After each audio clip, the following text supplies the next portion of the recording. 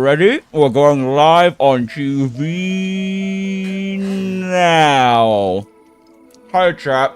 I am definitely not stuffing an apricot Danish from work into my mouth right now because I just took my meds because I took them in the evening, but in reality I hadn't really eaten anything in a while and I need to have food in my stomach when I take my meds, otherwise it leads to really bad nausea. So I'm definitely not currently chewing on a thick fucking Danish.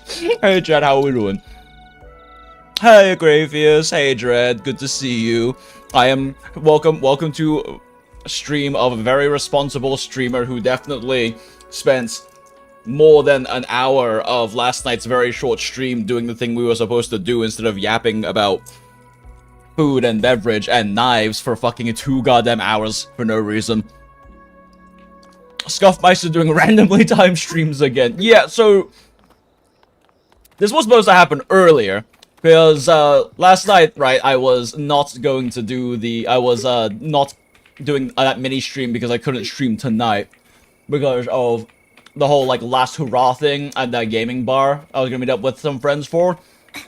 But then, originally, I wasn't gonna close down the bar tonight. I was supposed to be mid, but the bartender's closing tonight is actually sick. So I was like, okay, fuck it, I'll also close down the bar tonight. And so I wasn't gonna be able to get there until, like, 11:30 midnight-ish.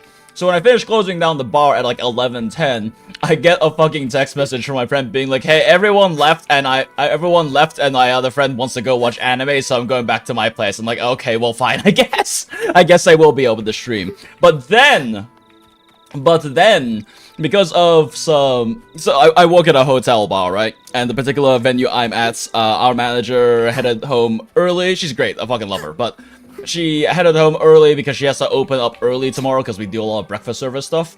And so one of the other managers at one of the other venues was supposed to come by and, like, basically get my cash out and everything like that. And there was some miscommunication lines apparently because when they were supposed to be popping back down like around 11-ish, since that's about when I should have been done with everything. And they didn't. And I probably could have, like, pressed the issue or something, but I didn't really have anyone, I didn't have the other manager's contact info, just my manager's, and I kinda just didn't fucking feel like it. So I sat in the bar for like 45-50 minutes playing Reverse 1999 on my phone and listening to metal music while waiting for them to come down, and then get a text from my manager being like, hey, when did you end up heading out? I'm like, I'm still here. And she's like, what? And so then they come down and the whole thing is fine and whatnot. I mean, I was at least on the clock the entire time that was happening, so, you know, I guess I was technically getting paid to play Reverse 1999, and technically more than I would have been getting paid to stream it, so smile. OMNOMNOM. Anyway, yeah, so we're here now, and I also just now realized it's 1:51, I haven't done any of my other gacha dailies, okay, we speedrun dailies and then we do a story. I gotta open up the other gachas then. Easy.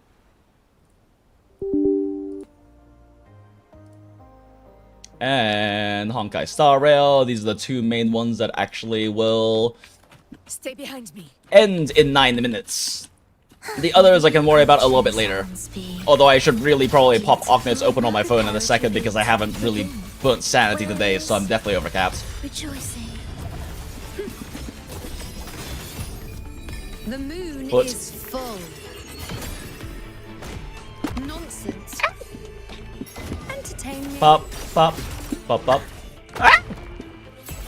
He's beating her ass, yeah. Fate revealed. Did he just fucking cancel her full move? Wait, that can happen? That doesn't give you super armor? For SEPTIMONT. Stay behind me.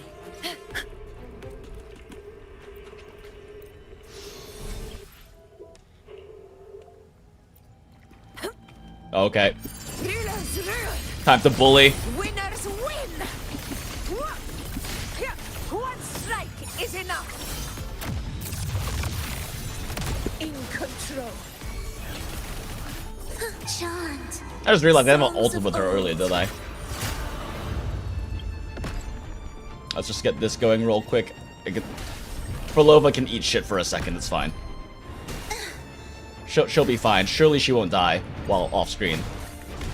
She's just nothing. Oh shit, she's dying! Now watch closely. 137 health. She didn't die, chat. It's fine. It's fine. We're fine. Frolov is fine. I would never kill my Frolov like that. Smile. Taste my results. Sponsored R1999 game. Bro, if R1999 sponsored me, I'd 100% play it on stream. I fucking love that game. I took a long, like, 8-month break from it, but now that I picked it back up since I was prepping for anniversary patches here, I'm like, oh fuck, I forgot how much I goddamn love this game. It's such a good game. It just ended up being the one I ended up dropping at the time when I was having issues with being able to actually like fit all of the gachas in. And I was having a little issue with some demotivation towards it, because I had fallen behind on story and just didn't have it in me at the time to actually consume more story. So, even though the dailies in R99 are actually very simple, I just ended up dropping it because I just didn't have the motivation to work on it at the time, which, you know, it happens. SEPTIMONT.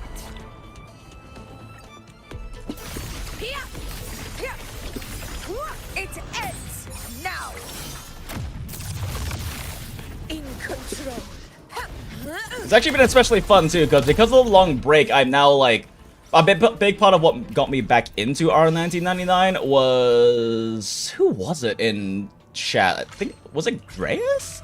Someone I remember mentioned that in R1999, like the meta had moved a lot more towards like full team composition things instead of just like good units being good, which is kind of what it was like back when I stopped playing, which was right around second year anniversary, like a little bit afterwards.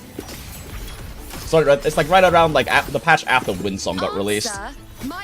So I started looking into all of that stuff and like looking into like what the meta teams and things like that looked like, and it got me very excited. And so it's been kind of fun, like kind of trying to figure out how to build up some of these teams for myself with, you know, what are pullable and what at when and whatnot. And then also because the anniversary also has things like, you know, like a buyable selector as well as like a special banner you can use to select a specific character to be right up on the banner.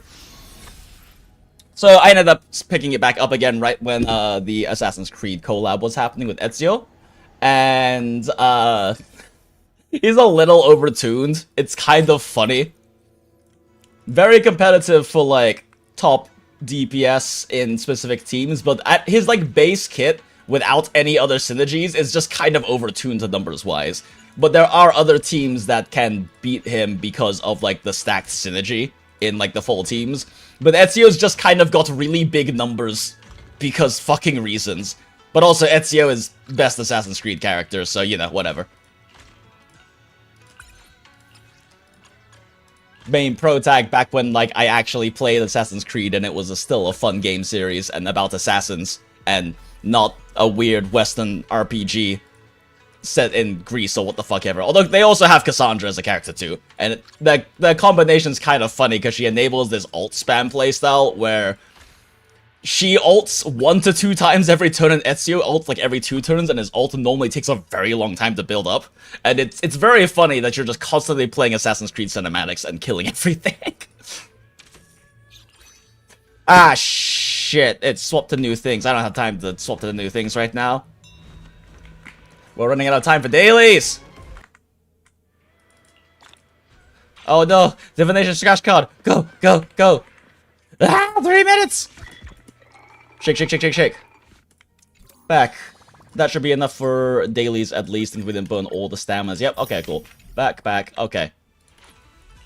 Okay, cool, let's focus on ZZZ real quick. Shit, did I cash in on WUWA? Holy... Oh, fuck, okay. Okay, we'll start the video store.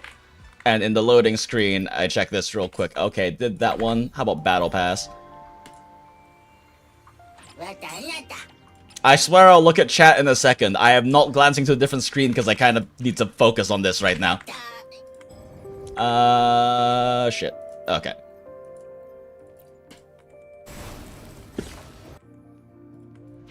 Okay. That knocks that out. Let's make sure to grab the coffee real quick. We don't have to burn the stamina right now, but let's grab the coffee, and then I need to see what I can do Nightmare Echo-wise, because I just realized I didn't do any of that yet. Nightmare Purification, go to this one, I guess, whatever. Did Master Special, because the don't have a buff that'll wear off in 2 fucking minutes. Play them all. Play them all. Okay. Do this while we can. Get echoes. Go, go, go. My valor never fails. Shit, I forgot what I was gonna farm. Okay, well, whatever. We focus on this right now. In control. Oblivion. You're in my Ictus. Ready. Oh, shit. Did she whiff with one of her follow-ups? Because they were in between waves. Maybe, or I just fucked it up. Both are possible. Chant. Songs of old. Fuck, what was I gonna farm? Am I farming echoes? No, that's right, I need to farm chips. Because I haven't pre-farmed much for Lucia yet. Oh shit. Get back down on the ground! They're all dead! When it resets, do these echoes disappear? I actually don't know how that works. Because if they don't, then it would be best for me to just teleport to the other spot right now, but I'm concerned that they will disappear. Number verification. Can we get another round in? Okay, now focus on this, focus on this. Wayne. Answer my call. Entertain me. Oh, well. Revealed. Time to find out if I actually still get to keep this or not. And it resets again, because last time we did this, it did actually, like, reset again, but we also cleared, like, fucking 10 seconds after reset. So I don't know if this is gonna give me another reset on this, on these guys or not. We'll find out. One strike is enough. Ensemble. Cadence. Oh shit, I should have used the shortcut attack for that to speed this up. Whoops. Preparatory beats. Begin. There we go, that's a shortcut. Okay, well, never mind, doesn't matter, they're all dead.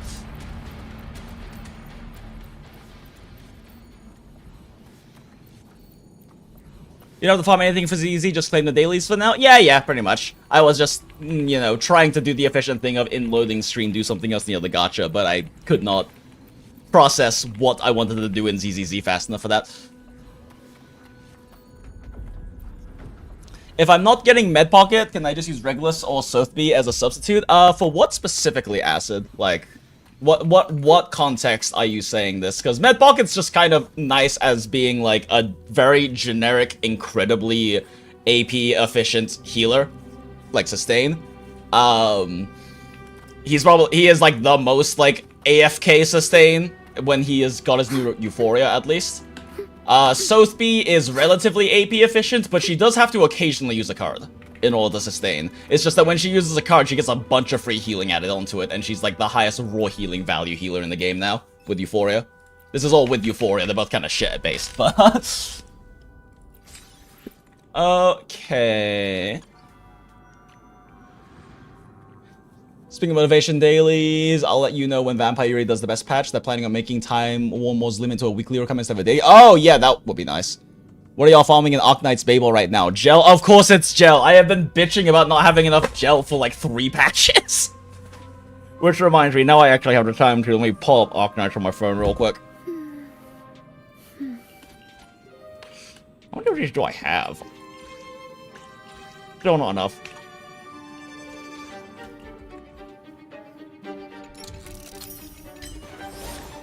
Okay, well, we can chill on Star Rail. I don't really care that much. I do want to open that ZZZ stamina, though, because it's going to just massively overcap, and I do need the pre-farm. Assassin's Creed Brotherhood, aka the best online multiplayer game Ubisoft has ever made. Actually, genuinely, yes, that was so fun. And the armor/equip days can always be swept now, so no problems. Okay, so if they are cutting down the daily stuff, I might pick it back up. We'll see. Cassandra is the canonical character. You're getting around to finishing Valhalla. Oh, no, it's a, you don't have to farm for anything. Oh, yeah. It does fields. Just a general healer that isn't P-Nurse. Yeah, for like a general healer, Sophie is great. You have to Euphoria her. Regulus doesn't have healing, I don't think, so I don't really know how Regulus could help you with that. But in terms of like the easier to access early healers, with Euphoria, mind you, this requires you to use that Euphoria, which is like their extra level of investments after maxing out sort of thing, right? But with her Euphoria, she is just the best healer in the game now, like raw healing value-wise, she's the best healer, and she's relatively AP efficient. She doesn't get, like, free skill casts like Med Pockets and Villa do, but she does get extra, like, layers of her healing built up passively that she just has to use she just has to basically just use her attack skill to like activate. She builds up an extra like stack of, it's like adaptive potion or something every turn, up to 2 stacks, and then when you use her attacks, her debuff like attack skill, the poison skill, it just pops that and pops that to pop like extra levels of poison as well as pop extra levels of cure on yourself, so you don't even have to use like your healing skill or your healing arcana at all. Hey, deity, distracted by other gacha chatter, I guess. Smile. Euphoria, what's that, leap skill, or is that a dupe? Leap skill. It's leap skill, acid. Euphoria is, like, there's, like, a new game mode that you can use to farm the mats for it. That's actually very fun to, like, push and clear. And also, like, after you push, like, to certain levels, you get, like, weekly raids you can do on it, for more materials. But Euphoria is, yeah, it's leap skills, basically. They added it in R1999, and it's part of what has made it so fun to come back, because all of the new Euphorias they've been doing for all the old characters makes a lot of them incredibly meta. It makes a lot of them just more interesting in general, which is really nice. They're doing a great job with bringing a lot of like the like 1.x and some of the 2.x crowd up to like parity or meta, or at least like being good, right?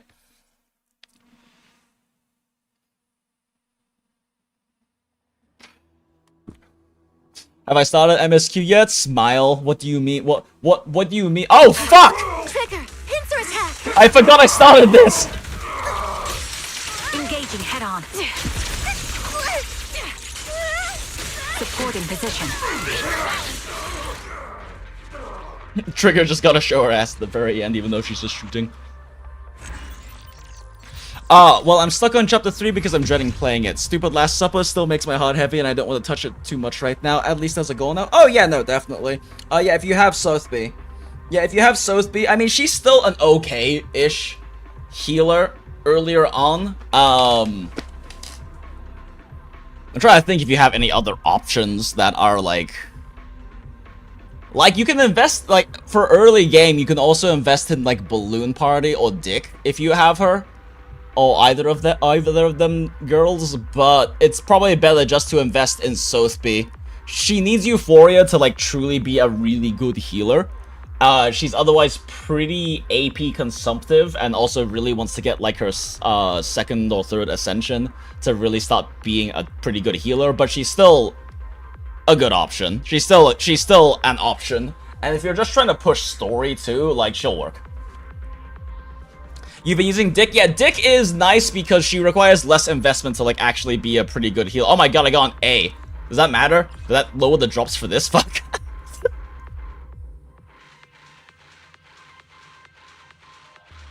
But Dick is nice because she doesn't require much investing to, like, actually get to, like, a point of, like, okay, yeah, she's healing enough.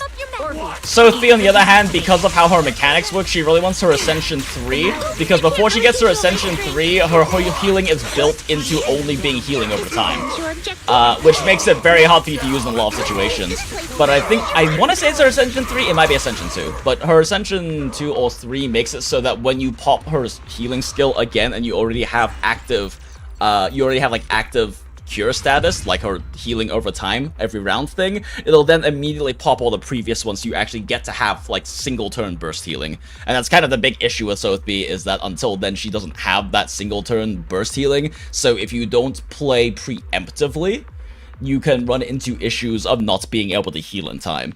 But then I get solved when she's Ascension 3, and then when you get her Euphoria, she just is like the best raw healer in the game. Her healing numbers get fucking stupid, and she needs very little AP to access them.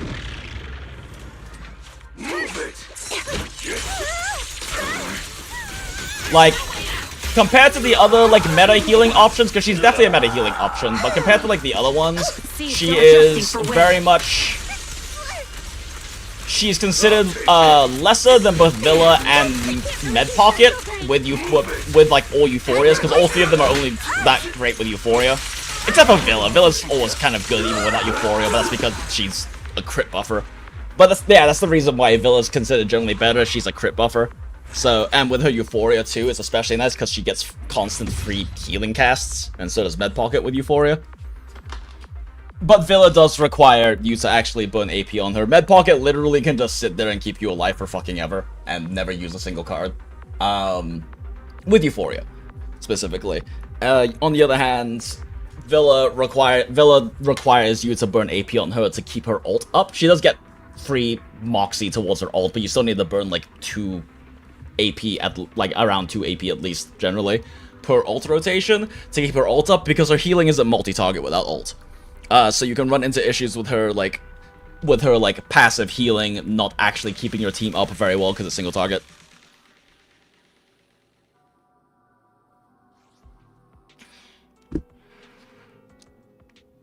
Just looking for a healer because I read skills on paper and I got Nautica. Oh, you got Nautica? Good, good. I was about to say, if you're playing now, if you don't get Nautica, you're genuinely throwing. She's disgustingly busted.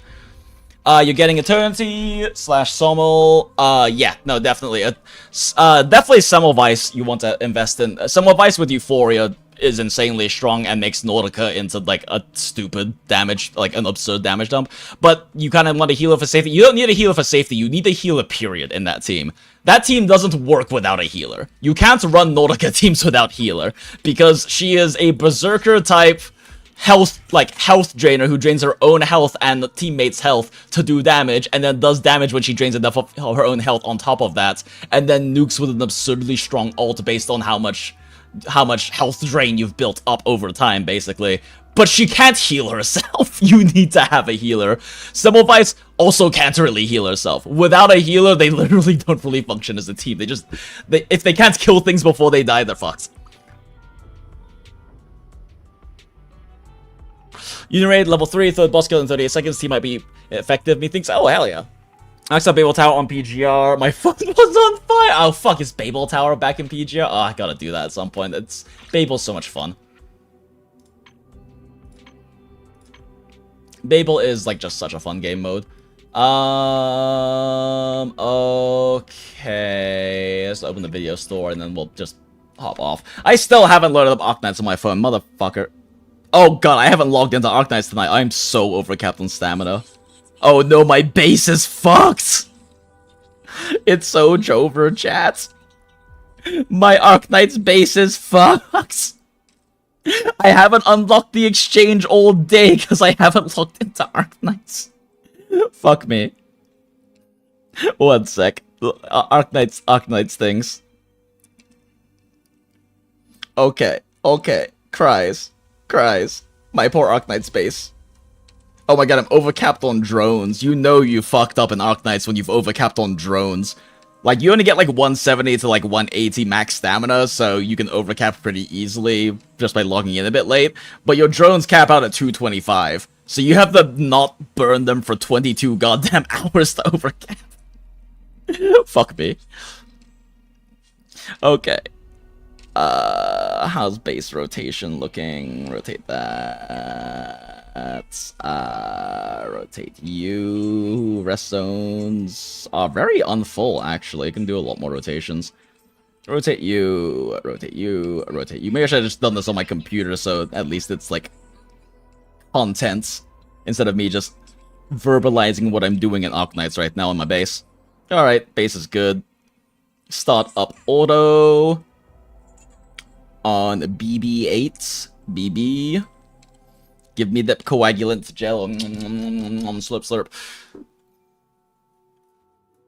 Sparkle actually rerunning on Honkai Impact 3 because I'm downloading right now. I don't know. I don't pay attention to the reruns. I don't really have any characters. I don't have any characters I want that I don't have already. That rerun at least, like first part 1 characters don't really rerun at all. So it's only part 2 characters that rerun. So I have all the part 2 characters I care about. But I mean, I'll check real quick anyway. I should probably log in there anyway, because I didn't really care that much about hitting it before reset, but I should probably do the things.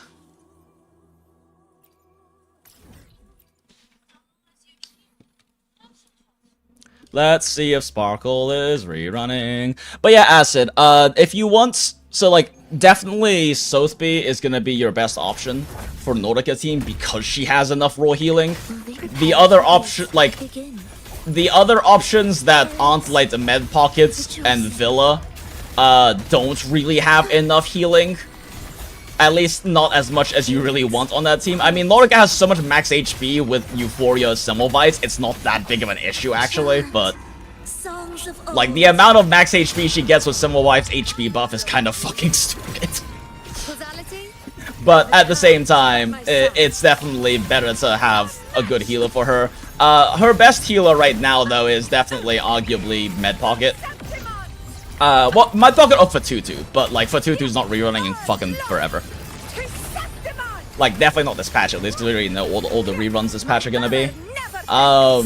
Fatutu and Med Pocket are arguably her best options, because Med Pocket has this interesting thing where if you're above 50% HP, Med Pocket will instead drain some HP and then convert it into shield.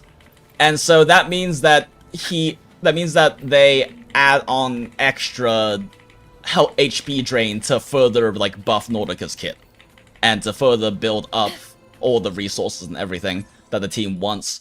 Fatutu, on the other hand, just has like lots of AP-less healing. She has HP. She has like HP equalizing, which weirdly calculates as HP loss, so she's also very good for that. And then she's also like a healer that buffs follow-up attacks, and Nordica's ult is considered the follow-up attack.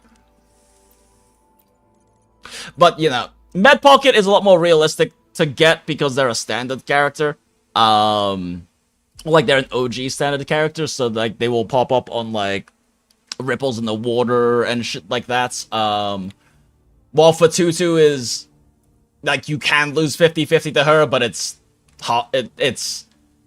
she has, the only way you can get her other than losing 50-50 to her is if she reruns.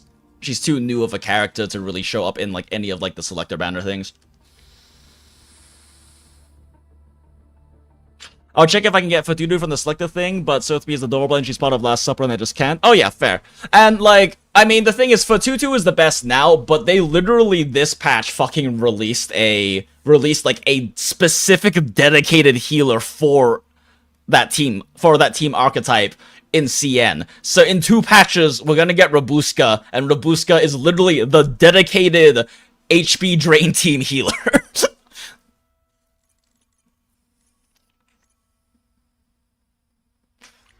Oh, thanks, Helix the Hellhound. Spark will have a rerun via Carnival Battlesuit Supply next patch in 8.5. Oh, okay, so it's the next patch that happens. Gotcha.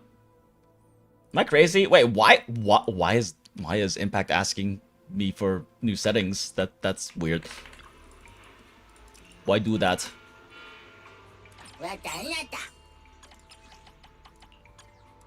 Damn it, I kinda wanna play R1999 now. But no, we're here for the WUWA.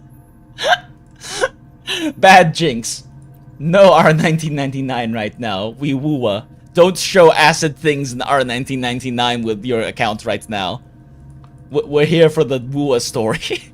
Don't get distracted. It's already fucking 2 a.m. I don't work until 3 tomorrow, so like I can definitely stay up for a sec and get some hours in stream done anyway, but... Invincible! Sing of my triumph! And definitely plan on doing like a late night stream tomorrow after work as well, most likely. Since I'll still be closing, but I don't have any plans afterwards. So, you know. Assuming we don't get more, accidental, leaving work late bullshittery, we'll be fine. Symphony of life. But also, ZZC and WUWA, not the most amount of time on things right now. Smile.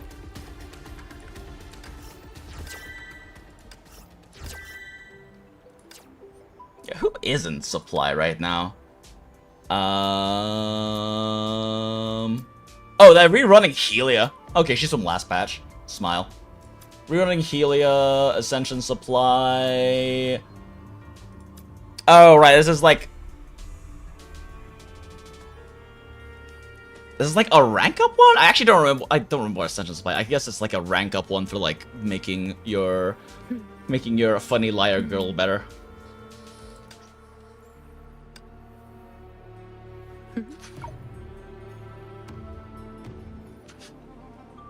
Thanks so much. Literally, the only reason I wanted to play HSR is Sparkle Kafka, and HSR butchers Sparkle's animation so bad. Well, yeah, it's so true. Sparkle is so much better in Impact. And she's so much better in the event in Impact as well. Alright, let's just knock these out super quickly. Coin collection, click, errands, like claim rewards, quick dispatch, click back. Expeditions, quick expedition, claim, back. Quick claim all, commissions, request new, submit, oh, submit.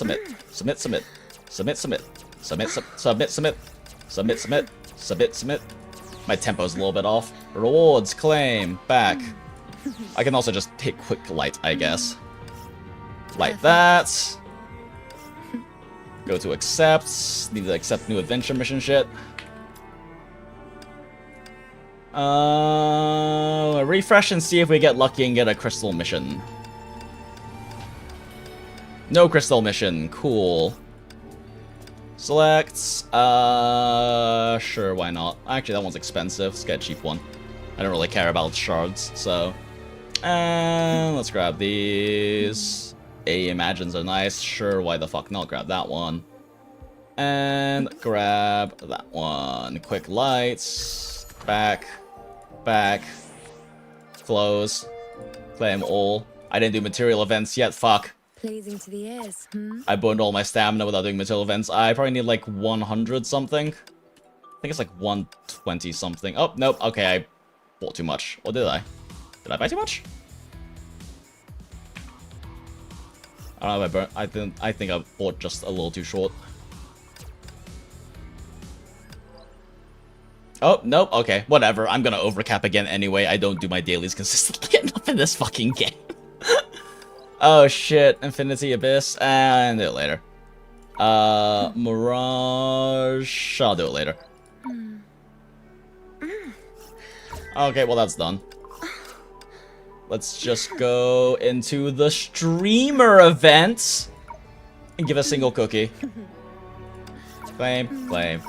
Okay, cool. Perfect. Alright, well, we're good.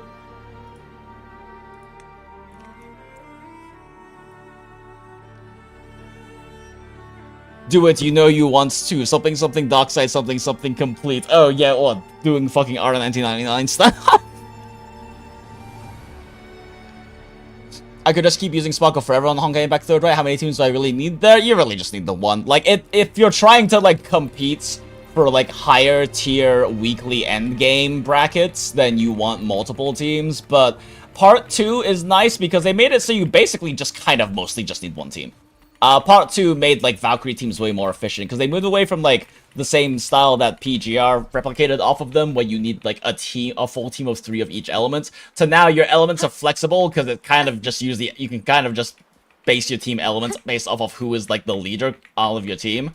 And you have 3 characters, so each 3 of them can be leaders. They just have to basically have, the correct star things. I forget the terms. I'm tired. I can't remember the terms. But anyway, team building is way more efficient now. Team building is way more efficient now, and Sparkle is both like can be both a good quantum carry, and is also just a generically very good support for other characters as well. She fits into a lot of the different archetypes.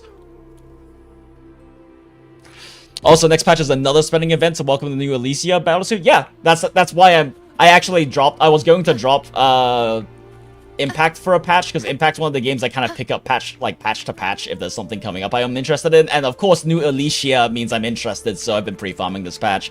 I did not intend to get Dragon Lolly. I literally threw a single tenor as a joke and got Dragon Lolly. So now I own Dragon Lolly, and I said, fuck it, might as well get her weapon as well.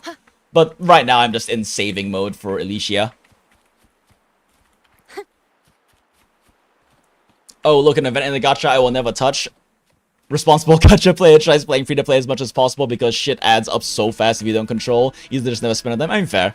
It really is rare to see someone stream Honkai Impact 3rd nowadays. Yeah, I mean, like, I am down to do some at some point. If nothing else, it's kind of fun to stream some event stuff and to stream, like, you know, Abyss and stuff like that. I don't know if I would do, like, a full dedicated stream. I mean, it might be fun to do, like, an event as a full dedicated stream, but I don't know.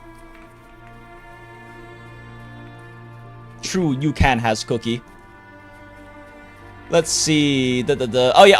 Also, a thing, though, Acid, is the spending event isn't necessarily spending money, like in PGR or something. The spending event is spending crystals. So, that's the currency you still build up free to play as well, right? Like, it's like an event for spending Asterite.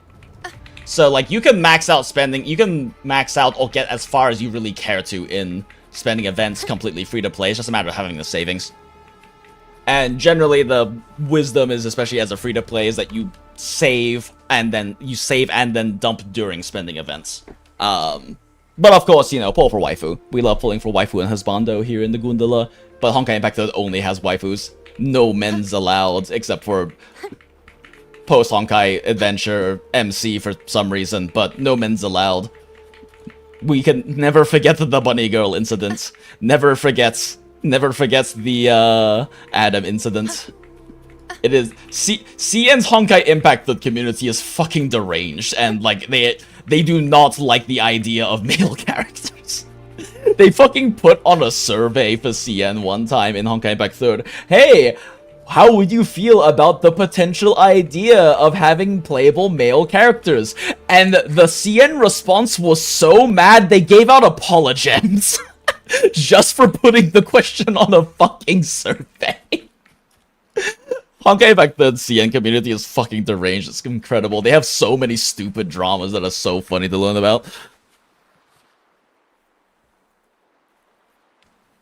I mean, I already expected free-to-play economy, but man, my WUWA and ZZ accounts are up. So yeah, no, your fucking stats are insane. Kind of like the free Vivian skin next patch for ZZ. Yeah, exactly. Except for they do spending events really frequently in Honkai Impact 3rd. It's just there are some that are much better than others. Like their anniversary spending events are very, very generous with the rewards, and it's not just like. It's not like, you know, oh, you get a free skin. It's like you get currency for a spending event shop you can use to redeem for really good shit. As well as, like, oftentimes a really nice skin as well if you want to. But it's not like only the skin. You can get the really good shit out of it. Okay. Okay. So yeah, WUWA story, right?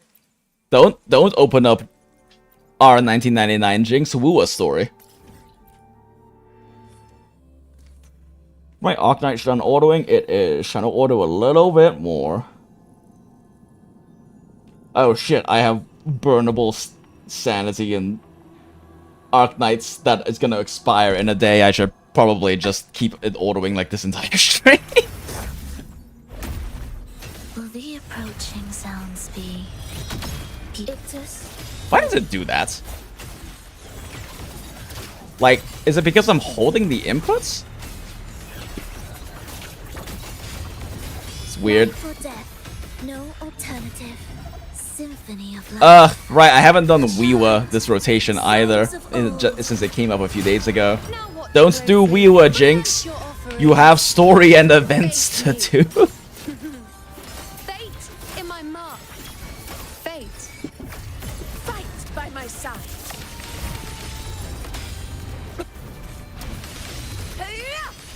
Undying glory.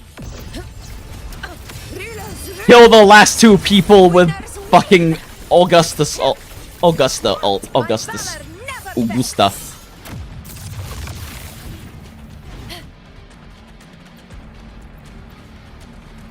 Just really not looking forward to properly watching Final Lesson because I just got spoiled on it, but I'd never reached it before. So I mean, there are a lot of Honkai things, like Honkai Impact things, that I still think carry that strong emotional impact, even when you know what's going to happen, and in some cases can carry a stronger emotional impact for it. I don't know. It depends on the individual, and it depends on the writing, of course, of like different things. But there are definitely cases where like knowing what's going to happen doesn't necessarily make it less good, but makes it even stronger emotionally because of like the lead up impact to it, and oftentimes can be used as, or in some cases can be used as a writing device to actually build up towards that. The whole like, okay, we know where the journey ends, but what is the journey to it? I mean, a very classic example of using that writing mechanic incredibly well is Avatar: The Last Airbender, because we literally know from the fucking intro sequence to every episode that Aang is going to defeat the Fire Lord. Like, that is literally the entire thesis of the fucking series. But the process of him leading up to that and the journey towards that is what is the story, right? And us knowing the ending doesn't take away from that, and in some ways you could definitely argue makes it better, because we know that that is the eventual goal they're working towards.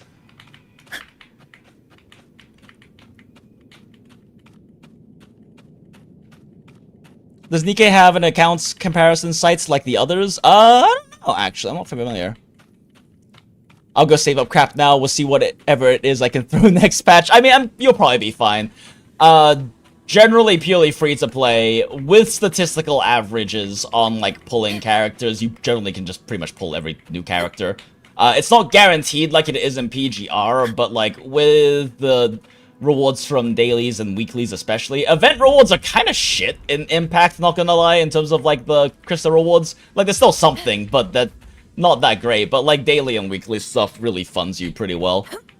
Like, you definitely don't have enough for hard pity, but there's no 50-50 losing. It's really just like how fucked do you get on RNG for not hitting hard pity. And the rates are pretty decent too, especially compared to like other Sohoyo gachas. Girl, I knew what would happen to Schneider, and I was not prepared for that voice last supper. I'm still mad. Yeah, exactly. Exactly. Like, God. It's still comical to me that the first time around I watched The Last Supper and I didn't have any fucking voiceover. I had zero voiceover. That was one of the parts of like the first two chapters I went back and rewatched with the voiceover because it's such a climactic scene, but it's just fucking comical. I didn't have voiceover the first time I went through the whole thing. I literally didn't know what Schneider sounded like because I thought the story wasn't voiced. Or like the majority of the story wasn't voiced, but it was a bug on my phone that the voice lines weren't playing for most of main story.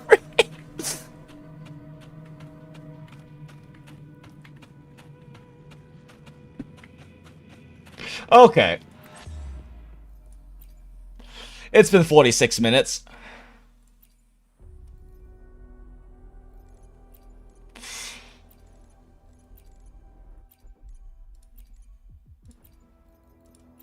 I'm not looking for other things to distract myself from actually starting MSQ stuff right now, Smile. Shit, I don't have anything worth doing. Okay, other than WUWA, let's not do WUWA. Let's do WUWA? What is WUWA right now, anyway?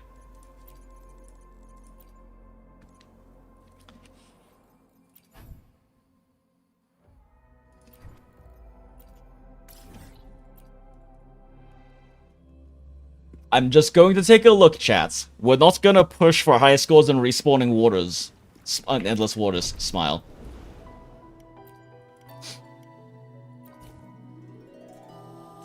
Ugh, my score last WUWA was so bad. I did not try. I never ended up getting around to actually pushing for score again. Like, 6480 is so low. It's so fucking low. Like, historically, our WUWA molds push, like, trying to push 4K on each side. And at the very least, like 7k is like the baseline expectation for me, like actually doing some molding on WUWA. So like 6.4 is just sad.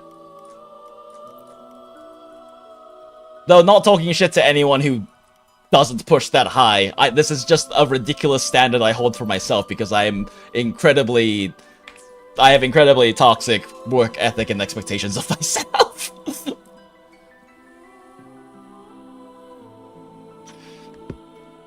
I finally figured out why I hate WUWA but don't hate Warzone. It's a 3-part thing. Oh, yeah, that's fair. No, that's definitely fair. Havoc Res and Havoc Res? Fuck you. You know what that means? Oh shit, I don't have this team built saved anymore. Right, aren't they adding more team slots next patch? I really need them. I see Havoc Res and Havoc Res on an early WUWA. That means this happens. The fuck is Shorekeeper? Am I blind? I'm blind. I'm blind. God damn it. Click, click, click. God damn it!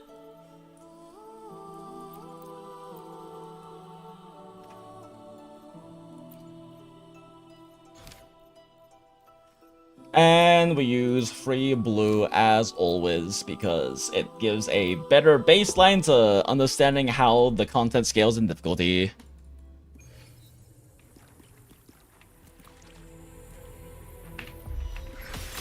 Loading. Stay behind me. Change your perception. Oh god, I'm in English for Camellia. Gross. She does better than English voiceover. Feed my blossoms. I probably should have popped that immediately. Now I'm gonna have to build up energy again. Oh well. Loading. Oh, I popped that too early. I popped her skill and echo a little early. Gonna lose some time on it. Stay behind frozen On Camellia. Frost bloom. Reborn from ancient roots. Oh, fuck. I fucked up. Okay, it's fine. This is an early stage. We're getting the rust off. I haven't played Camellia in like over a month. Crafting, suffer. Struggle harder.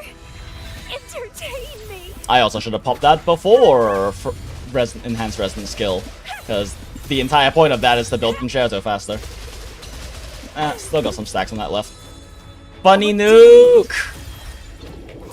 Why did I pop that early? That's not the correct timing for that. Now I'm going to lose uptime on Echo skill. Stay behind. Shackles be gone. A change of Bloom from ashen shell.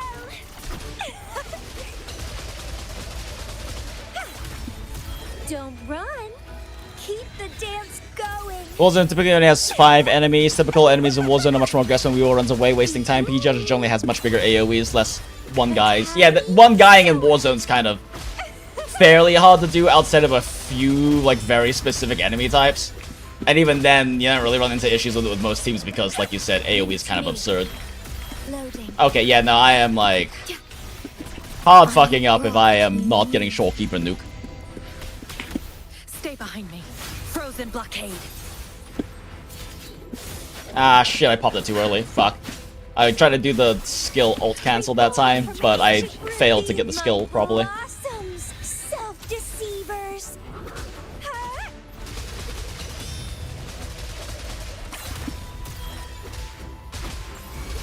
Crimson. Oh shit, we're actually not gonna clear. I am playing too sloppy, and they're Havoc resistance.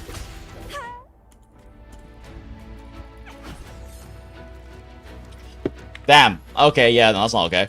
I mean, they're Havoc resistant, but I still should at least be able to clear this early on. Loading. Stay behind me. A sprout of Change your budding perception. seeds. Entwine.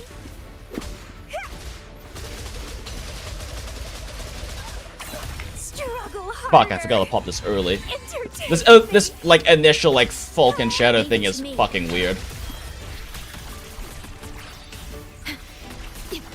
Astral modulation. I'm also not doing any of like the funny early quick Stay swap behind stuff me, either. Like frigid depths.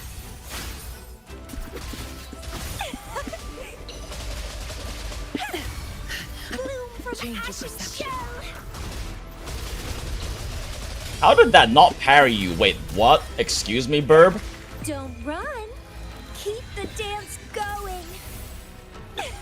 Vitality, sower. I'm getting one birded!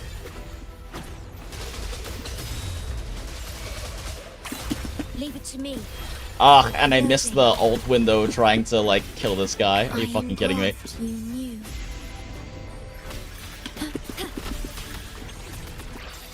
Stay behind me. Lotus pervade.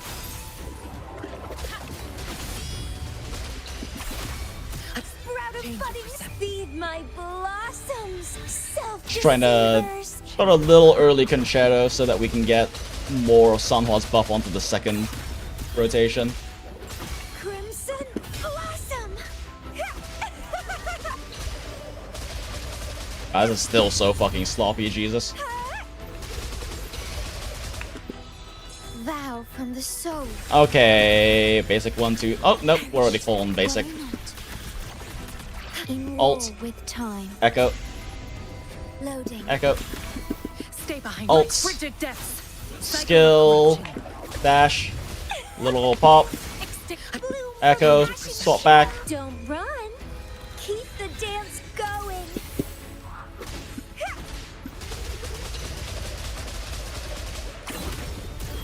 Vitality, sower. Oh god, okay, the Havoc res is really fucking noticeable on this wave, which is kind of the one that's killing my clear.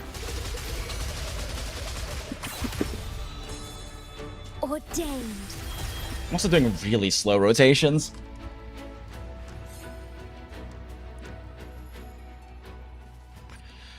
Keep this up and you'll have to complete WUWA Ketchup off streams. It's 3 AM there right now. I know!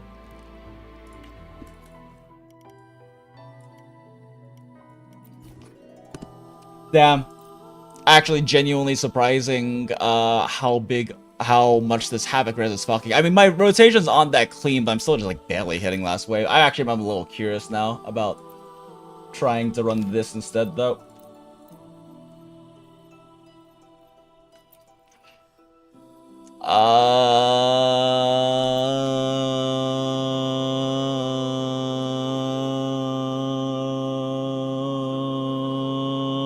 What fucking meme did we throw in here as well?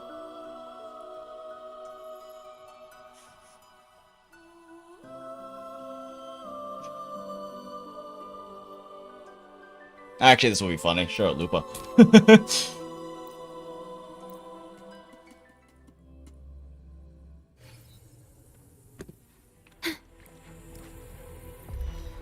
Loading. Aerial stunt. Mamma mia! A bloom from passion shell. Entwine.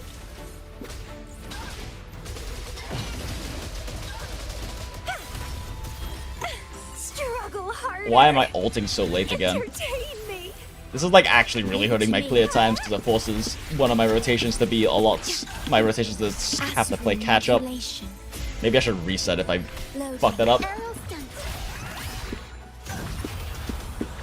Mamma mia! Avanti. Improv. Performance. Bloom from ashen shell.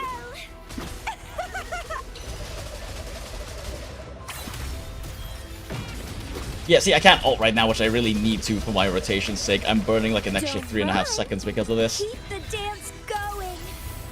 Vitality, sower.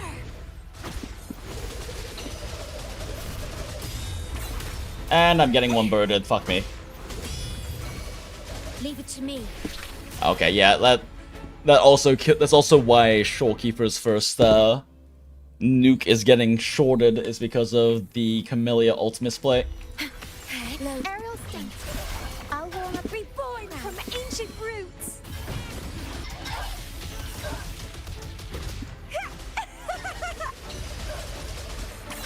Like, I generally might just be better off not ulting here Leave it at to all, me. just to get the next rotation actually going properly faster. Diminish. Loading. Iron graft you knew. It should be enough from Shadow, right? Yep. Aerial stunt. Up we go, Carol. Mamma mia, avanti. The world is our stage. I'll warm up. Spin. Budding seeds. Kind of wants a. Okay, now we can ult. Struggle harder. Entertain me. Group them. Nuke. Suffer. A bit of a waste of damage, honestly, but as long as they don't move, we don't waste a lot of time that we should be using otherwise. Ordained. The feeling of loading. Ah, why do I keep popping her Echo early? I'm losing uptime on Camellia because of it. Aerial stunt. Tempest show. Mamma mia, avanti. Improv performance. I'll reborn from ancient roots. Feed my Huh, failed the parry. blossoms, Interesting. self-deceivers. Guess that time I finished her a little too early. Crimson blossom.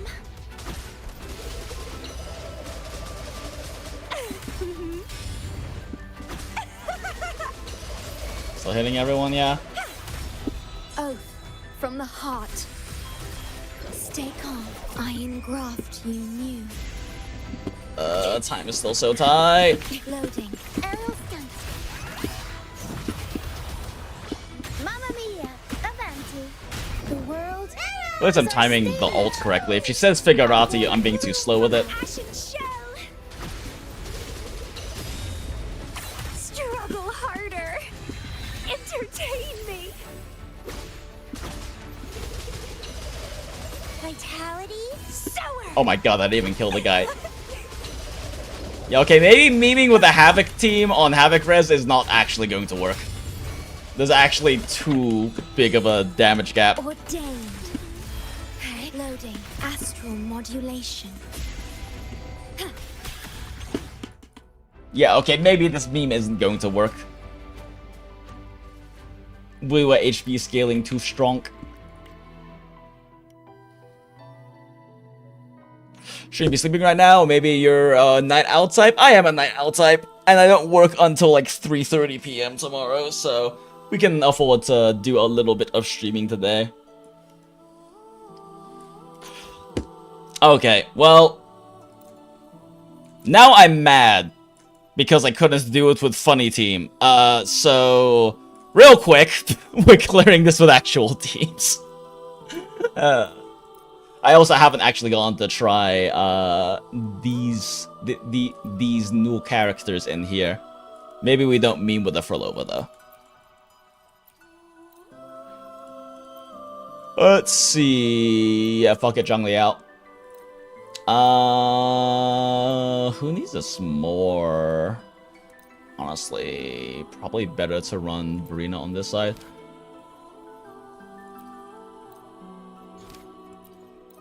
I haven't done Chung Liao in a while, so it's gonna be really sloppy, but it's also only level 9. The fruit of evolution. Now watch closely. This is my moment.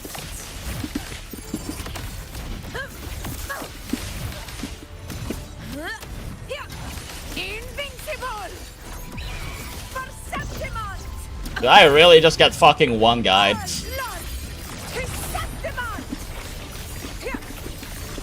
One strike is enough.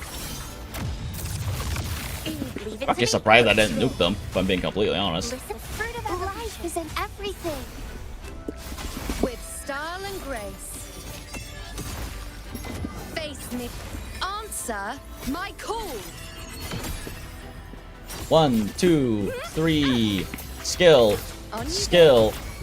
I didn't hold. No, I'm throwing.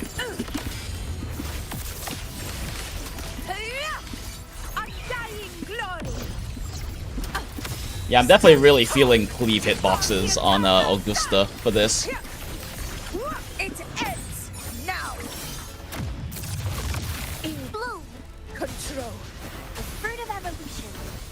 Bask in the sunlight. I'll indulge you.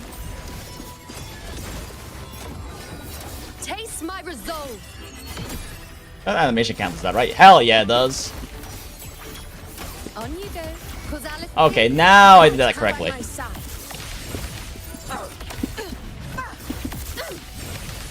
Unmatched. God, Augustus' rotation is so fucking fast. Winners win. My valor never fails. Like, Uno and Augusta have two of the fastest fucking rotations for, like, carry and sub-carry in this goddamn game, I swear. Fruit of evolution. Oh, interesting.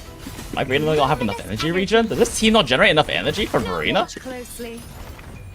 The moon. Ah, is fuck, I didn't full. do the animation cancel. It's gonna cost me a second and a half. Entertain me. World, on you go. Conquest begins now.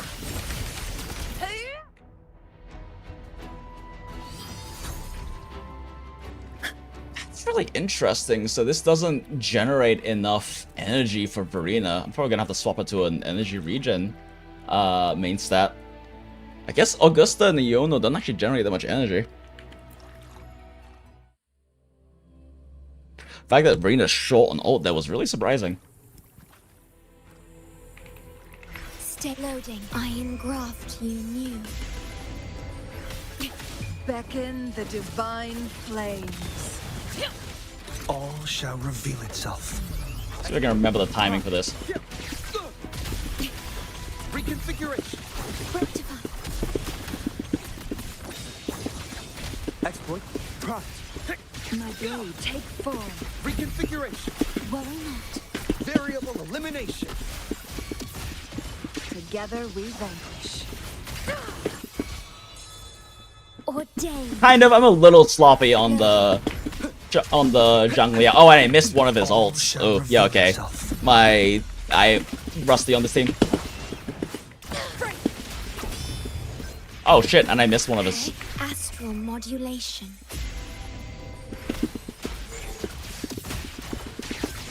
Feathers be reduced to Can still maintain the stack by doing a buffered charge input here. Together we vanquish. Oh, never mind. He fucking ulted. Okay, well that's a waste of stack. Variable elimination. Oh, that's the wrong button. Fuck. Okay, well I just blew this ult. Loading. Variable elimination. Pierce through the stars. I echoed, which during his fucking build-up combo, which completely ruined his ability. Ah, and I fucking burned my Concerto on the wrong character.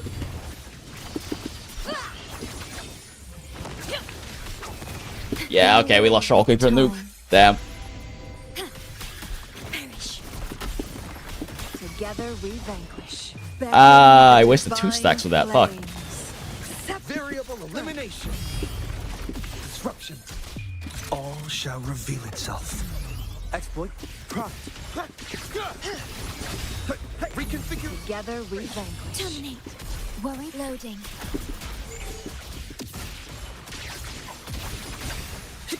Reconfiguration. Take form.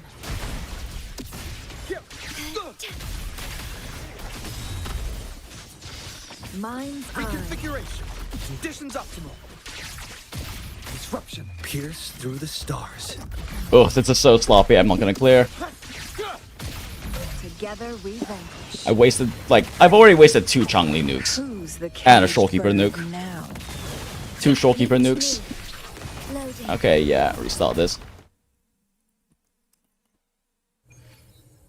Way too rusty on this team.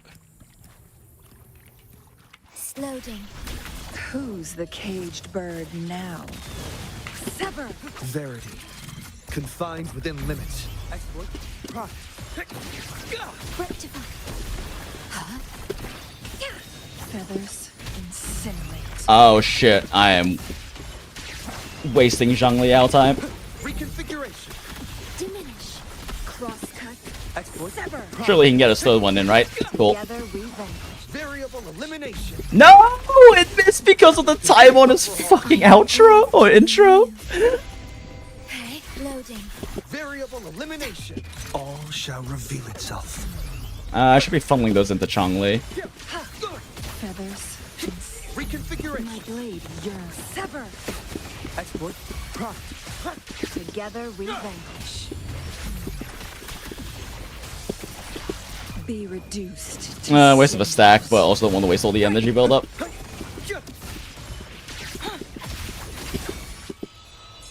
Cool, I didn't miss Trollkeeper nuke this time. Loading. perish in Conditions flames. optimal.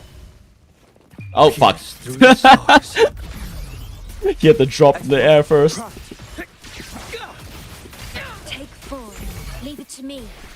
Astral modulation. Waste of an outro towards this nuke. Variable Unfortunate. elimination. And why am I not pulling that into Changli? Reconfiguration. Exploit. Prime. Loading. Complete overhaul. Beckon the divine flames. Leave it to me. All shall reveal itself. Exploit. Prime. Vow from the soul. Fuck, I am so rusty on this team. In war with time. Variable elimination. Why am I not funneling that into Changli? And I wasted a stack.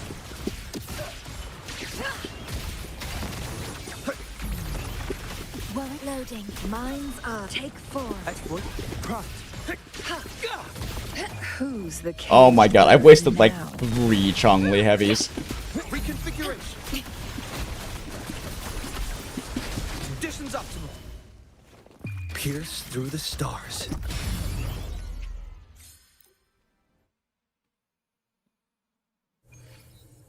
Alright, man, I'ma eat the meal before I start streaming my Honkai Impact 3rd and WUWA event grind myself. Nice meeting Jan and enjoy your grind as well. Oh, it was nice meeting you, Helix. Thanks for popping in. It's good to see, it was nice to see and meet you.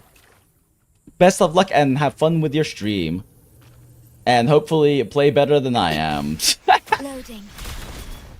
All shall reveal itself. Be reduced to cinders. Exploit. Prime.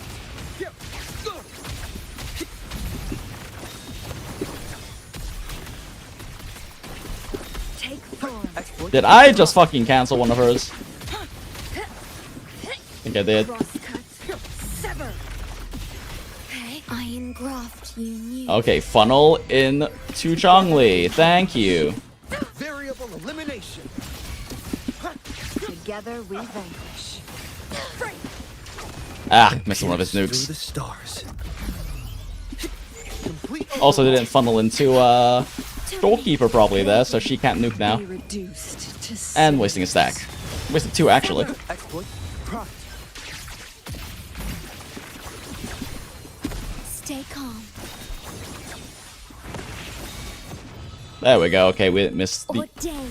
nuke, even if it did cost us some Astral swaps. modulation.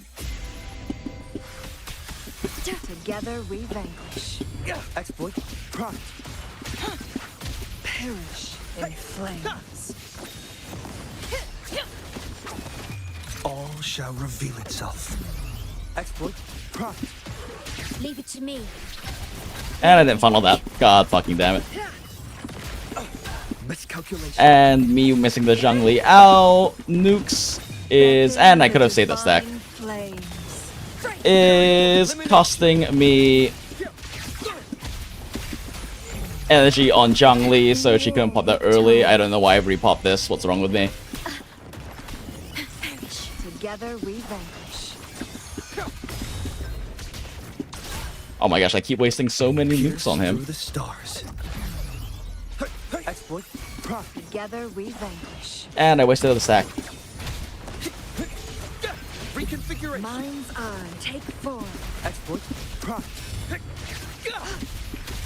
Loading. Crosscut.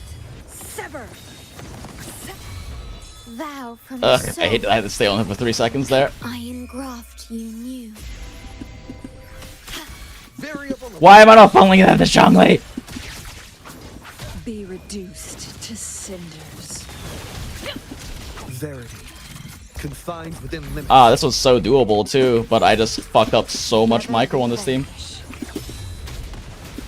And I fucked up that combo too. I I don't like not full clearing. Gross. Gross. Gross. Okay, I'm not gonna do this anymore. I'm too tired for this. I'm too tired to like actually WUWA properly right now, especially trying to pick up Chung Liao after like 3 months of not playing it.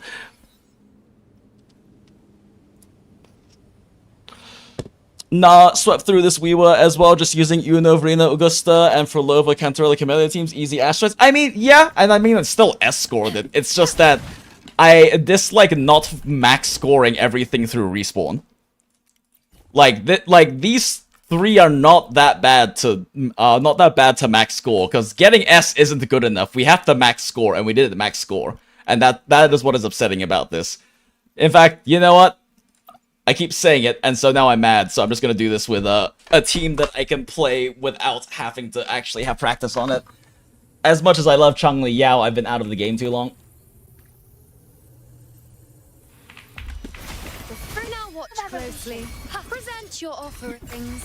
This is my moment. Roars of conquest. Ooh, the energy being just perfect for that is pretty nice. Moment of victory. Here, stand tall before the eternal sun. Here. And this team, I can mostly just muscle memory the Leave it to me. team for the most part. I'm not used to having Verena in it, but I'll indulge you. Present your offerings. ah, fuck! I didn't do the jump cancel. Now I have to wait through all this long ass animation. Entertain me? World, at my string. On you go. Conquest begins now. Unmatched. Sing of my triumph. Ooh, Burning Waves came up exactly in time for this. Nice. Good timing. Definitely calculated. Intended.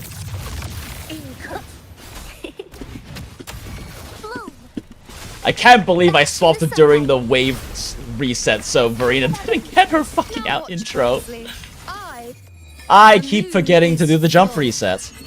Oh my gosh, now we have to stand through this animation again. On you go. Causality. Heavy attack, skill, basic, heavy attack, alt, skill, hold alt, mash basic attack for a funny combo thing.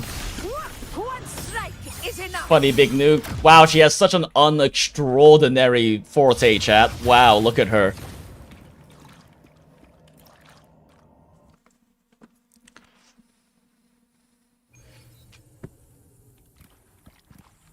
Alright. Well, this time around there's really no reason to prep before popping Chun-Li ult, so we just do this. Hydration check. I will hydrate after this run.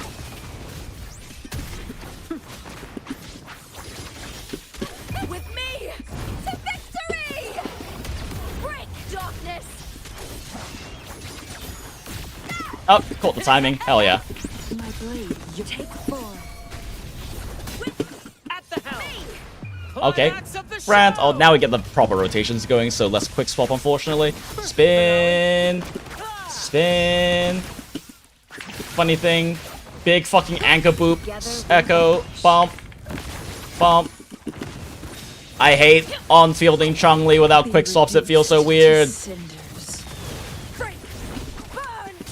Funny nuke. I smell fear. The fight is on! Die, evil! Swap back. Catch the timing. Hell yeah, we do. I'm not getting that Chun-Li stack. That's unfortunate. I missed the double swap needed for it. More passion! Just carry! Together we vanquish. Yeah, she's gonna be short of stack. Now I have to do a basic combo. This is gross. Oh my god. The fucking Looper auto dodges. Why? I could have face tanked that.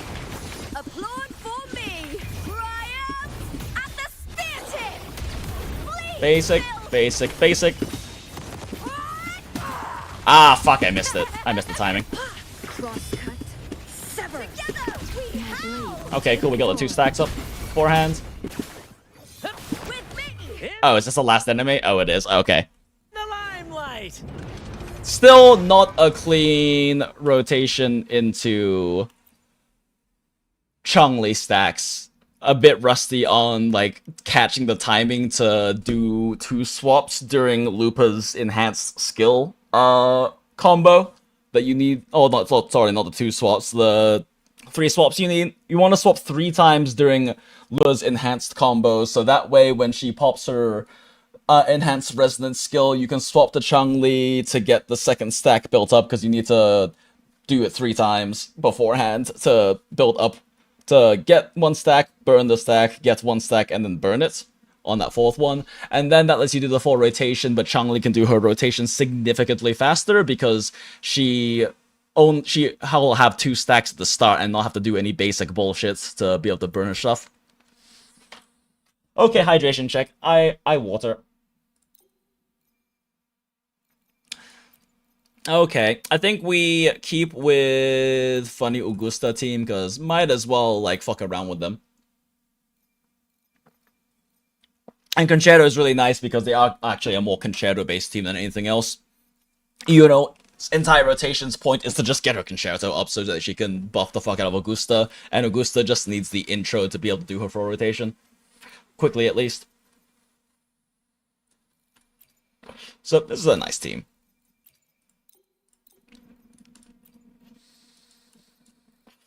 But we get to use FroWuv team, because they're not Havoc resistant. I'm still surprised that I couldn't clear with the Havoc Reds, but I guess there has been, like, HP creep in WUWA pretty noticeably. Tower is still not that bad, but WUWA definitely has pretty noticeable HP creep.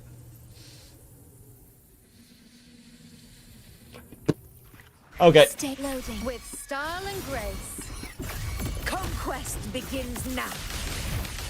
Roars of conquest. Ah, she doesn't have enough energy is the only problem. It's fine. It's a little slow, but whatever. Stand tall before the eternal sun. Still a much faster rotation than we would get without the Concerto. Is enough. Leave it to me. Control. What am I doing? That was the wrong input. Time. God damn it. Ended up in the air. I'll indulge you. Ah, it's not enough for ult. I should have done the skill first. Can't do the... So, if you do the form transition of the jump, but then ult immediately, you're able to cancel the animation and save yourself about 1.5 seconds, which is pretty nice on the Uno, because you don't really lose much of anything for saving that 1.5 seconds. Ah, I fucked up. I fucked up. I had to do an extra combo to access Griffin. Unclean combo. My valor never fails. I hate Augusta's rotation taking more than 7 seconds. Loading. Ah, why did I burn my... Why did I burn my echo already? With style and grace. I didn't do the jump cancel. Fuck. Face me. On you go. World at my strength. Okay, heavy, heavy. Skill, basic, heavy, heavy, alt. Okay, yeah. Now we have fast rotation. In control. Wait, why is she missing a stack? Hold up, what? Leave it to me. What? What? Augusta, what the fuck is your stack? Iron graft you knew. Huh? Huh? Did her outro not pop or something? Closely. On you go. Jump. Okay, did the cancel that time. Yay. Full. So now we're immediately into this mode without having to do the full animation. Oh my gosh, did one of the fucking skills miss because it was in between waves? That sucks. Rulers rule. Winners win. Here it ends now. Undying glory. Honestly, I don't deserve that clear. That was really sloppy. Still, this team's performance, with there not really being anything that's actually shilling them, because I'm not using any of the shill gear. This team's performance in WUWA was pretty good, considering that neither of them have SIGs, so they're both actually losing a lot of damage, because both of their SIGs are very noticeable damage gains for both, for Augusta and for Iuno.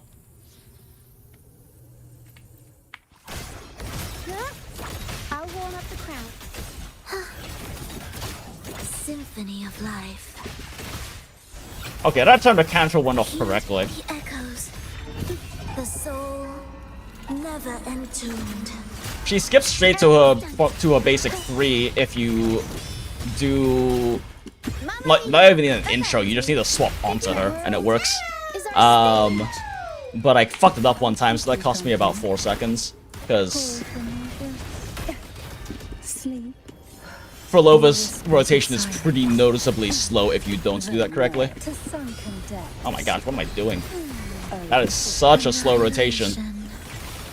Preparatory beats begin. No! It knocked her out of it! Now we have to build up a full extra basic 4 combo for stack. That slows things down so much. And I keep forgetting to echo beforehand. I'm not activating her signature if I don't echo at the very beginning. Wonderful. Follow-up attack, spin! Mamma mia! Avanti! No figuretti, if you time it correctly. Take a breath. Okay. Sink into the endless deep. Skill. Why can't I hold basic attack? Fucking hell.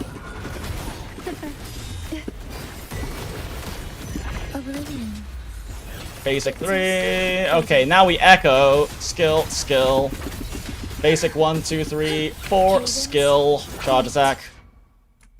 Oh wait, was that a full clear? I wasn't paying attention to the waves. Oh, that was a full clear. Okay. Cool. We can just keep doing this.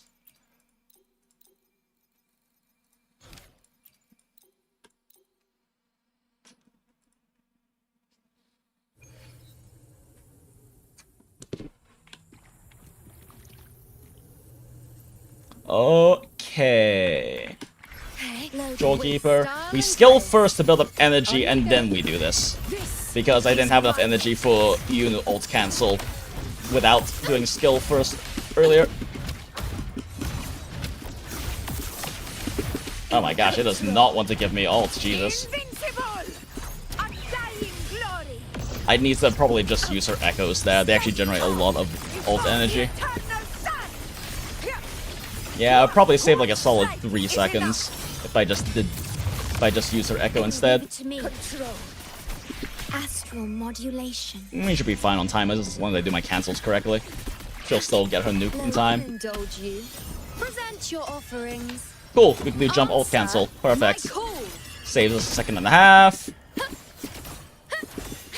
Did she just miss? Fuck, please. Okay, cool, it didn't cost us. Conquest begins now.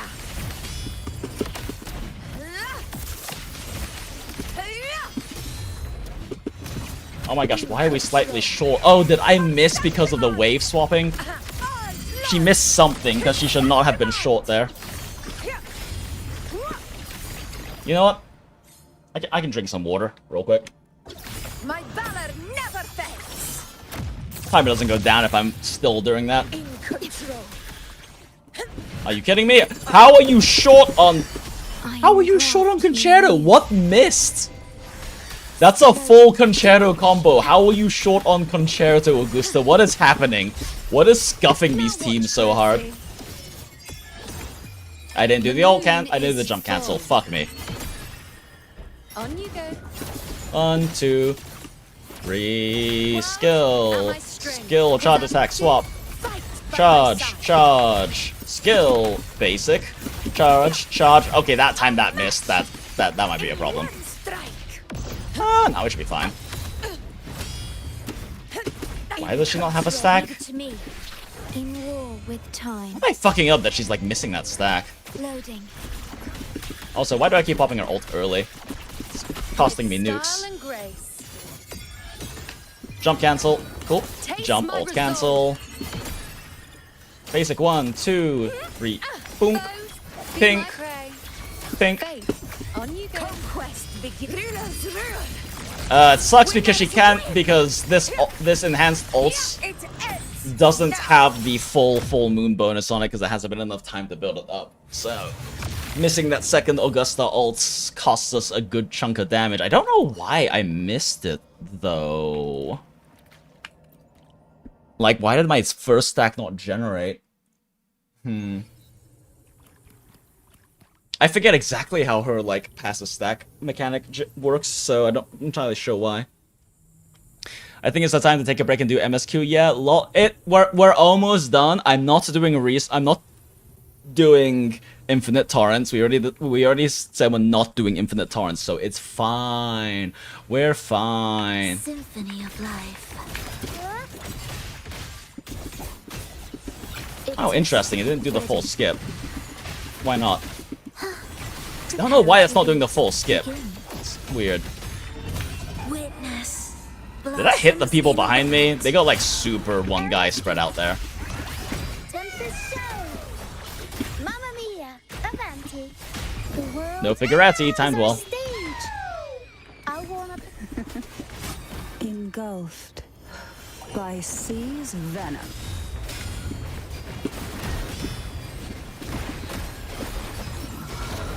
Cool, that was a fast rotation. That's what we want to see. cadence.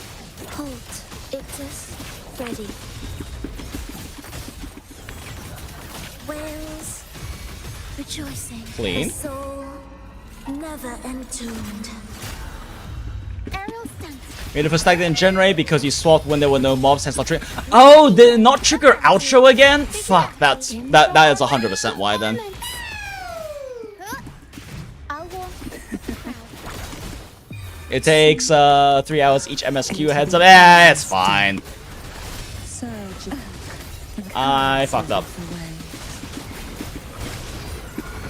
annihilation. Cadence. Halt. You're in preparatory beat. Begin. Heed the echoes. Very fast for lower rotations though. I'm doing those cleanly at least. And songs of old. Okay, we're not doing infinite torrents, chat. Okay, that was it. I just had to redeem myself after my abysmal performance earlier. I say abysmal performance using an incredibly hard to use off-meta team and still getting S rank, just not perfect score. Smile, I'm Asian, not Bijan, chat.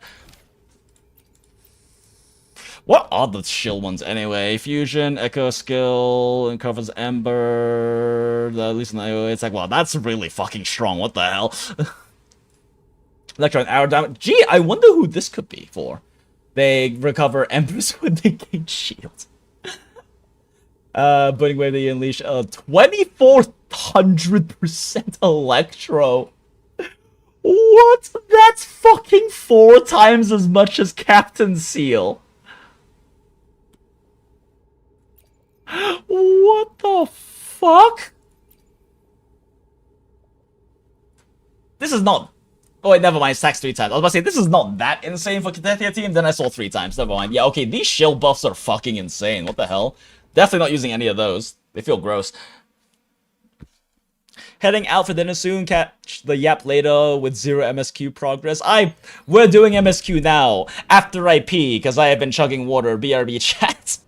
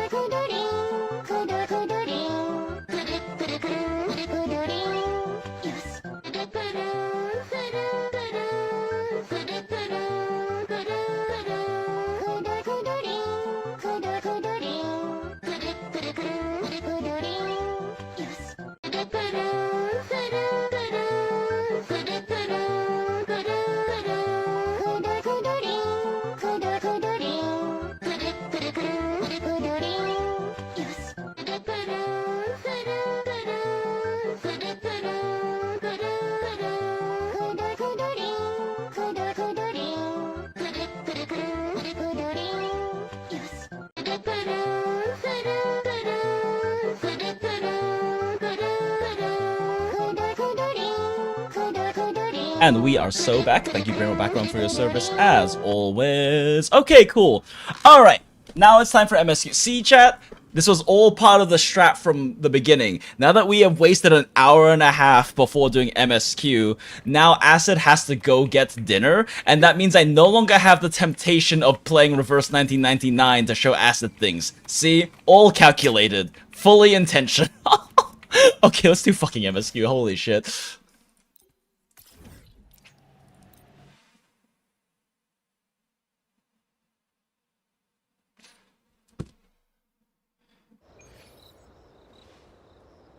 Wait, shit.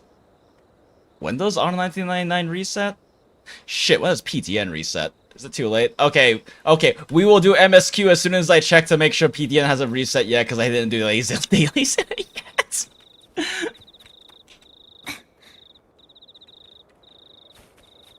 Ah, we've got to talk to Golden Boy over here. Alright, BlueStacks, what you got for me? That's not full screen. BlueStacks does weird things in full screen sometimes.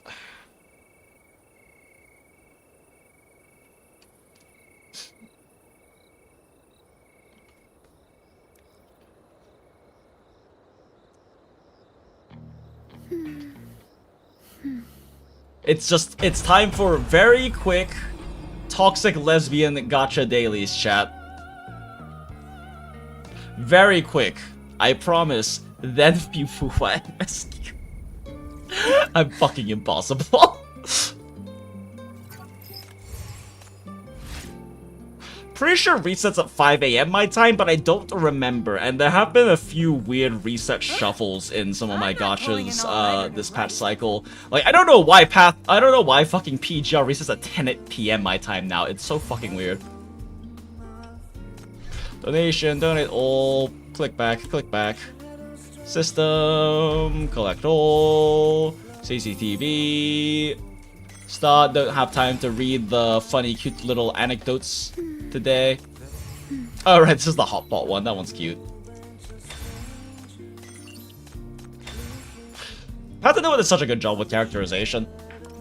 Like, all of those cute little interactions you have in the base like that too are all like nice little character moments. They do a really good job having characterization for at least their S ranks in their debut events and everything like that too. Really solid writing overall, and it's kind of challenging sometimes with a lot of gachas to see like having strong characterization for new characters. ZZZ does a good job with it, but like Impact does a good job with it, but some of their other properties kind of sell a lot more off of like the surface level than actually getting the characterization. Star Rail definitely has an issue with that with a lot of the side characters. 3.x and Forest has been a lot better about that though, honestly. And from what I've heard with Genshin, there's still some issues with that. There are certainly characters that get characterization, but a lot of it's still just like little companion quest thing and, ooh, character looks cool, let me pull. But Path of Noah does put a good amount of effort into characterizing them with their debut events and things like that, and it's nice. I enjoy that. I enjoy the writing in this game quite a bit. Also, Toxic Lesbian Gacha is so funny. Okay, surely we get a... I cannot fucking believe I have gotten only one Nomad piece. I need all three of these for a set, and this is a meta support set. Like, this right here is a meta support set, and since it came out like 3 patches ago, I've gotten one goddamn piece of it. Alright, surely we get another one right now, right? Surely, fuck you. Okay. What am I building right now? Before I burn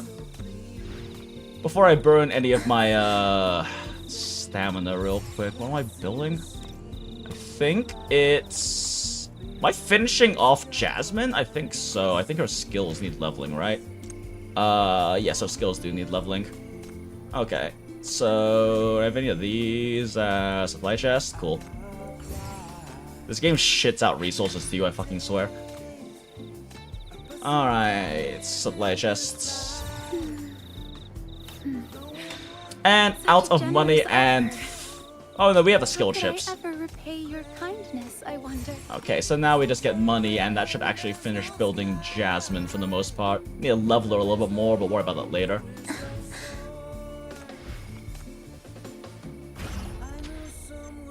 And you always need more fucking money in this game. I swear I have burned stamina on money more than fucking anything else in this game. Like, it shits out resources, including money at you, but it does not give you enough for full building characters. And it gives you plenty of, like, item supply boxes for the most part.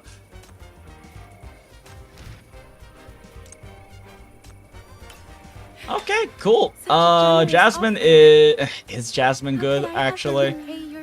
I don't need this to be, like, full. I find it funny that this still has the test bug in it. Funny Chinese gacha game with occasional localization issues in text, but incredibly good voice acting in English. It's a very strange dichotomy. Okay, you know what? 7's high enough. She doesn't need her basically be that high, but 7 is like minimum investment. Okay, cool. Jasmine's done. Parfait's done. Millie or Bai Yi next? Probably Bai Yi? I don't actually know if I can fit Millie into my magic team. I don't know why I burned 100 pulls on pulling her. Oh, wrong thing. Fusion. Do I have enough boxes for this? I do not. Okay, I'll actually have to farm that then. Okay, cool. Well. Flame Wall. Flame Wall. Well, dailies are done. Oh, I have 23 fucking stamina left. 1 sec.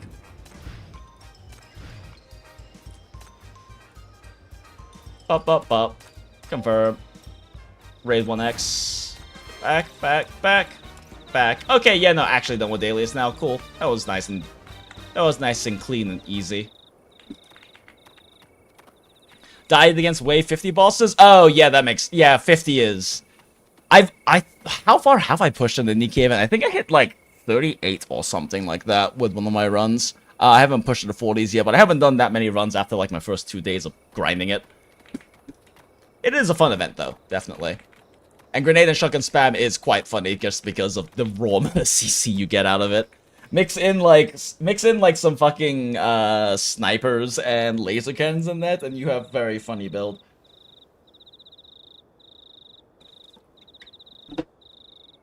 Okay, now we do MSQ after I get Arknights going on my phone again, Smile.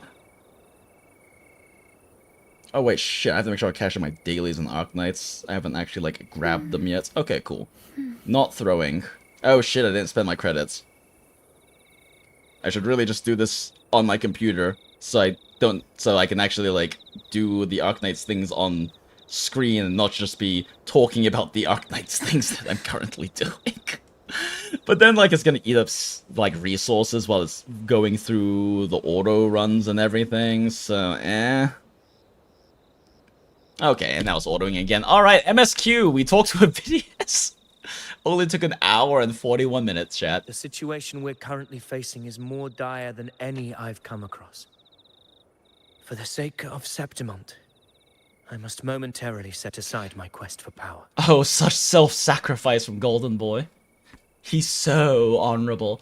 My 4 expeditions to Main's Deep.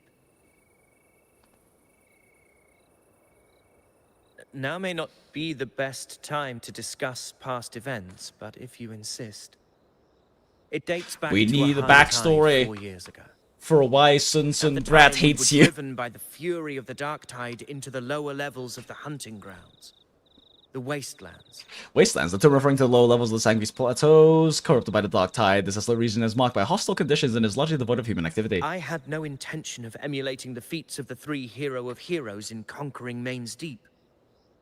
But with the Dark Tide's blockade, I had to lead repeated expeditions into those underground ruins.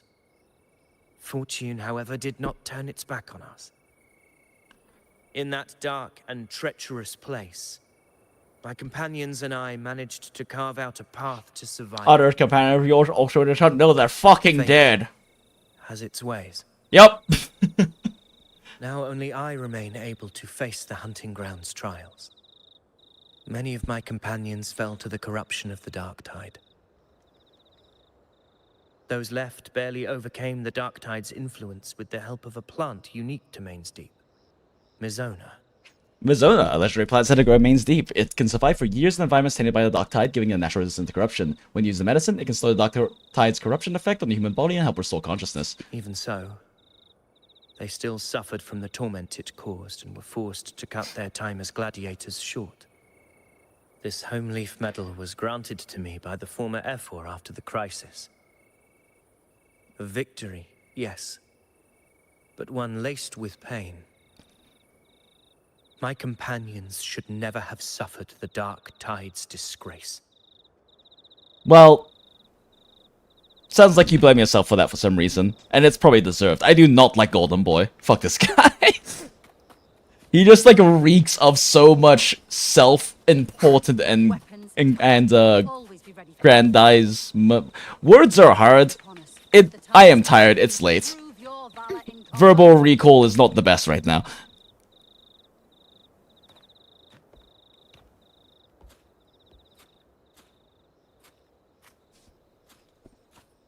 Messages have been sent to the encampment and all sectors of the main island, and defenses are currently being deployed per your instructions, Your Excellency. Good. Ensure timely reports on any new developments. Yes, Your Excellency.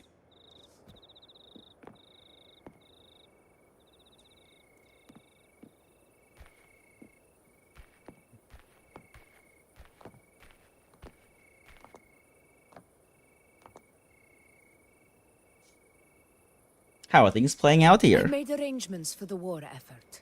Strategically, we must always brace ourselves for the worst. Communications with the Black Shores are also underway. Yay. The F4's palace has previously established a connection with a consultant in the Rinascita region. A We've consultant? reached an agreement granting the Black Shores permission to access Septimont's resonance nexus.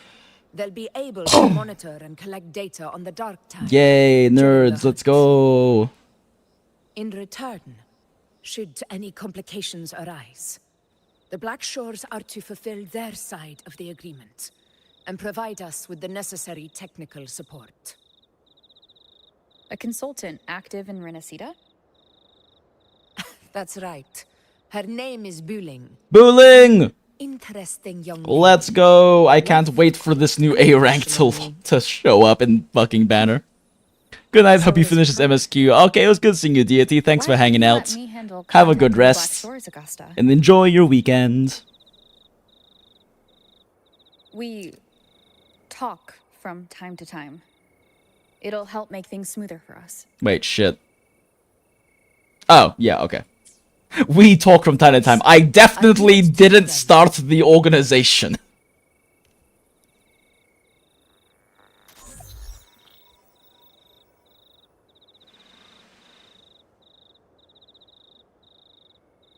Alright, I think I got the whole picture now.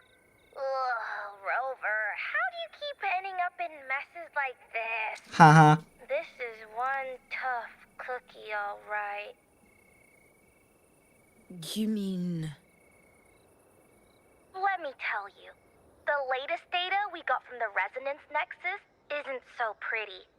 Something's really off with the dark tide in that Sanguis place. I don't remember it being this crazy before. Normally, the dark tide getting all freaky during high tide is whatever, right? But now, I don't know what happened, 'cause it's turning into a person. Yeah, we kinda did that. So listen up. I'll give you Tethys' rundown. That humanoid thing, that sovereign, is gobbling up frequencies like a maniac. It's eating anything with energy, dark tide stuff, tacit discords, echoes, you name it. Might even be saving other things for dessert. Ooh, spooky. Basically, the Sovereign isn't gonna attack Septimont or Raguna anytime soon. It's too busy getting fat first.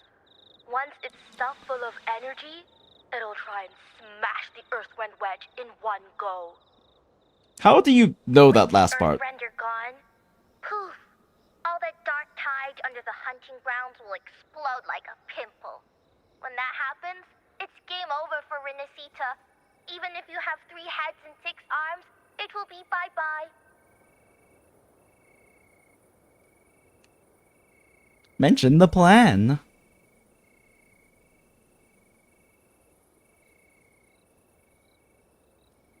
You recall what Eno once shared with you, the plan she and Augusta devised to hunt down a sovereign. Though that plan— oh wait, fucking god, that went by fast.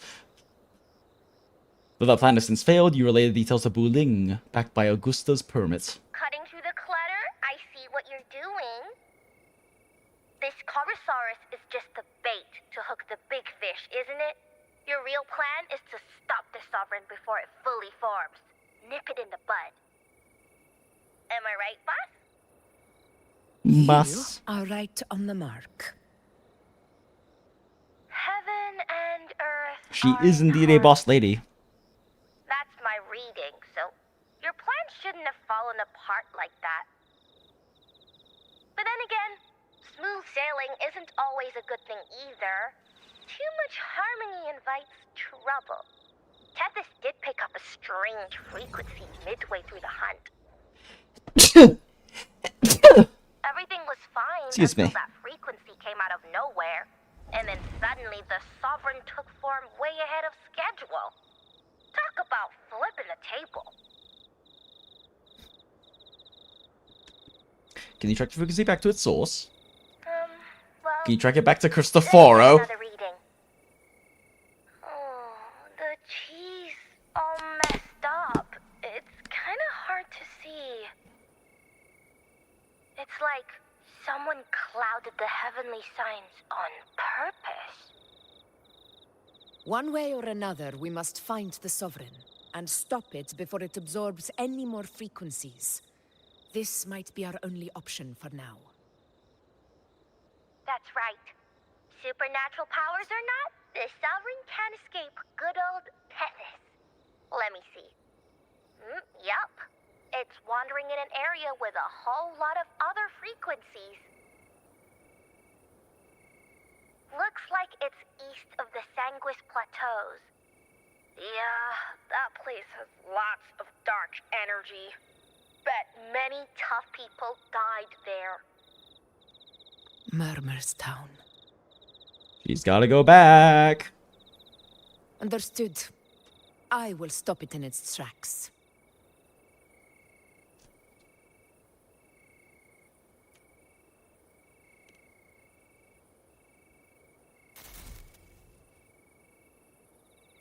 Your Excellency.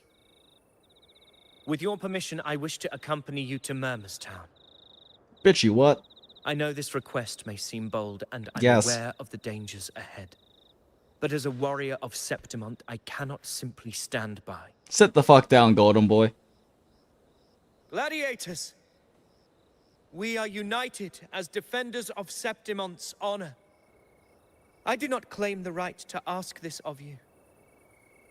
But in my heart, I believe everyone here has earned the glory we bear. Let our deeds today reflect that greatness. He's right. He's right. Septimont needs us. That's a good point. We have to fight. Yeah. Get up. Yeah. All of these people are going to fucking die. Gladiators of Septimont fear no challenge. When the storm approaches, can an eagle soaring in the skies remain content as a fledgling beneath another's wings? You're all going to fucking die. We will follow you anywhere. Very well. You have sworn your allegiance to Septimont with your resolve. Your bravery is witnessed not only by me, but by the fallen heroes lying in Capitolini Hill. They take pride in your courage. If you wish to fight together, then so be it. I will afford your fervor its due respect. Come, take up your blades. For Septimont! For the name of heroes eternal!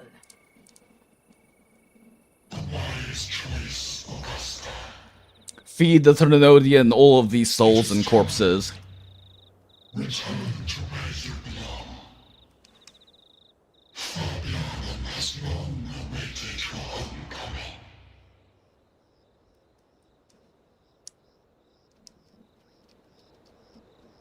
Murmur's town sits atop the wastelands, below the hunting grounds. It has since become a forbidden territory, after the Dark Tide's corruption 16 years ago. Follow me. The Wingray can give us a lift. Avidius, ready the anchor stones. We must set up a defense line around Murmur's town. It shall be done, Your Excellency.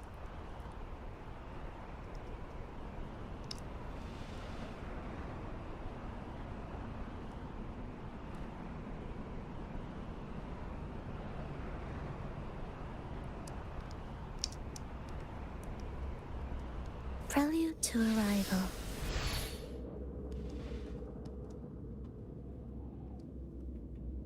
Here we go again.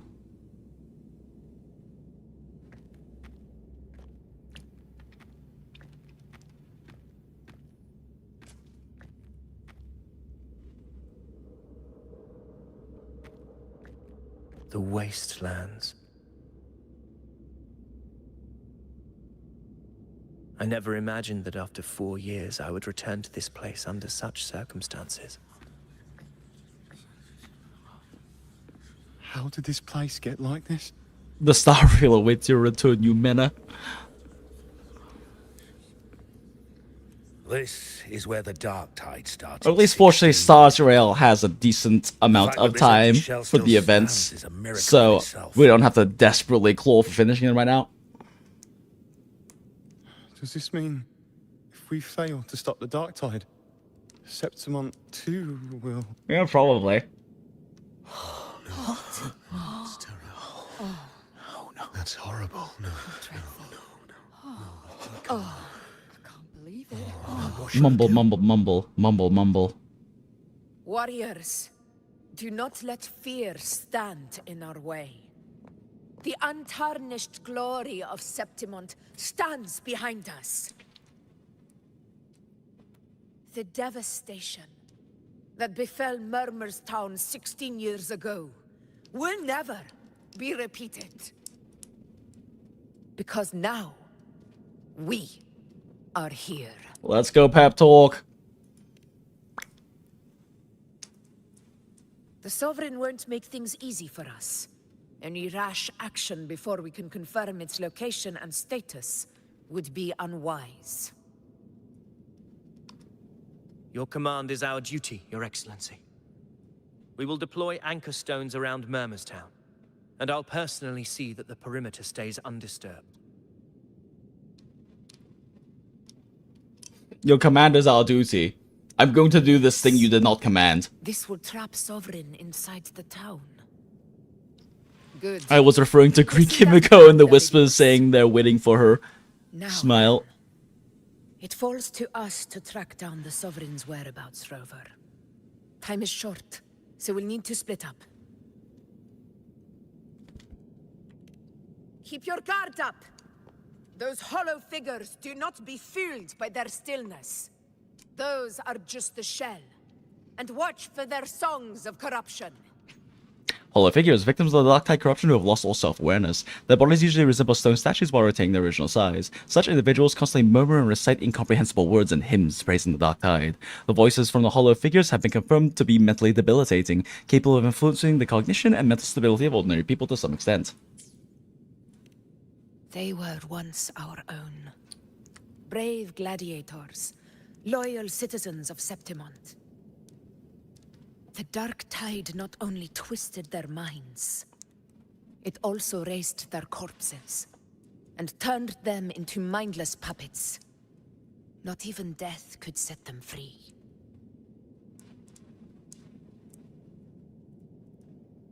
Mark my words. It will pay for this malevolence. Yeah, it's funny you say Greek Himiko. I'll take the lower one. Because definitely with the whole like mommy type redhead Let me know right away. type redhead thing going on, there's definitely like some, I guess, surface level similarities. But I do enjoy that Kuro did decide to go in a very, very different direction with Augusta's personality and like type of, I guess, hag mommy type that they went with, because she is very unsimilar to Himiko in so many different ways, and I am glad that there is that distinct difference.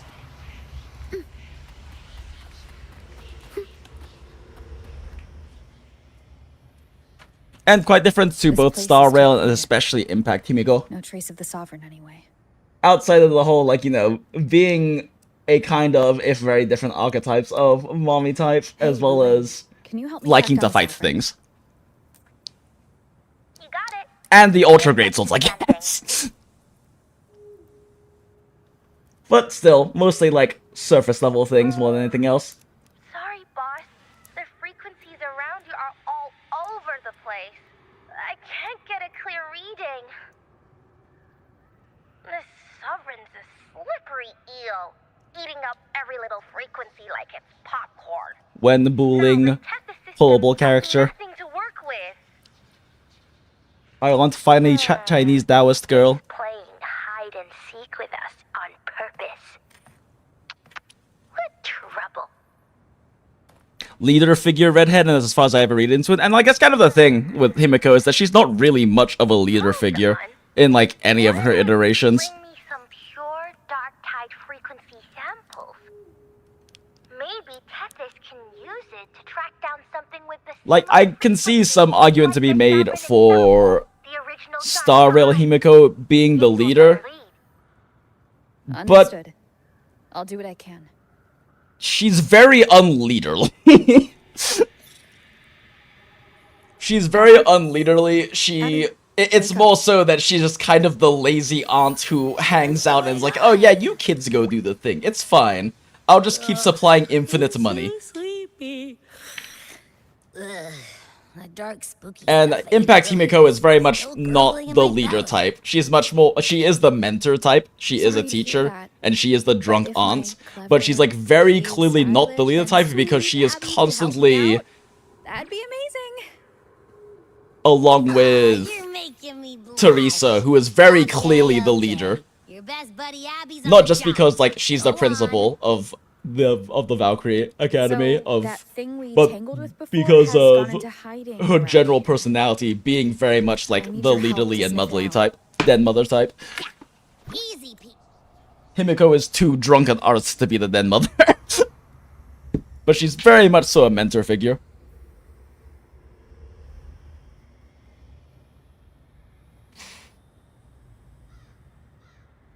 I only like half paid attention to the discussion earlier because I was yapping about Himiko, so okay, yeah, we're good. Easy. You know I have a good nose for search. I'm a BRL, I also kind of rarely care about what Abby has to say. Find They're not anything? nearly as annoying as, like, Paimon is, but The whole place they're not all that smells like engaging dumpster either. Fire. And that At least monster, for me. I can't tell where it is exactly. The scent's all muddled.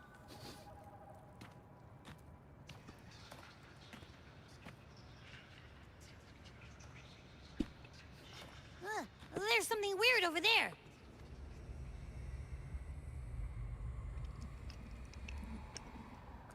Is that a waystone? I've seen those Fuck. back in Septimont City. Based on objects like dinosaur statues, they are often found near heavily traveled routes or high vantage points, serving as navigational markers for passerbys. Some argue that these waystones are a special type of echo, formed from the fervent emotional frequencies of gladiators who travel through these areas. This theory, however, remains controversial in academic circles. They're like signposts for Outlanders. All right, let's check it out.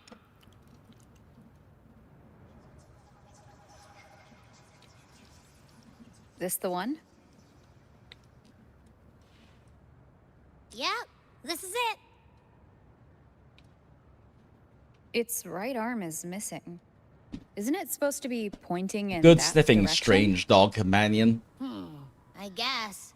It wouldn't be a waystone if it didn't show the way, right? Hey, something just flew by that way. Spooky. It's that muddled scent again. Come on, we gotta catch it. You're missing the facts. I've barely played Star Rail and hence have only seen the early plot where she's portrayed as the most leaderly of everyone you have on the train. Oh yeah, no, that's fair. And I know that you don't have that much familiarity with Himiko or Graphius. I wasn't trying to, like, critique your viewpoint or anything. I was just, you know, yapping about my thoughts and opinions and, like, viewpoints of the whole thing. Because as you know, I will take the tiniest little thing and yap extensively based off of it. Wind guide me. It's gone. Is it hiding among those strange statues over there? Wait, are they singing? They must be the hollow figures Augusta mentioned. Smash them. And that song. Smash them. No. I can't get any closer. Maybe I can split off the Dark Tide's influence. By smashing them.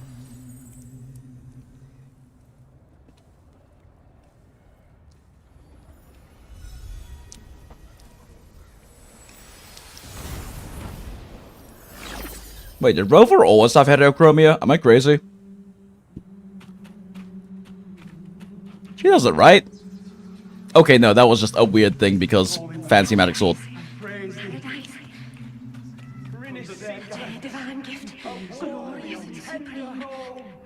That's a neat sequence. Holy bells. We praise the ascending light. Red. Watch out! Moving like just woken and sleeping hollow figures along the way, pursue with caution. You know, hollow figures can be shattered. See? Approaching a hollow figure will cause it to charge up and explode. Thus, something that has a discord. Shattering the hollow figure before it can be charging up can prevent the summoning. See, I could do that, but it's funnier to kill the actual TDs.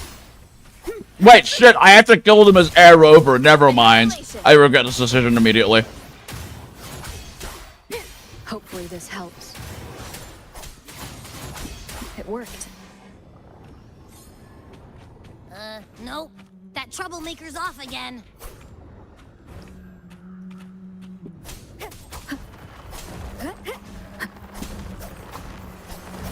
Fuck. Wind rises. The wicked. Fuck. I failed to do the second input for that. Ah, I thought I got that one in time. Tempest of slashes. Wind rises. The wicked. I love pressing E and basic. Ah, are you fucking kidding me? She went past it. The wicked will face judgment. I love pressing E and smashing basic attack. Air rover gameplay is so engaging. Now it's hiding inside a tacit discord? Boo! I know. Okay, glad to hear it, Graphius. I just, you know, wanted to make sure I was Leave it to me. not, like, miscommunicating or anything. I do that sometimes, especially when I'm tired. Smile. Waves rise. Judgment strikes. E. Oh, God! Bad timing. E. Basic. E. Basic.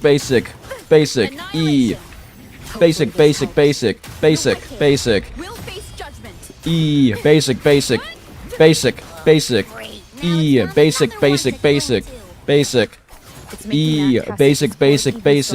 Basic. You should handle the Basic. E. Basic. E. Basic. Oh my god. Spectral Rover and Have Rover at least have more engaging kits than Air Rover, even though they're not as good. Well, Havoc's better, but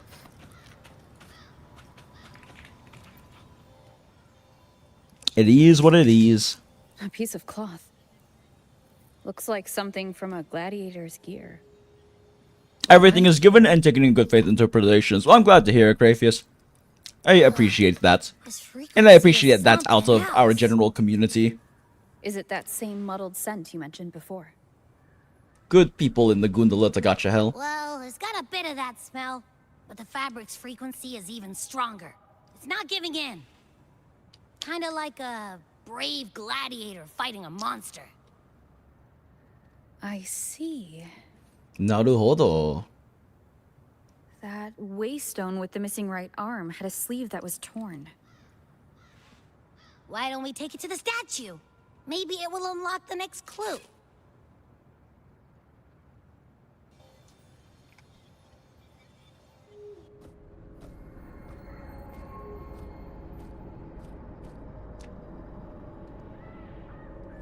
Why did we leave her alone?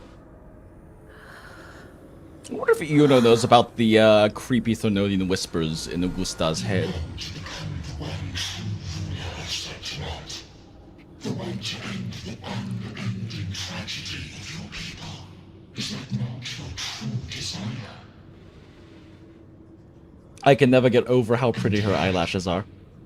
You remain but a fragile mortal, unworthy of the greatness you seek. How can such a weak soul claim its place among the gods? Hey, mortals can be pretty cool, alright? Sweet child, your heart is bare to us.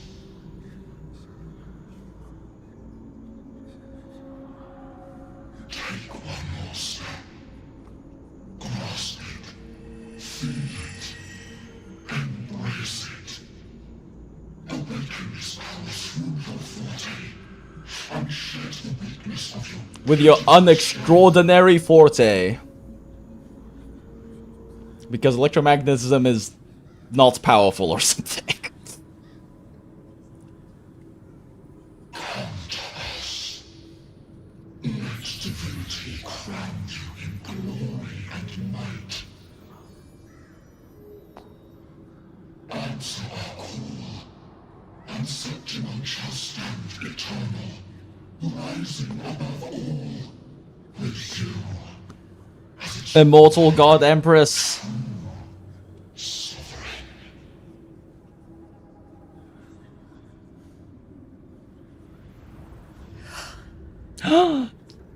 Oh my. Angel. No, I couldn't screenshot it in time. Damn. A power granted rather than earned could never truly be mine. Hell yeah, girl. Be your own This independent, power stops powerful me at my woman. will. How can I be sure where my sword will strike?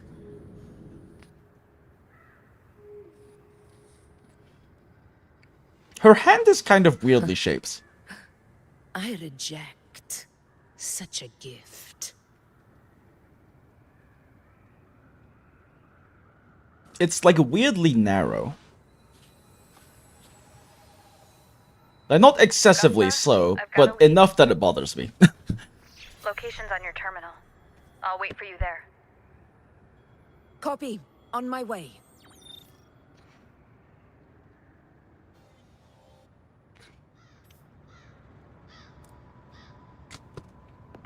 Bring the cloth of unyielding back to the waystone.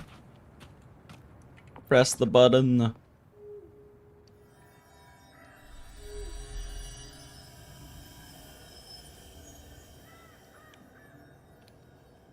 The clash of battles long past is proof of my unyielding will. Travelers who have braved the path, press onward. Step into the dark, where forsaken truths and forgotten words slumber.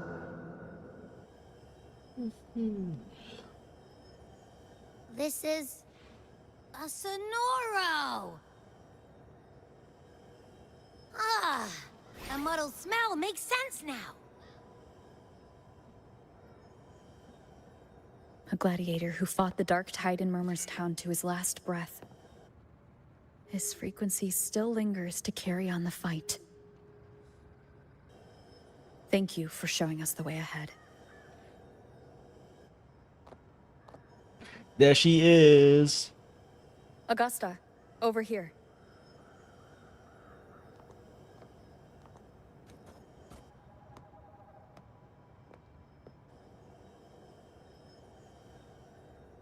Is this a Sonoro? It's a bit more complicated than that. All right, time for Abby's rundown. So, Rover and I were tracking that shadowy monster fella. And I followed its scent right to, this Sonoro. Well, kinda. It's not the exact same scent, it's just really close. It's also kinda muddled. Right. The frequencies the Black Shores detected in both Murmurstown and from the Sovereign are unusually complex. To track the Sovereign, we'll need to help by isolating a pure dark tide frequency. I wasn't sure where to start, but Abby's been a big help. Good boy. Don't mention it. Good Doge. Easy peasy lemon squeezy. I assume this is your Echo friend, who saved us in the Asphodel Barrens. You have my gratitude. Good boy. No biggie. You don't seem surprised. The level of power it showed is indeed questionable for an Echo. But I trust it, as much as I trust you. Friend of my No friend need for and whatnot. explanations between allies. Hell yeah. Did you hear that? Through me walk the path of glorious ascension. Through me enter the city of eternal bliss. Yet all who enter must first forsake all hope.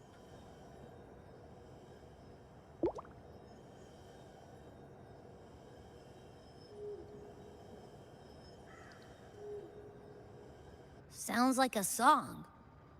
Those lyrics are pretty intense, though. Sonoro, what do you want to show us? Let's enter it. Enter the weird old man in the robe statue.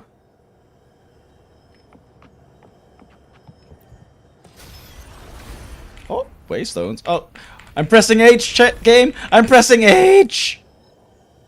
Fuck you. Are we still in Murmurstown? No. There are small differences.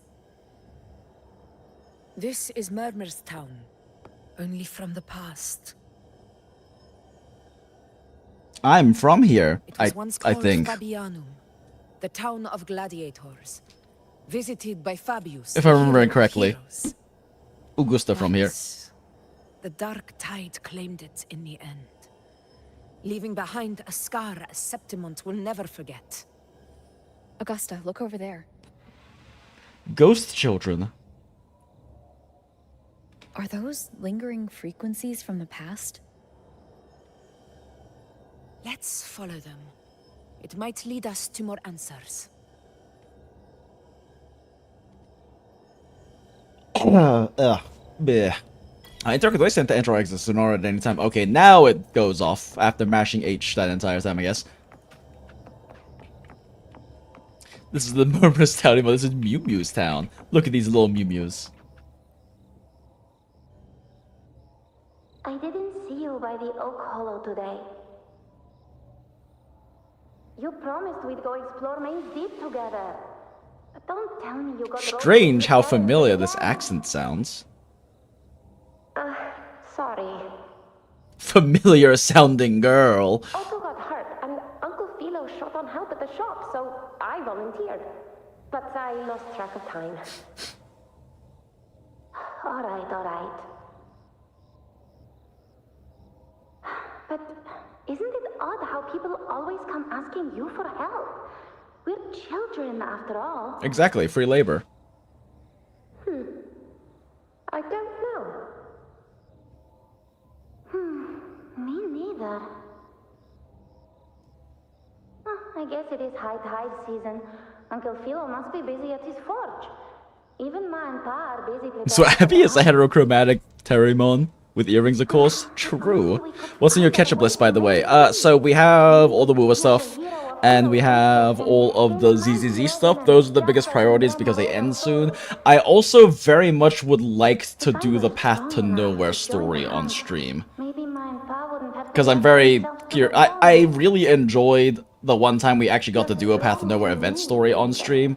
It's just that because it tends to be lower priority than the other, like, mainline gachas that we do when streaming, I often don't end up actually getting around to it. And it's actually been a second since they've done, like, a new event story in Path of Nowhere that wasn't new main story quests, because I want to avoid MSQ stuff. A, because I'm not caught up, and B, because Grayeth, being like the other main person in the Goondola who has been playing Path of Nowhere, also is like is also newer to it, and I don't want to risk any potential spoilers.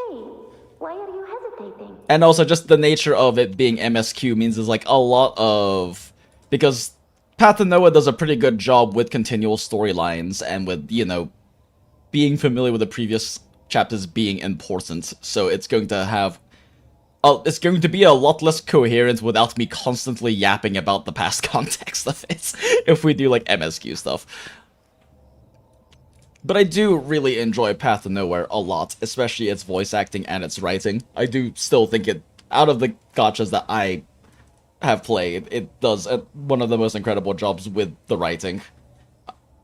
And especially with the characterization for characters through their events and whatnot. They're significantly more in-depth with much more going on and a lot more of these character moments, and oftentimes some noticeable character growth. Compared to like your standards companion quest storylines or characters showing up a bit in the main story quest for that patch. Stuff that a lot of these bigger modern gachas tend to do. Similarly with PGR. PGR does a really good job with that, so I don't know, it would be nice to stream more of that stuff, honestly, but I am still prioritizing like WUWA and Star Rail and ZZZ over those, because I do really enjoy those games. But I'm not gonna lie, this part of the difficulty I've been having with the MSQ for this patch for WUWA is that none of it's been particularly gripping or engaging to me, especially because I've been like catching up on main story in R1999, and I have kind of an urge to catch up on the latest chapter of Arknights that I haven't bothered going through, as well as I really want to do Babel, because like a lot of the event stories in Arknights don't appeal and grip me that much, but like a lot of the main story stuff, especially the massive backstory context that Babel gives, is interesting to me, and I would like to actually go through them. So there's like other stories that I just kind of find more engaging that are things that I want to do right now, and the MSQ and WUWA has not really grabbed me that much. Like Iono and Augusta are cool characters, but the actual plot itself, and honestly even some of the characterization just in general, has not been that gripping for me. And that's part of the struggle with the MSQ, is that it does feel a bit chorish right now, instead of like patches like the Frolova patch, where like I was just constantly craving progressing it because of how much I was enjoying like the progression of it, how much I was enjoying the like Frolova herself and the characterization, and especially enjoying the like I ironically really enjoyed the lack of character development, because the entire like plot line and expectation too for a lot going in was that it would be like a redemption for Frolova, but the fact that she refused to back down from her principles and refused to change her path after spending so much of her life and time on this obsession that she's moving forward was something I really enjoyed. I really enjoyed how she completely refused to have character growth. Like it was a nice take and a nice way to go about it, and I enjoyed how they managed to kind of integrate the whole you playing as the villain thing because of temporary ally stuff into the main story. But I even really need that. I'm definitely a big believer that you don't really need to have an in-plot justification for why you get to play villains. It's okay to just let people pull and play villains. It can be handled well like they did with Frolova. I think the way to handle it with Frolova was really good. And it was interesting seeing up on, like, with the official announcement of Frolova before the actual patch, like, how much of the WUWA community was like, oh no, they're going to have to redeem her, and like, oh, it's gonna be so bad and rushed, and like, wow, because like the base assumption being that she has to be a good guy to be playable, which is really comical, especially if you have played and are familiar with Punishing Grey Ravens, Kuro's other game that's older and kind of funded the creation of WUWA, because PGR has been letting you play fucking villains before they were like friendly with the main group since like fucking like I think it was the 3rd patch they let you play Luna. Like they have a history doing it, and it was just very funny to me in particular that there was so much of this assumption just because of how the like post Genshin modern gachas heavily lean into that whole thing, right? That, oh, they have to be friends with the MC in order for you to be able to play them, and it's like, nah, I'm a big believer they don't have to. Like, they really don't have to. If handled well, it's nice for them to be able to integrate that, but I don't think it's particularly immersion breaking or anything. And I don't think it's particularly problematic.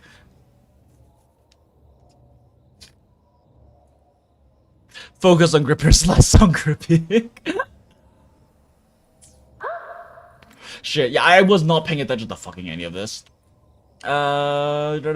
Children, gets the tie-dye season. Sorry if we only blah blah blah blah blah. If we're strong out the joint, maybe one part will gives us the bone.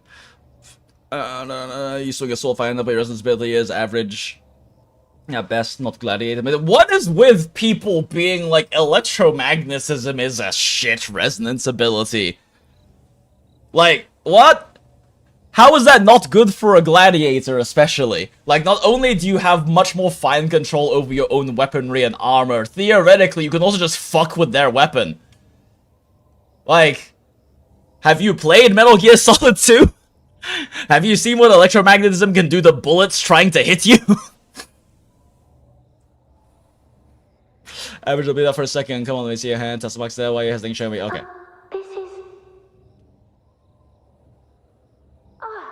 I can't believe this lovely child in front of Augusta, or definitely not clearly supposed to be young Augusta, is like so sweet and definitely dead. I was just being careless. I asked to borrow some of his old rusty swords, and if I worked fast enough, he'd let me. Grandma Rosa said you need 2 lives to reach Main's Deep. We don't have our swords yet. We're missing a life, so I thought if I could get us some... Oh, that's cute. Not this again. You really can be a handful sometimes. Hold the fuck up! That accent had a hint of Italian. Is Angel fucking Galbraina? Angel's Galbraina, isn't she? She's 100% Galbraina. Never mind, she's not dead. Yes, 16 years ago. Right before the dark tide hit. She truly is the Galbringer. There's that floating thing again! Even Augusta loves her. I think it's trying to lead the way for us this time. We should follow it.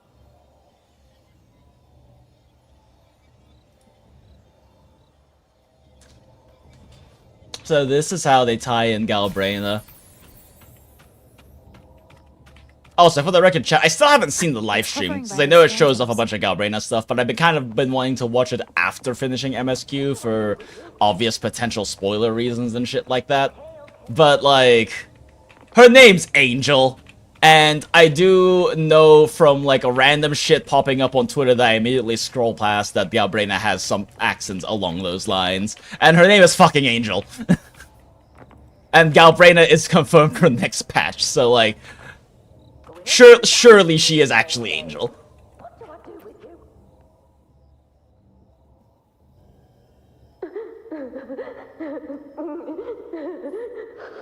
Poor Babby, sad child. Oh my god, they cry for a long time. There you are. I was looking everywhere for you. Here, take some of these candies. Grandma Rosa gave them to us.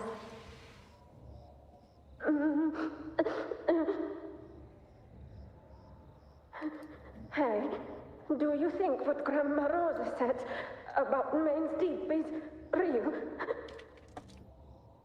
Like, if I really had the hero of heroes whisper in Okolo, do you think I could ask them to fix my brother's leg? Why do I feel like this kid's name is Mario? That powerful. Maybe he could get better, just like how he was. Aw. The grown-ups keep saying how awful this dark tide will be. They were right. And my brother's leg, it won't heal. They said he'll never be a gladiator now. In that case, why not try your luck in Oak Hollow?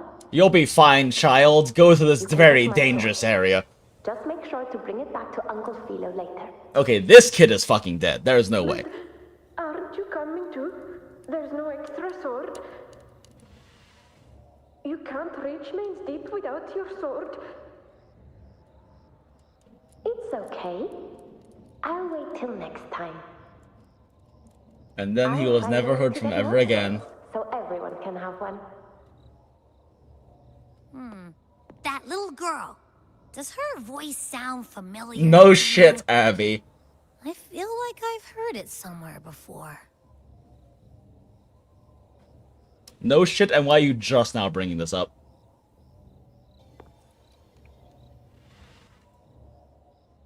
We've got no other leads for now. Let's check it out. More phantoms of the past. Ah, look over there! I see it! What the fuck is going on with you?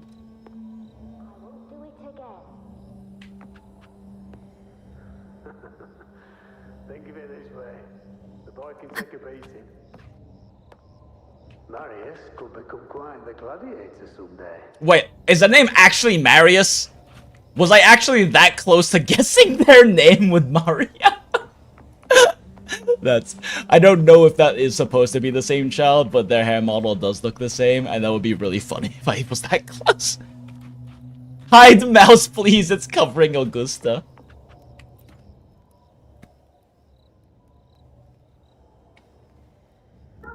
Okay, I will admit this part of the MSQ is a bit more engaging.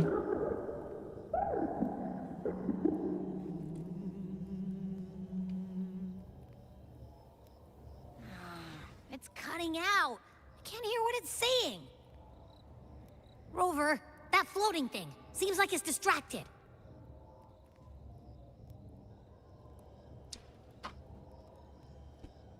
Something's messing with it, but I can't see what. Feels like, I don't know, like there's an invisible wall cutting us off. Another waystone. That can't be just a coincidence. It led us into the Sonoro. Maybe it can lead us out. Do we You're want saying to get we out? should use it to leave the Sonoro, and that whatever's messing with us might be coming from outside. Could be. It's worth trying. Wow, weird. Why does Augusta want to leave?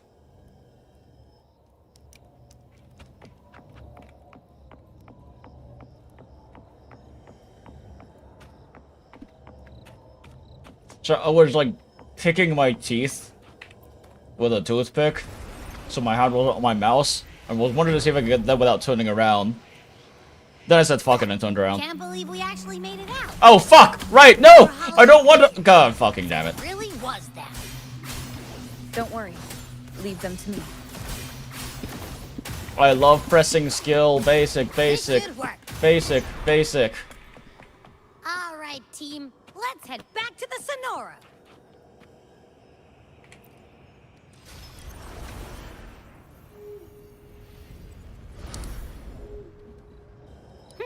Seems like our little flutterbug has finally calmed down. Let's go look at the phantoms over there. Why is this adult going to smack this child over a wooden sword? Are they mugging this child?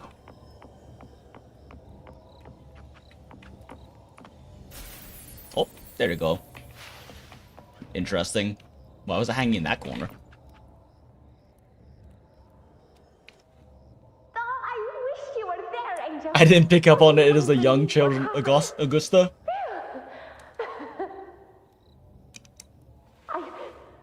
I mean, understandable. The accent does seem slightly different, but maybe it's just the way that she enunciates.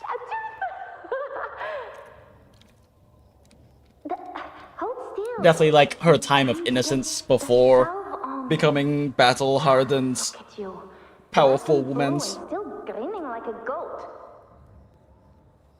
Alright, out with it. What do you do to that thick-skulled Enric this time, huh? You're hurt pretty bad. Guess that means no Oak Hollow then. Not that it matters. I bet there's still nothing there but moss and mud. He was picking on the little ones. I couldn't just stand there and watch. So I told him, learn how to kneel before asking others to. And that's when he snapped. You know, if we could see their hair color, it would be a lot easier to confirm that this is Galbraina and that is Augusta. I mean, I think it's very clearly Augusta, but it is neat that they're doing this like little echo reverberation thing. We don't actually get that hint.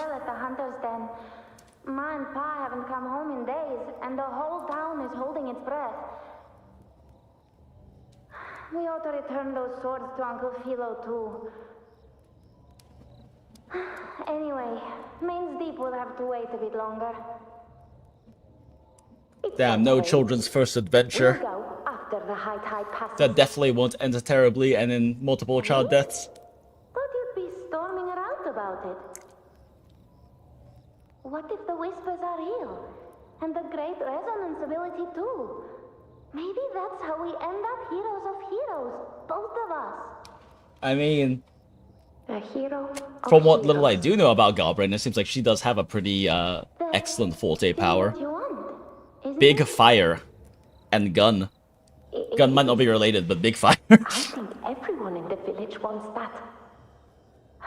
The priestesses say that once you become a hero of heroes, even the dark tide won't scare you. But Makes sense. a certain amount of fear Not is just healthy. Any hero, but the hero of heroes. Feels a long way off for us. Without any degree of fear, you don't have any But maybe it also instincts means making of people smile. danger. If the dark tide disappeared, everyone would be happy, right? That sounds too easy to be true. I mean, it's a simple but not incorrect concept. You got it already, Augusta. But skip Enric. Making a louse like him grin. Simple doesn't make it easy, but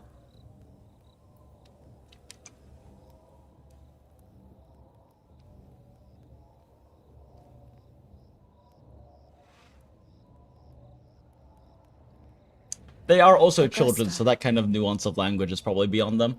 That's me. No shit. I guess there's no denying it now.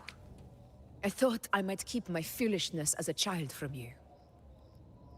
So Murmurstown, I mean, Fabianum, is your hometown? I don't remember if they ever told us this earlier, or if I just, like, Been a long time. thought they did because I never figured it imagined out. I'd see my past like this.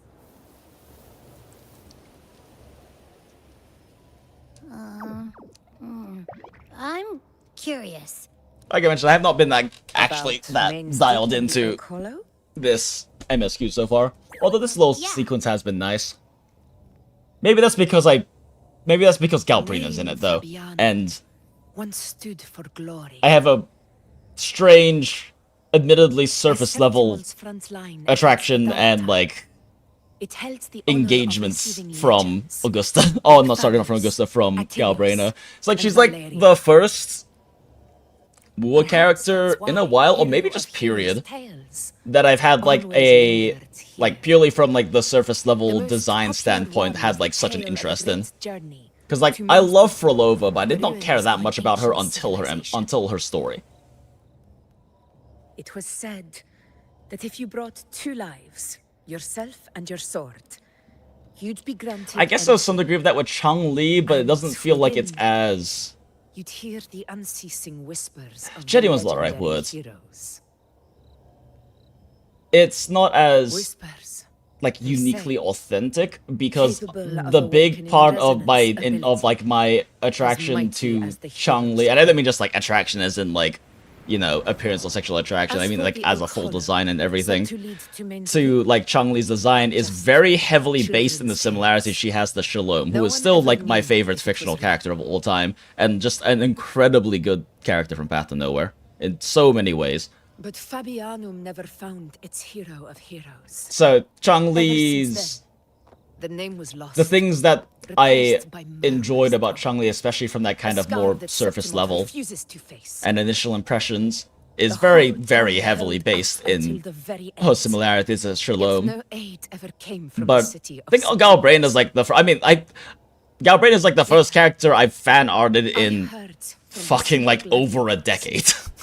And part of that's because the pun of her being Galbringer is really entertaining to me, because I love puns. I do genuinely think they're the highest form of humor, like unironically.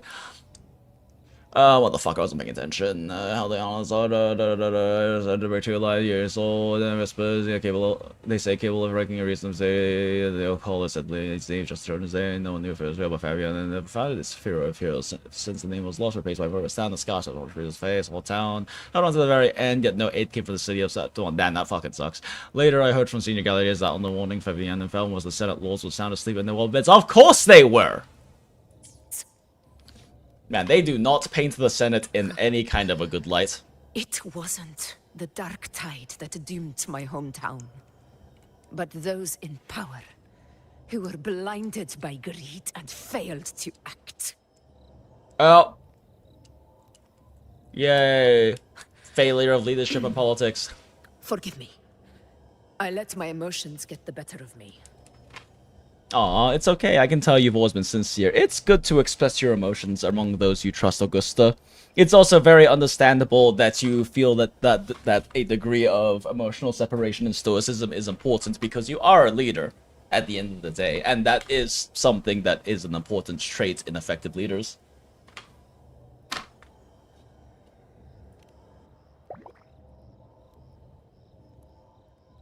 So it's kind of nice that she has this moment of vulnerability with I us. see. Then perhaps Even I if should I'm gonna be spend more real, it time never there, feels very like you know what's earned good. that people like Rover so much. I guess a bit more so now just because of Anyway. like how much shit she's accomplished, but Why did the Sonoro reveal all this to us? I don't know. Maybe it's helping us find that, pure dark tide frequency? I think part of my The scent does issue feel with clearer now. Rover is just that like if for me it is impossible to not It meant compare something more. things from WUWA to things from PGR, and like Commandant, like Shihuegua in PGR is such a good self-MC, and not in like the power fantasy way, but because they're a fucking badass and they're actually a character. They're a good character. Like, I love Commandant, the MC from PGR. So like knowing that that's, and also in general knowing that like PGR has the writing chops it does, makes a lot of stuff in WUWA that probably in a vacuum wouldn't be that bad, just like so painfully noticeable to me. It's the same issue I end up having with like HSR and stuff, and the same not an issue I have with ZZZ, because they do a good job accomplishing it, but being like a Honkai Impact player and fan, it feels very noticeable when HSR falls flat compared to like what Honkai Impact accomplished effectively like over fucking 6 years ago. And I know it's not going to be like the same writing team and things like that. I know that it's going to be structured differently. I know that it's focused a lot more on mainstream appeal, so it's going to have some more sanitized and just like generally appealing things. And I did have a realization yesterday, because on the way to work I was listening to some YouTube video essays, like before work and on the way to work, because I woke up 2 hours early on accident and had a bunch of time to burn. I was listening to YouTube essays talking about like metal music theory, because for those who don't know, the vast majority of what I've been listening to like the past year has been like a lot of like heavier and grungier metal. as well as like a lot of Japanese metal and a lot of like VTuber metal covers of various things and whatnot. And so I was listening to some video essays about metal music theory, and one thing that got brought up by, God, what's their name? I had to look it up again, because I discovered them while I was watching those videos. But very interesting music theory, like YouTuber. But while listening to those, they brought up a concept that is like very heavily related, if not fundamental, to like explaining what heaviness is, like what makes heavy metal heavy, right? And what makes it heavier from like an actual proper music theory perspective. But a concept they brought up is this concept of sonic transgression, which is a very core part of metal and is like a consistent through line throughout how it is developed over time, even because like Black Sabbath is largely considered the first metal band. As I understand, there's actually a band called Death from before Black Sabbath's time that is like, by some I guess at least, considered the first metal band, like the first one to really like take up those like principles and like instrumental techniques and stuff. But as often happens with older history back then, they were like a fully black band, and I mean similar thing to how there was like an all-black band that was kind of technically the first ever rock and roll group, but they aren't generally recognized as such because history's funny like that. But the idea of like sonic transgression, which is like the idea that a fundamental part of like metal, like I guess the essence of it, as well as what has like kind of led to its development over time, is this idea of like pushing further and further into transgression of like mainstream music. And like, I mean, you can definitely say, because obviously it's a counterculture, and all counterculture has a degree of that, you know, not going towards the mainstream. But since the reason why it's sonic transgression is because a lot of other alternative music and alternative subcultures are focused kind of more on like a philosophical and style, and then I guess like also fashion style wise, but like a philosophical counter to the mainstream culture. But a big thing about metal is like the actual music composition and choices of things like heavy distortion on instruments and whatnot is a like specifically musical transgression from the mainstream, trying to push, you know, the sounds to be further and further away, to the point where a lot of metal, to people who don't enjoy it, aren't familiar with it, literally sounds like noise. Like, literally just sounds like noise to them, even though it does have a lot of interesting stuff going on with its like composition and everything like that from like a music theory, and just, you know, in the case of someone like myself and my tastes, like from just a music enjoyment side of things. And it kind of made me realize that as on the large and as a whole, and definitely not intentionally, right? Because I don't think I would ever call myself or ever have been like something like a hipster, right? I don't care about not being mainstream for the sake of not being mainstream, or because I think it's cool. I don't think I'm a cool person. I just think I'm fucking weird, and my tastes are fucking weird. And that just historically, it's been a very consistent through line that a lot of the stuff that ends up being like mainstream and popular, I don't find unappealing because it's mainstream or popular. It's just consistently it has been to me. Very largely. But I guess just in general, the idea of like aesthetic transgression is kind of a big thing for me. Really thinking about it, it's kind of the best way I can think of just describing what my general tastes are like. Because again, I don't dislike the mainstream stuff specifically because it's mainstream, and there have been times where I enjoy mainstream stuff, oftentimes because mainstream music and a lot of things move in the direction of what my tastes were previously. Like, I grew up in the underground rave scene in Atlanta. I've always been very big into EDM and things like that, and so like when in like the mid-late 2000s, a lot of the pop music was moving towards integrating a lot more EDM and indie and like specific like beat progressions that I enjoy. Things like hop beat progressions, as well as like dubstep being kind of like the big one, but like as well as step like beat progressions. Like, I enjoyed that stuff. But very much so, just generally speaking, for whatever fucking reason, because my brain is fucked up in whatever goddamn way that makes it this way, my tastes just generally end up being like a far cry from what ends up being like the general popular, or I hate using the word mainstream because it sounds so fucking hipster saying like mainstream, but like the mainstream choices of aesthetics, right? Like, I'm goth as fuck. My VTuber model is literally based on how I dress in real life. And, like, like, some of the accessories and stuff are fancier and everything, because, you know, it's a VTuber, right? You kind of have, like, that anime, fantastical exaggeration of things. But, like, this is literally how I dress in real life. I pretty much always am wearing, like, a cowl neck or a slip or cold shoulder top at a specifically asymmetrical. That's a big part, too, is I have an obsession with asymmetry. It's more fun and stimulating and interesting to me. And then I'm going to almost always be wearing some kind of shawl or top or cover-up or something on top of it. And pretty much always one side of my shawl or cover-up or whatever, like, secondary layer I have on is going to be over one shoulder and then, like, hanging off, generally around elbow level or bicep level, on the other side. And I just prefer it. It feels better to me. It fits more to my tastes.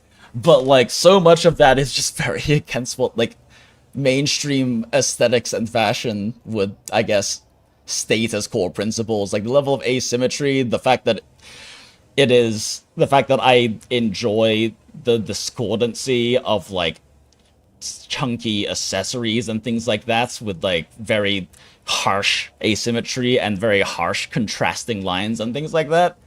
I don't know, it's just what I like and enjoy. And I definitely don't do it because I think it makes me cool, because I very much don't think I'm a cool person, and I don't think it is cool. Like, especially even when it comes to, like, other alternative cultures and whatnot, like, I definitely don't dress like any of the, I guess, quote-unquote cooler or more respected, like, goth styles, because there's, like, fucking, like, 30, 40 plus different, like, subcultures of goth. And same thing with metal. I don't really have that much personal aesthetic interest in, like, what is, like, kind of, like, the more respected and enjoyed and, like, mainstream's not the right word, but, like, cool, quote-unquote, metal styles or punk styles or, like, rave styles and things like that. Never really enjoyed any of that. My tastes are just very weird and generally end up not being what is, like, the popular, cool, or mainstream thing. I don't know. I put a lot of stock in being authentic to myself.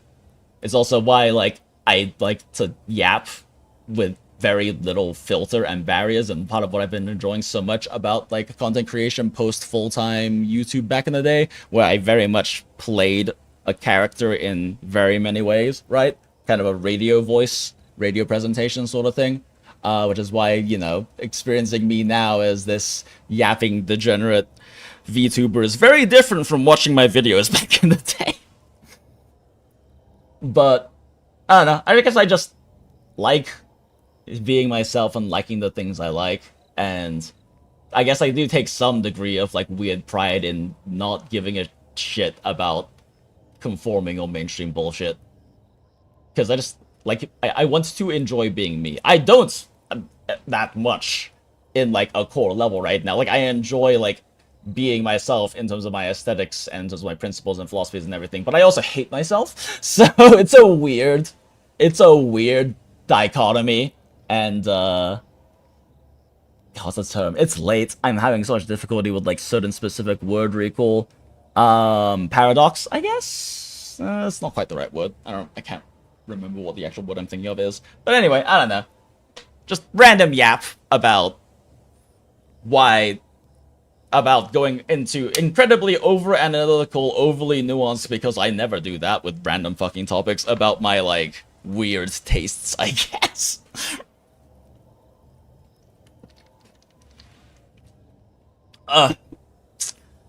Damn, I kind of want to listen to some of my favorite tracks right now. I need to, like, do another art stream at some point. Maybe I'll do it, like, working on my new model and stuff. Because one part I enjoy about doing art streams is just playing the like music I enjoy, which is a lot of metal. And like those videos always get demonetized, but like fucking the monetization on these streams makes like a fucking $1 to $2 anyway. I don't really care.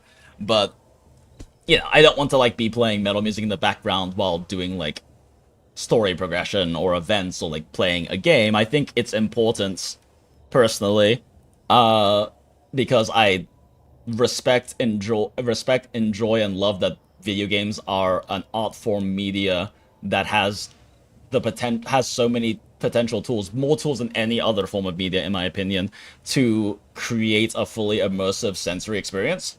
So I think it's important to listen to just what they're presenting in terms of their score, in terms of their sounds, and things like that. So I don't enjoy playing music or other things over a game when I'm trying to like fully enjoy it. It's a different story if I'm just like grinding bullshit in a roguelike or something, or like a grinding sim universe or some shit, and just, you know, fucking playing random videos on my side monitor while doing so. But like, you know, if I'm doing like the MSQ, like I'm doing on stream, or if I'm doing like events or things like that, like I want to fully experience what the developers are putting out towards you without potentially, I guess, ruining the experience in some way, in my mind. Galbina does look cool as fuck? Yeah. Actually, it feels to me very aesthetically. Whatever. Punk rock Miyabi, maybe? So the thing is, like, I'm not all that into Miyabi. Maybe it's because she is such a quote, like her design is, like, very much kind of designed to be, like, the quote-unquote really cool character, but I don't really like Miyabi that much. Definitely one of my hot ZZZ takes. I don't like Miyabi that much. Like, I think she's a cool character, but, like, especially in her, like, design concept and execution and her aesthetics, I just don't like her that much. I'm kind of over the whole, like, cool samurai shit, right? I'm kind of over as well. I'm just, like, not just a very big fan anymore. I mean, definitely was when I was younger, but, like, a big fan anymore of, like, the I studied the blade, like, martial master thing. There can be interesting ways to take it, I think, but I find characters who don't make that side of things their like such a core part of the character, and so instead of using it as like a way to express their character is like their martial thing, right? But instead the martial thing is an expression of their character, I find much more interesting. Right, I find it much more interesting when their their combat or whatever, their martial expression is more a result of their characterization. Like a great example is Eve. Like Evelyn from ZZZ is a great example of that, because like her entire combat style and her weapon choice and everything is based on her as like an ex-professional killer, and now also bodyguard of one of the most probably highly targeted people into Eridu, right? Because she uses easy to conceal, like switchblades and small knives. She uses wire. Wire is incredibly easy to conceal and keep a lot of it on you, and there's a reason why garrots are such an effective way to kill people, right? And, like, her combat style is very flashy, admittedly, for what she does, but also, I don't know, she strikes me as the type to have that flair for the dramatic, right? Not in a campy way, but, like, she very much has that, like, flair for the dramatic built in, like, as part of her characterization, in my opinion. And I think also it's kind of cute because some of that, too, to me, reads as Astra's influence on Evelyn, because Astra has, like, influenced and changed Evelyn so much, and that's part of what I find so beautiful about them and why I think they're honestly Mihoyo's best couple, even though Kiana and Yayu are very close second. Like, her degree of, like, dramaticism to her combats definitely, to me, screams of, like, Astra's very extra personality, like, influencing her.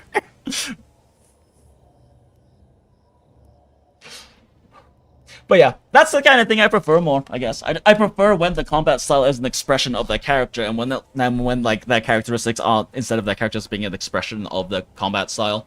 Because, I mean, Miyabi is both sides of it, right? But I definitely very much feel like a lot of a character is based around that whole, like, martial prowess, I studied the blades, like, somewhat more classic samurai archetypes sort of thing.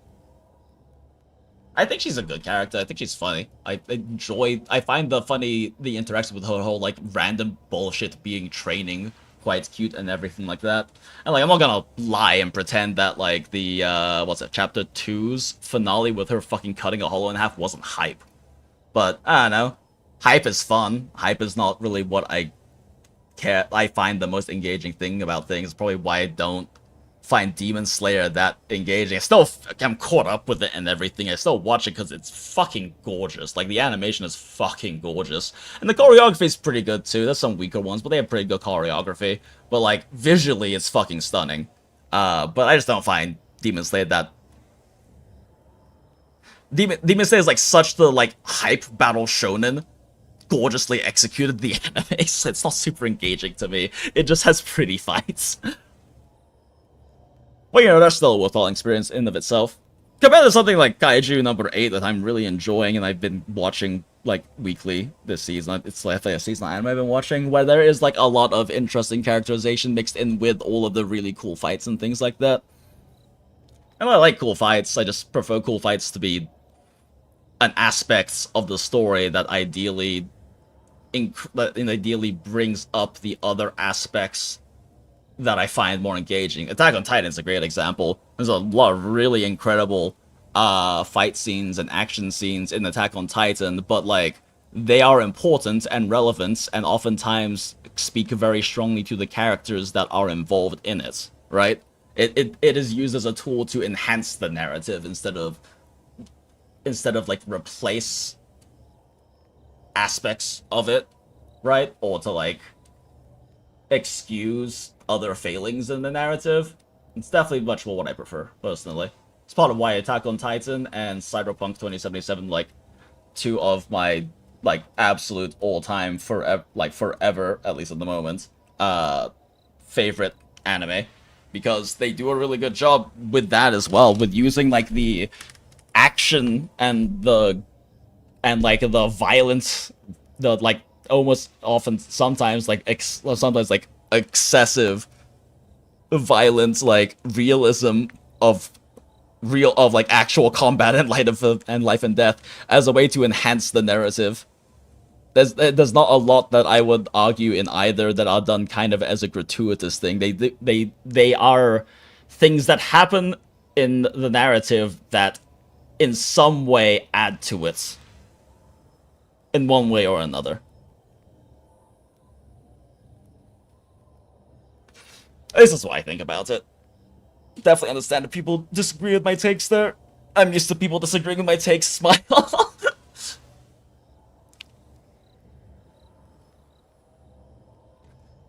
Do you think you can describe the draw to those types of music for you? I'm torn between hearing Italian and Irish accents. Yeah, it's like the accents have been a little weird. I mean, I'm not particularly great at like recognizing accents at all anyway. I mean, I don't even recognize my own fucking accent. I don't hear any of it unless I hear a recording of my voice. Not that I have like a particularly British accent anymore, but I definitely have some weird mutt of an accent from my 12 years in Oxford, England, and 18 years in Atlanta. We've got some weird shit going on, but yeah, it's been interesting. Oh yeah, sorry. Do you think you can describe the draw to those types of music for you? Because I'm kind of the opposite, mostly from not getting it, just noise type. Is that a feeling? Is it the activities you associate, or some other association I can't think of? I mean, that is part of it. Like, that is definitely part of it. Less tangent, more MSQ. Shut up, Acrafius. I'm enjoying this. I'm enjoying this. Yeah. But I do appreciate the attempt, your help with bringing things back to you know, the things that are supposed to be. Have you been playing for 3 hours? Fuck you, WUWA. Meh, they're logical takes. I'm glad you think so, Acrafius. I mean, I try to be... When I am being overly analytical, I am trying to be, like, analytical in I kind of hate using the term logical because it has this degree of pretentiousness to it, and also because outside of very controlled fixed systems and like isolated environments, I think the term logic and the adjective logical is often very mischaracterized. Like, I think people trying to apply the concept of logic to human behavior, particularly in terms of like it being the opposites, like, or being like the one that is like the stoic choice, the one that is the more devoid of emotion, I think is that comes from a fundamental misunderstanding of how humans function. Emotions are incredibly important. Emotions are literally how your biology is trying to influence your decision making. Like, it is literally how your biology is trying to direct your behavior. It is significantly important, and someone feeling an emotion to a thing is arguably the most logical thing. And acting off of that is arguably the most logical thing, because it's literally how the human body is programmed to act. So I kind of prefer to use like terms like rational. But the issue with that too is it kind of suggests that the opposite is irrational, but like rationalism is actually like a theory of thought, right? It is actually like a school of thought in philosophy, and that is very much kind of what I try to often ascribe to is rationalism. So when I am doing like my overly analytical bullshit, I am trying to approach it from like a structured like rationalist angle, trying to go for things that are kind of that make more sense and are less based on vibes, because I'm kind of shit at vibes. One of my neurodivergent trait is very much so vibes, just kind of, and like intuitively recognize context and subtext flying over my fucking head. Part of the reason why I'm so effective at my job is because I spent a lot of my younger life especially literally studying human behavior like a fucking autistic person. Weird. because I needed to have an intellectual understanding of a lot of these things, because I don't get a very good instinctive understanding of these things. Like, I don't not have empathy. My brain's just really bad at picking up on like subtext and like human norms. So but I'm glad that you think so. I'm glad that you think that my takes are logical. And because that is definitely what I try to go for, right? But I don't like my takes being logical from that whole idea of stoicism, because I do find that a lot of the time when people talk about logical human behavior and actions and choices, they're not really talking about it from like a closed system fixed logic sort of thing, right? Like, you know, programming as an example. Although they are trying to, I guess, look in terms of like chain of consequence things, but what they normally mean is stoic. They mean the stoic choice, or the stoic, or like how stoic it is. Because stoicism is like is basically like is that like, would you call it a school of thought? I don't know. I'm not like super well read on philosophy and things like that. I just have some like cursory experience and understanding of it from various friends and various like more shallow shit I've read and whatnot. But as I understand, stoicism is very much like the idea of choosing your behaviors and actions and like conscious lines of thoughts based on the lack of emotions, rather than like accounting for them as a factor in it. You're more so going with what you think is like the more like chain of consequences, or like logic chain, or like rationalist view on something without the emotions involved at all, like removing it. And I think the idea of logic being the antithesis of emotions, again, I think is like a fundamental misunderstanding of how human behavior works and how humans function. Because if you are truly trying to go from a truly like accurate chain of causation, structured way of understanding human decision making, you have to include emotion, because it's literally how your biology tries to guide your behavior. Like, it is one of the most fundamental, very rational, very chain of consequence, very logical chain ways of determining human behavior. Whether it is like quote unquote correct thing is definitely can be questionable, because I mean that's literally what like traumatic maladaptations are, like you know, having like trauma about something, and so it fucking up your life later because your brain thinks it's in danger again and acts that way even though you're actually not. That kind of a thing is like, you know, problematic, and that's what a lot of trauma therapy is you trying to resolve those things, at least in my experience and experience with myself, my friends, Jenny, and everything, having all gone through trauma therapy and everything, and trying to understand some of the theory about it. So I don't know. That's my thoughts on it. It's my take. COVID drained the British out of you, COVID era? Yeah, it did. I mean, it definitely did. I mean, it was also inevitable to happen, right? There is a certain point where no matter how thick and strong your accent is, it will eventually fade a lot. But apparently I still have some kind of an accent, because I do get a lot of people asking me at my, when I'm working, a lot of guests will ask me, like, where I'm from, or where my accent is from. And almost always their base assumption is something that is like an off-British accent. So I get like New Zealand and Australia a lot, which probably is very funny to you, Acrafius, being Australian, the idea of my accent being Australian. But, you know, Americans be Americaning, I guess. It's not the antithesis of emotions, it's just the thought line of it. Yeah, I mean, the thing is, I agree with you in terms of, like, what it actually is, to, like, the idea of, like, trying to apply logic to human behavior. I'm just saying, like, oftentimes I have definitely just observed and experienced that when a lot of people try to apply, like, the idea of, like, logic to decision-making and behaviors, what they actually mean is stoic. They don't actually mean logical, they mean stoic. They mean what it is when it's devoid of emotion being a factor. And I guess what I've been, like, fucking explaining and over-analyzing the excessive levels of nuance on for the past 20 minutes is that I think that is fundamentally incorrect.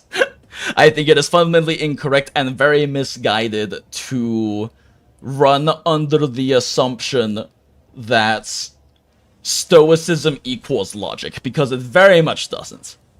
It incredibly doesn't, actually. It's a very fundamental misunderstanding of what and how emotions are and how important they are to humans, to the human condition and our literal biology. But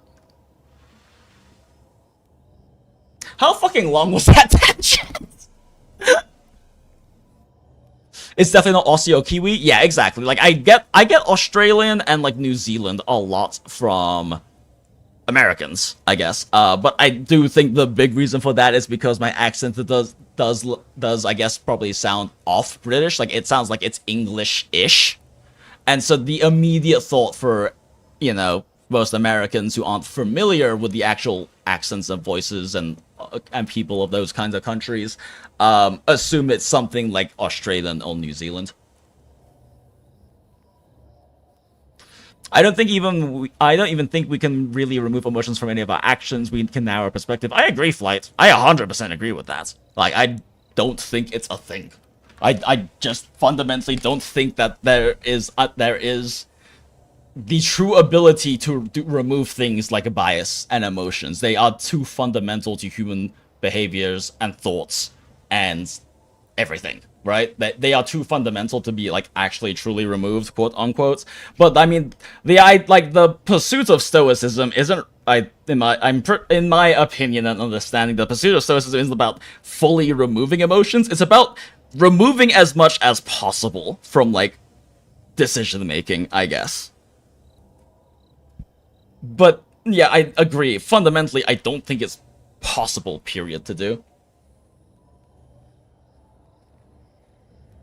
At least in that absolute sense of, like, completely removing all of it. I fundamentally don't think that's how humans work. Plus, you could also argue the stubbornness of trying to remove all what you view as, like, the emotions that can affect this decision-making is in itself also an emotive reaction. But whether that is a matter of, like, self-identity and pride, or that is a matter of, like, stubbornness or that is a matter of some degree of like resentment or anger towards like emotive or emotional, more emotional, more romanticized, not in like the relationship sense, but like romantic aesthetic theory, decision making, probably because in the past it's led to bad consequences for you or something, or it's, no, people have done it and you haven't liked it. But some factor like that is going to be inherently ingrained into your attempts to practice stoic decision making. I mean, fuck, I'm not an expert on any of this. I have definitely a more shallow, not too well educated. I mean, it's not like pure bullshit either. I have read some books and studies, listened to video essays. I have had very long conversations with friends of mine in the past who were actual like philosophy and linguistics students and things like that, as awful as that is for your job prospects. So like I'm not like completely bullshitting and like talking out of my ass, but I definitely am not an expert in any of this. This is just me yapping about one of the very, very many random subjects that I have some interest in, and then neurodivergently learn random shit in, and then spend a lot of my random whatever thought cycles over-analyzing the fuck out of. Okay. Surely that tangent's over. I've been thinking about this a lot from my deep dive rabbit hole study of pirate software's downfall, though. It's very interesting to me as a study of human psyche. Oh yeah, no. The pirate software thing is fucking hilarious.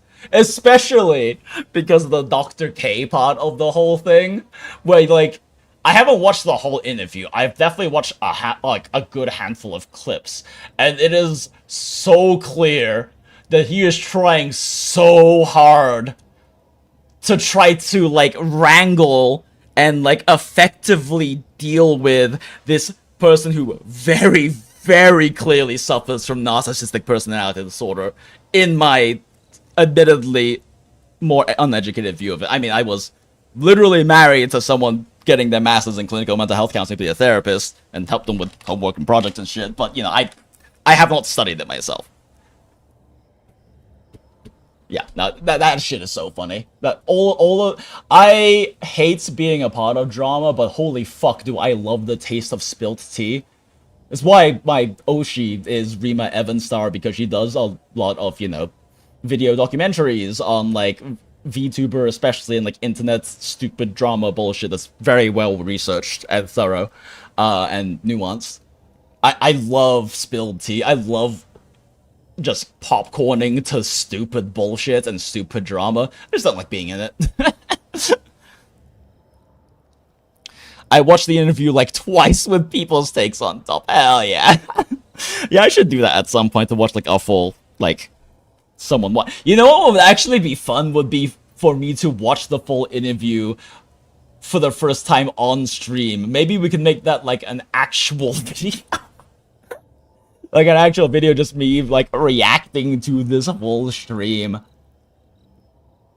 Because like I tried my best not to be like a stupid armchair psychologist, especially as one with no official formal training or certifications, especially like you need certifications to be a psychologist. There are very clear standards and requirements to actually be considered a professional in, or at least to some degree of expert or mastery of these subjects, right?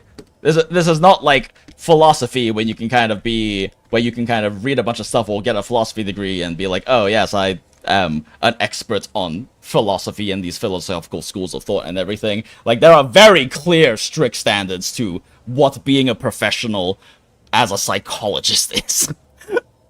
And then, you know, add the doctor thing on for psychiatrists, but Lamau, sure.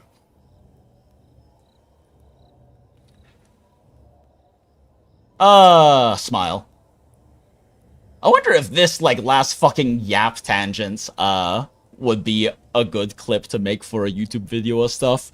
Because, I don't know, I love doing the gacha stuff, right? I love sharing that with all of us in like the community and everything like that. And I love just like the fun back and forth interaction of a stream where like you'll react, someone in chat will react to something, and then I'll react to them reacting to something, or I'll react to something and chat reacts to that. Like, there's a fun, like, interplay and back and forth as part of that, and it's part of why I enjoy and wants to, like, do these stories and events that I am definitely not yapping to procrastinate on right now. Oh no, it happened again, who's surprised? But I enjoy doing these on stream and wants to do them on stream because it's not like because like, oh, numbers and content and money. These fucking streams make like under $2 a stream even when they hit like a higher number of like 3 digits and stuff, right? Like this, and like this content is not that successful for me. Largely because of the distinct lack of effort I put into it, right? Like the distinct lack of effort I put in towards taking this as a serious hobby of trying to grow and stuff, because I don't really give a fuck about that right now. And I don't think I ever will until I get my live 2D model. There's just some sort of strong disconnect for me of the idea of trying to grow when I don't have a live 2D model that I like yet. Because I don't like my current model that much. Like, it was good. It's good considering the short amount of time I took to put it together and the short amount of hours I did, but like, I don't know.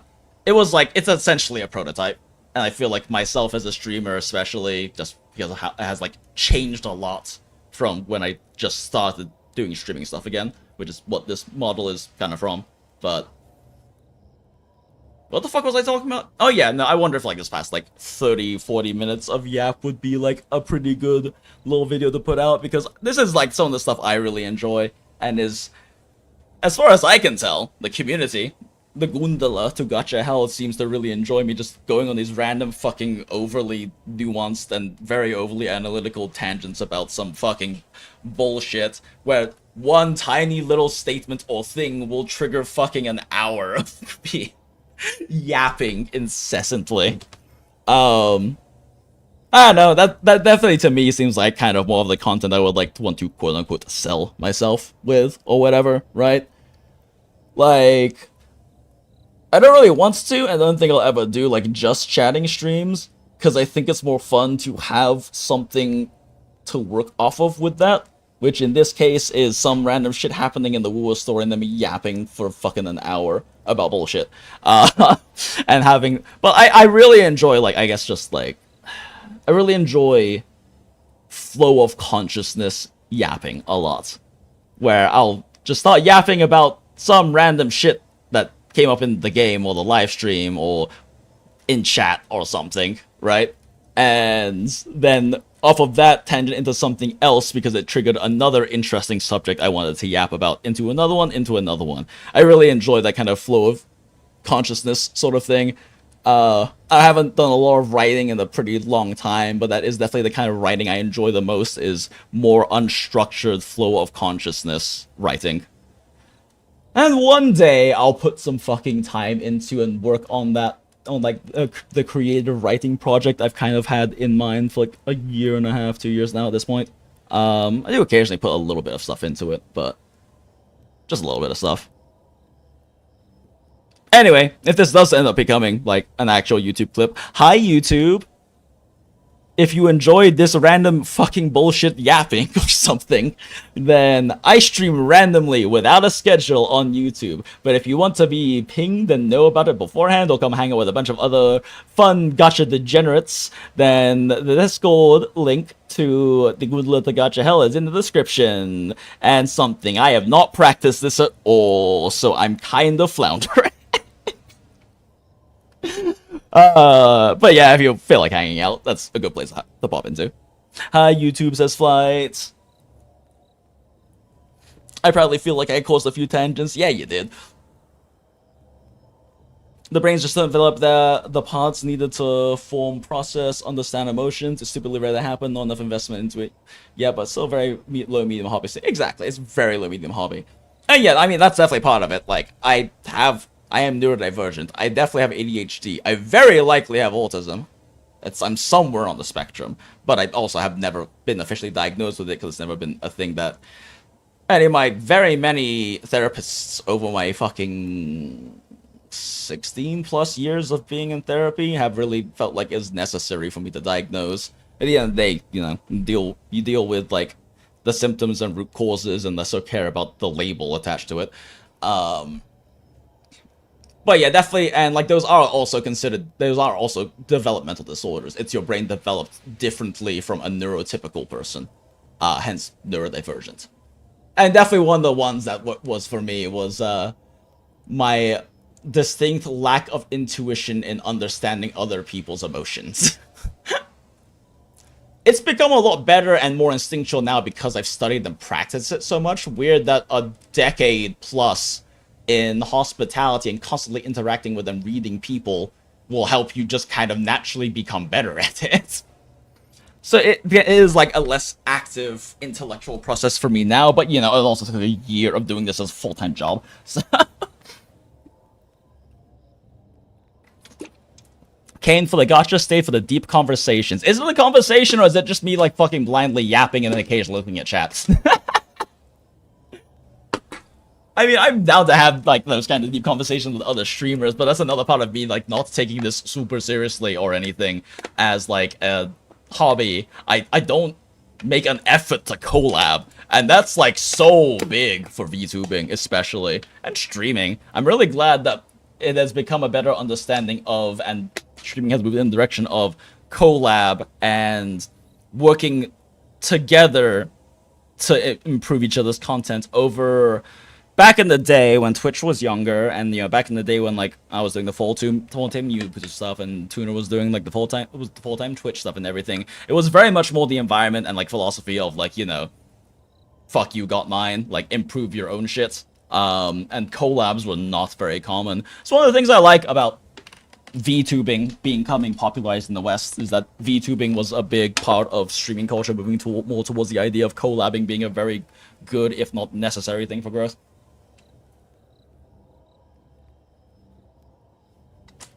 I mean, it's not like VTubing was the first to do it, obviously. You've got shit like Shroud and his friends playing together and making much better content that way. But, you know, in my understanding and view and points on it, from what I see, it definitely seems pretty noticeable that it has shifted much more heavily in that direction. But who knows? Who knows? I'm like familiar with fucking gacha adjacent streamers and VTubers and shit like that. So maybe there's that just entire massive side of streaming I am not familiar with. That is not like that. Shrug. Very highly suspected to be Asperger's here. The old man is officially diagnosed and I follow his development very closely. Hell yeah, let's go. I mean, we love neurodivergency in the Goondola To Gacha Hell. I would be genuinely surprised if like there's even like 50% people in the Goondola who are neurotypical. And that's not like trying to like shit on or rag on any of us, or especially not trying to like diagnose people. I find it so incredibly cringe and very potentially harmful when people who are not trained, educated, certified, and you know, like designated this by the strict standards required for you to be a professional in terms of being a psychologist and everything, when they try to like diagnose other people, like it seems to happen so much, especially with like autistic people, of like being like, oh, that's an autistic or neurodivergent trait, wow, oh, you might be autistic, yada yada yada. Like I mean, I don't think it's like, I'm not like against it for like, you know, chat being like, oh, yeah, you know, I might be, or you might be, haha, and everything. But, yeah, I find that it's not only potentially incredibly damaging. Self-diagnosis and non-professional diagnosis are can be good if used as a starting point to have a trained, certified, and recognized under the strict standards that are inherent into that career individual who is actually able to properly diagnose you and has the knowledge and understands the nuance related to that and the context important for that. Don't fucking like actually diagnose yourself reading up random bullshit online. There's so much awful misinformation and pop psychology. And even when you have good information, you're fully lacking actual context on the many aspects of human psychology that are associated with it. Great example would be like, you know, stating or categorizing neurodivergencies as mental illness, quote unquote. It's not really much so considered that anymore, not with reclassifications into the whole concept of neurodivergence. They are developmental disorders, definitely, but, you know, ADHD and autism isn't really viewed as like a quote unquote, or categorized as like a quote unquote mental illness much anymore. Oh, I mean, it can be incredibly debilitating though. Like, the whole idea that, oh, autistic people are just like, it's like the smartest, like, condition or disorder to have. I mean, like, in some cases, yeah, but, like, there are people who are genuinely completely debilitated from being a functioning adult and normal human being because of their autism. Because autism is not a specific thing. It is a gigantic bundle of a whole bunch of different symptoms and disorders. That's why it's a spectrum, right? Because there is a lot of commonality between it, but it's not like, oh, this is like this one thing. It's a massive collection of a bunch of developmental bullshit.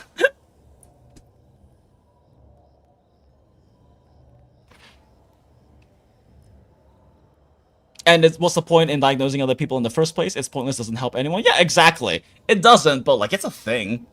People do it, and it's dumb. I think part of it is like the whole like, haha, I am an intellectual thing, or something, or like, haha, my people thing.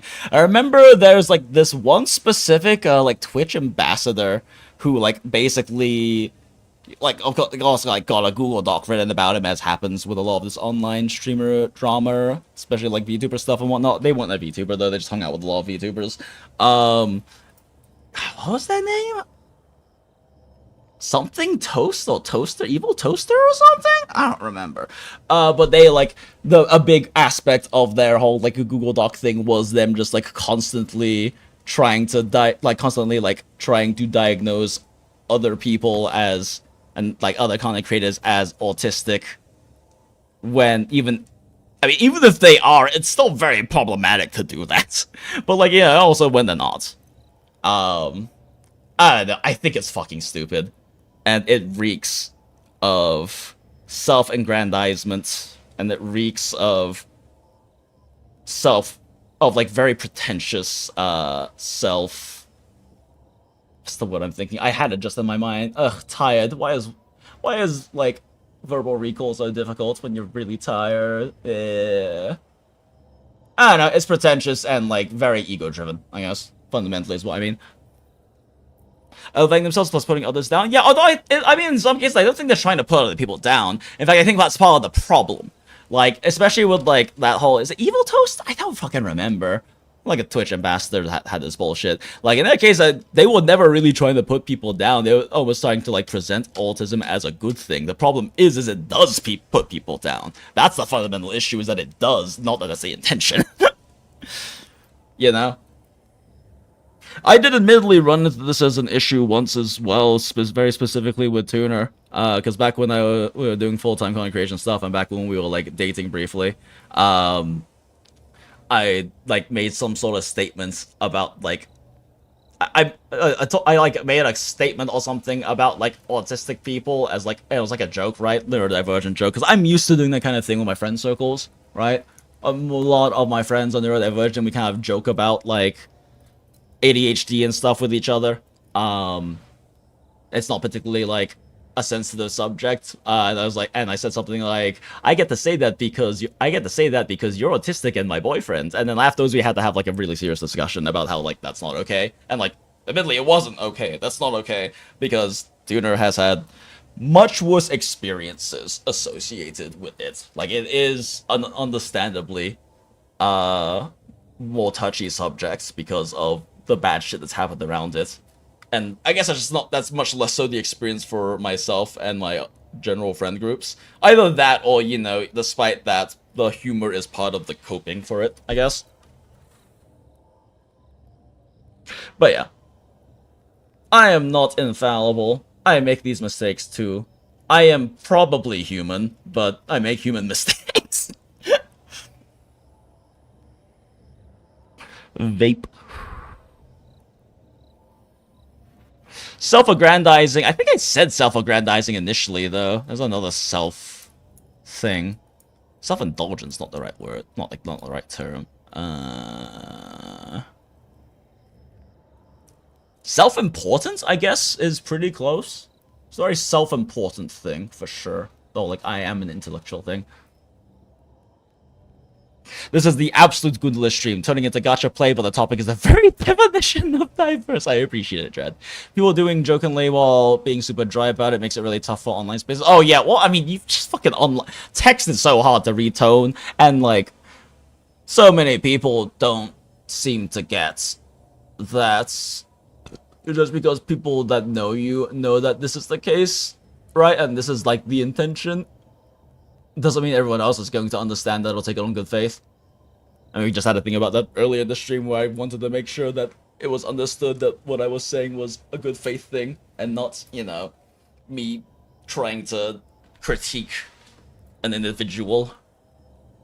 Really ticks me off sometimes that some names of specific conditions get thrown out so casually that they really do tell. I have bipolar too. Number 2. I have bipolar too. Like, I have bipolar. If anything, it is definitely the condition I am most well educated on because of how much it's been very specific for my treatment and things I've had to learn. And workbooks and shit like that. Bipolar is so incredibly frequently misused as a condition or even just a term to describe what bipolar isn't even. Like, it's not even accurate, right? Like, at least, you know, people talking about, like, autistic things or what like that, they are at least kind of associating to some neurodivergent traits, but it's not even accurate. It's, like, actually specifically very inaccurate to core what is called emotional ability or associated to that kind of a thing, like the whole, like, flipping emotions on a dime or flipping extremes sort of thing. That is not what bipolar is. That's a completely different, admittedly can be misdiagnosed symptom of so many other disorders called emotionability. Bipolar is not about flipping emotions on a dime. In fact, it's incredibly opposite for that because bipolar, as a diagnosis, requires long-term episodes.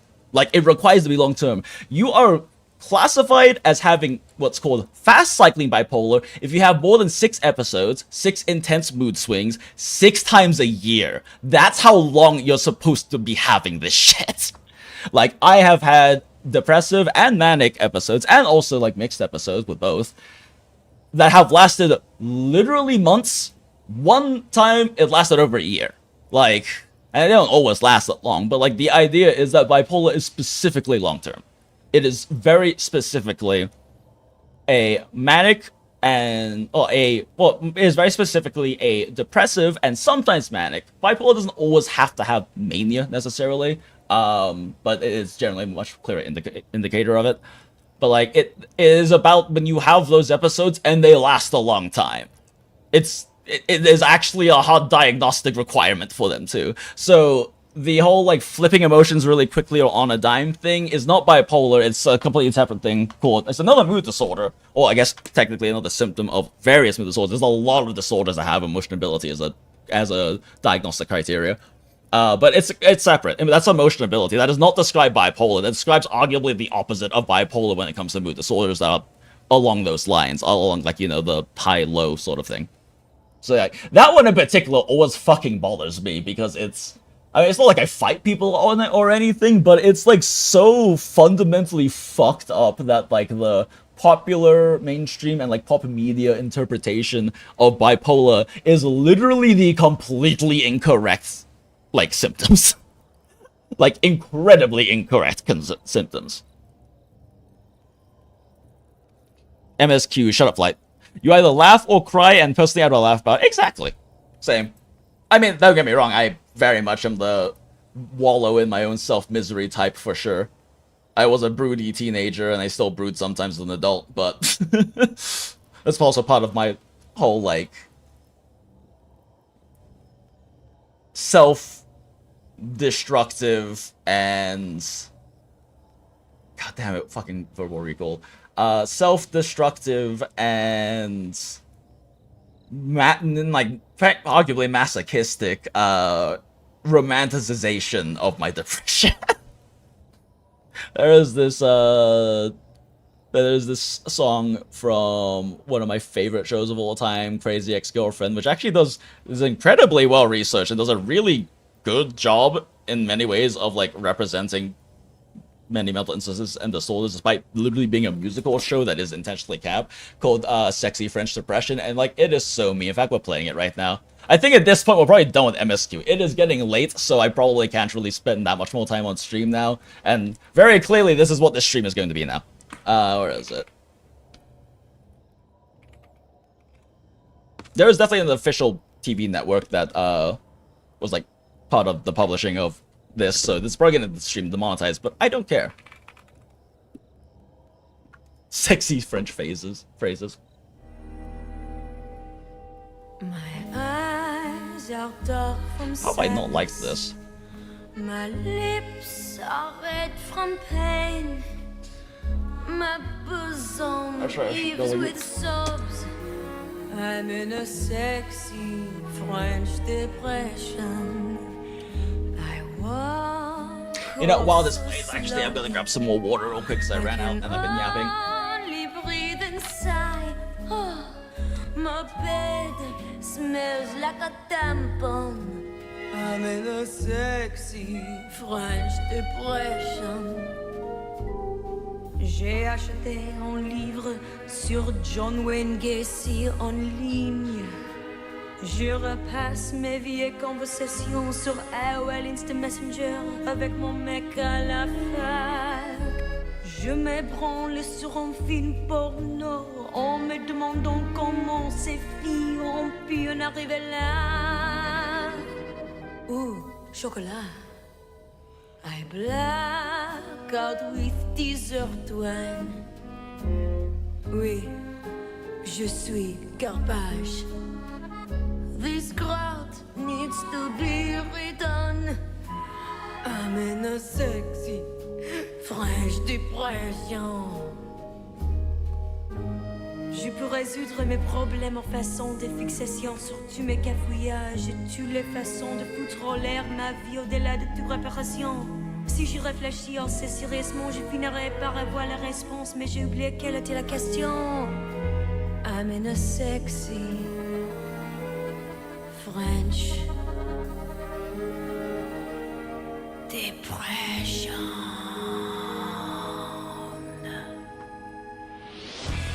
Crazy Ex-Girlfriend. New comedy, Mondays at 8, 7 Central on the CW.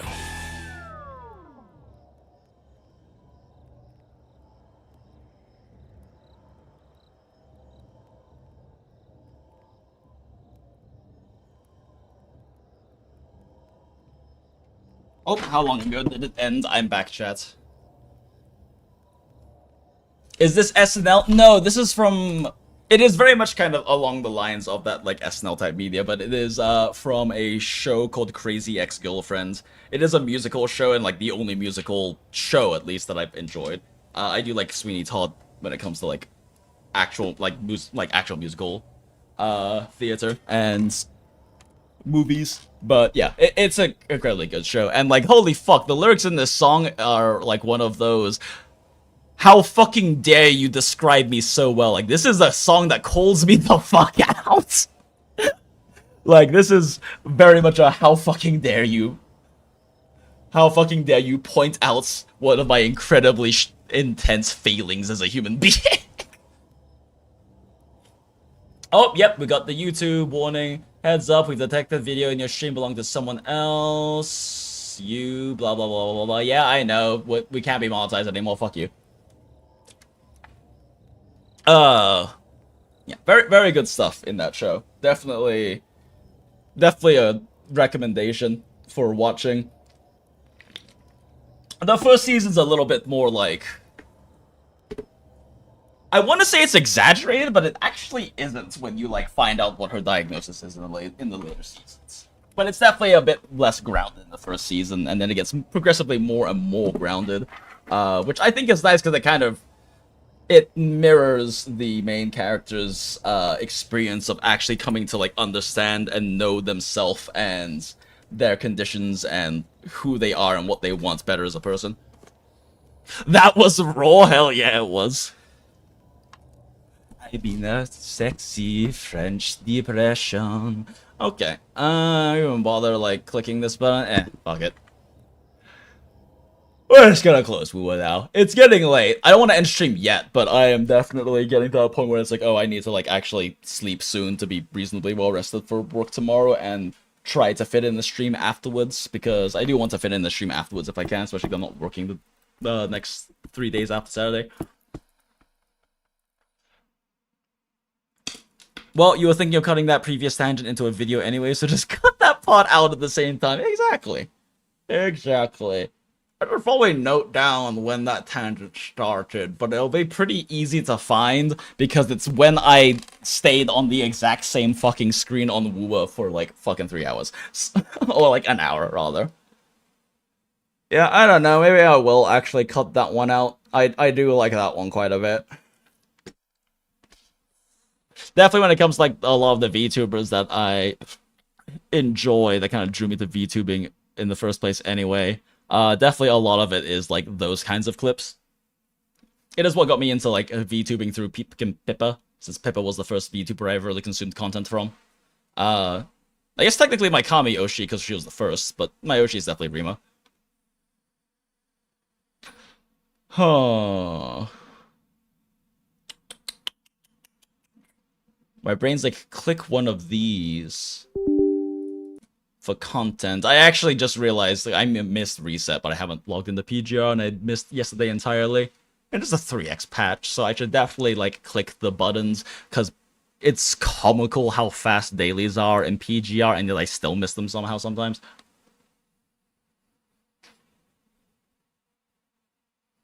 This is probably a good time for me to take my sleep meds. They take a second to kick in anyway, but like I definitely do need to be getting to sleep soon-ish. Since I have to wake up at 1:30 to safely and effectively get ready for work and get there on the level of earliness I'm comfortable with. So it being like almost 6 o'clock means we'll be hitting 7 and if I sleep at 6, or it goes to 6:30. I'll get 7 hours, which is enough. That's good. I used to have a lot more concern about getting 8 hours of sleep back in the day, because I am getting older, so it's harder to run off of low sleep effectively and competently, especially at least in terms of like work performance and stuff, with some lack of sleep than when I was younger. But maybe I am like functioning at a lower level than before because of it, but I've gotten much more used to being a bit more sleep deprived this year, due to my sexy French depression.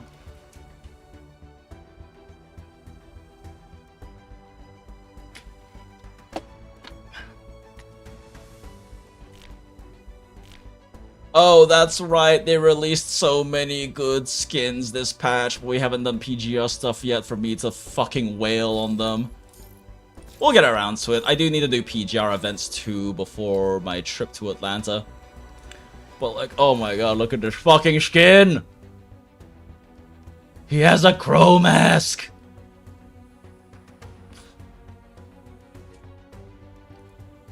He has spooky, misty special effects. He has a soul lantern! That is one thing I want to incorporate into my model, is like a little soul lantern sort of thing. I really like the trash can soul lantern concept that, who was it who recommended it?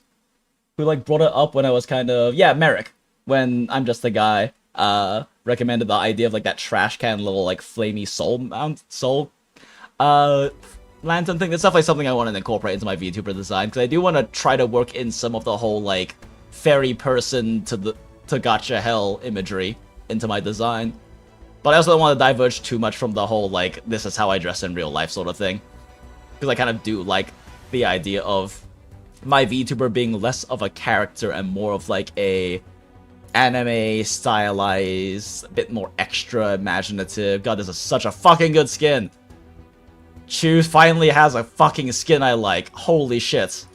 I just dislike every skin she's had so far. She has a lot of them. But still like a representation of me, right? Especially because I want to do mixed streaming stuff at some point.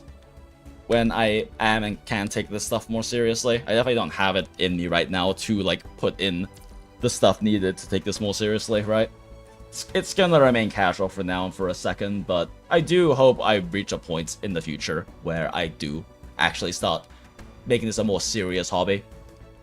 And I guess I keep bringing up the term serious hobby. It's because I do very constantly think about, oh, you're fucking kidding me. We'll worry about it later. I do very constantly think about this one clip from Giga. For those who are familiar, she's definitely a big VTuber. Since she was like a V-Shoujo talent before the fucking V-Shoujo shit happened. That was so awful and so funny. God damn it, I love Spilt Tea. But she talks about how, like, you know, if you're going to, like, get into, like, VTubing and streaming, especially VTubing because, you know, everyone buys their VTuber model and rigging, it's expensive. So if you want to try to make, like, that money back, that you should definitely be treating streaming as a hobby, because you can't go into streaming expecting to become a full-time successful streamer, right? That's just not really how it goes. That's not how content creation works. You can grind it, but like you're gonna be way more successful grinding like fucking video essays or YouTube and stuff and videos than you will as a streamer. It's way more difficult in the stream market, but you should be taking it as a serious hobby. Like you should be trying to do the things that will help you with growth, to try to do the smart, correct things that will be good for your content and good for your community and everything like that, right? You should be doing all of those things. And I recognize I'm not at that point. And there are certain things I do that definitely are like along the lines of like, oh, this is like the smart content creator building growth in the future sort of thing. It's like sometimes overly interacting in the Discord server, right? I mean, I think last week was the first time on the board that I ever wasn't the #1 person on the weekly EXP for fucking yapping in the Discord too much. At least in a while. Some of the earlier ones, I was definitely not topping the charts, but yeah.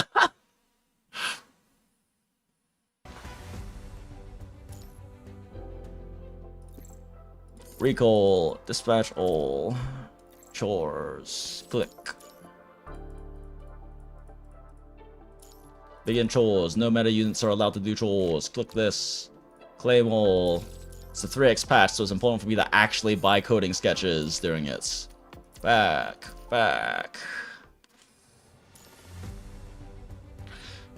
Guild. Okay, we haven't started Guild Expedition yet. I do actually, if there's like one thing I actually care about a lot in terms of like getting it accomplished in PGR, it's Guild Expedition, and it's been like over a year since we had the last one, and it's actually kind of a bit tragic, cause like 2-ish months ago, my old guild master who founded this bureau left, and I was kind of sad because I didn't get much of a chance to say goodbye because I just happened to not be playing. I had shit going on, didn't play in the day that they were like passing the torch along and finding and like assigning the new guild leader and shit like that.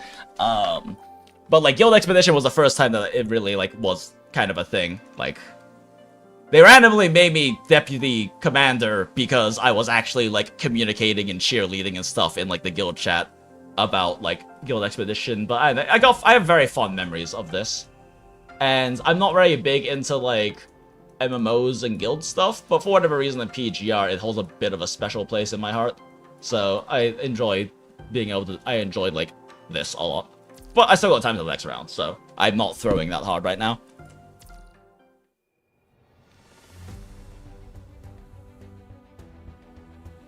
Well, the Kamiyoshi is the absolute favorite, whereas Oshi is just a favorite. Seniority order has nothing to do. So the thing is, Crayfius, I've heard both. I've heard Kamiyoshi as the absolute favorite, and I've heard Kamiyoshi as like the original.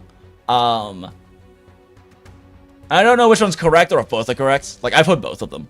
The human body can survive on 4 hours pretty much indefinitely. Not a high standard, but you can fly. Yeah, you can survive, but definitely not a high standard. And like it's especially problematic for me because lack of sleep can exacerbate my particular like mental conditions. It's generally a pretty bad idea to not get too little or too much sleep. especially in excessive degrees when you have bipolar, because it can very much trigger episodes.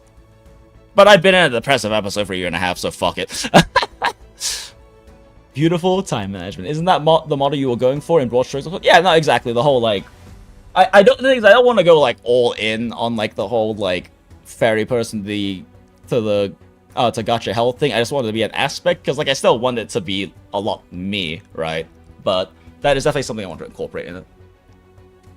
I wonder what you think of Genshin Flynn's. He's a caper type character, huh?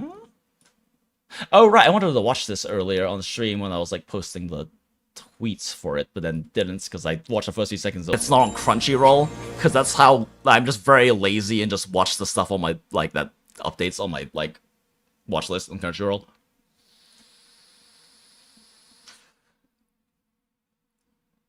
At your own pace, the best pace. I still think that streaming in the drawing and rigging process of your own model is the best idea. Your community gets to see your efforts going into it, because it's just ideas at the same time. Yeah, I want to get more into that.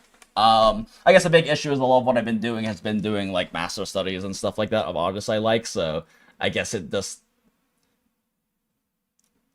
I don't know, I think a big part of it is that for me, with master studies, I do like being able to, like, overlay and not, like, trace for final product, but trace for understanding shapes and movements. And I just think that streaming me incorporating and using tracing like that just feels gross for some reason, and might be considered a no-no in the art community, even though I'm doing it for, like, a functional practice purpose and everything. So, I don't know, that's been part of, like, what stopped me from kind of doing art streams. That, and, like, a big challenge is that if I want to stream to, like, our community, I have to stream later in the nights for me. And, like, when I do art, it's generally, like, earlier in, like, the early afternoon or stuff like that on days off. I don't really draw that much. I don't really do much art things late at night. So, like, I don't know. If I am gonna stream at those hours, I'd rather do, like, gacha content stuff, I guess, because I could stream earlier on in the day as well. I wouldn't mind doing, like, 2 long-ass streams on a day off or something. I kind of like that idea. I just don't want our community to just not be able to be there and enjoy it because of the fact that it's just not the hours that y'all are used to or awake for.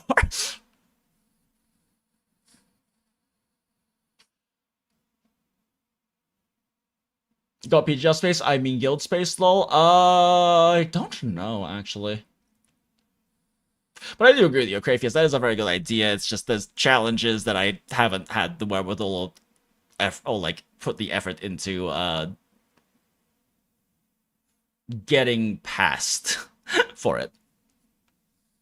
It comes from idol culture, and the generally accepted translation interpretation is the one I presented. I've learned more about it than I care to. Oh yeah, that's right, you have. Yeah, I mean, I've learned some about it too, but I've definitely learned more about, like, VTubing, as in, like, the actual dramas and individuals and VTubers and stuff like that, and only through that, some cursory understanding of, like, the idol culture side of it. I'm just not interested in idol culture, so, like, it hasn't really been a big subject of study for me.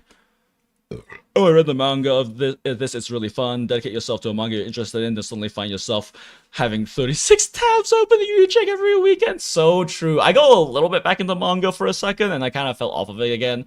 I have been getting into, like, I did get into quite a bit of Yuri manga, though, because, I don't know, it's hard to find Yuri that is to my tastes. Is this it?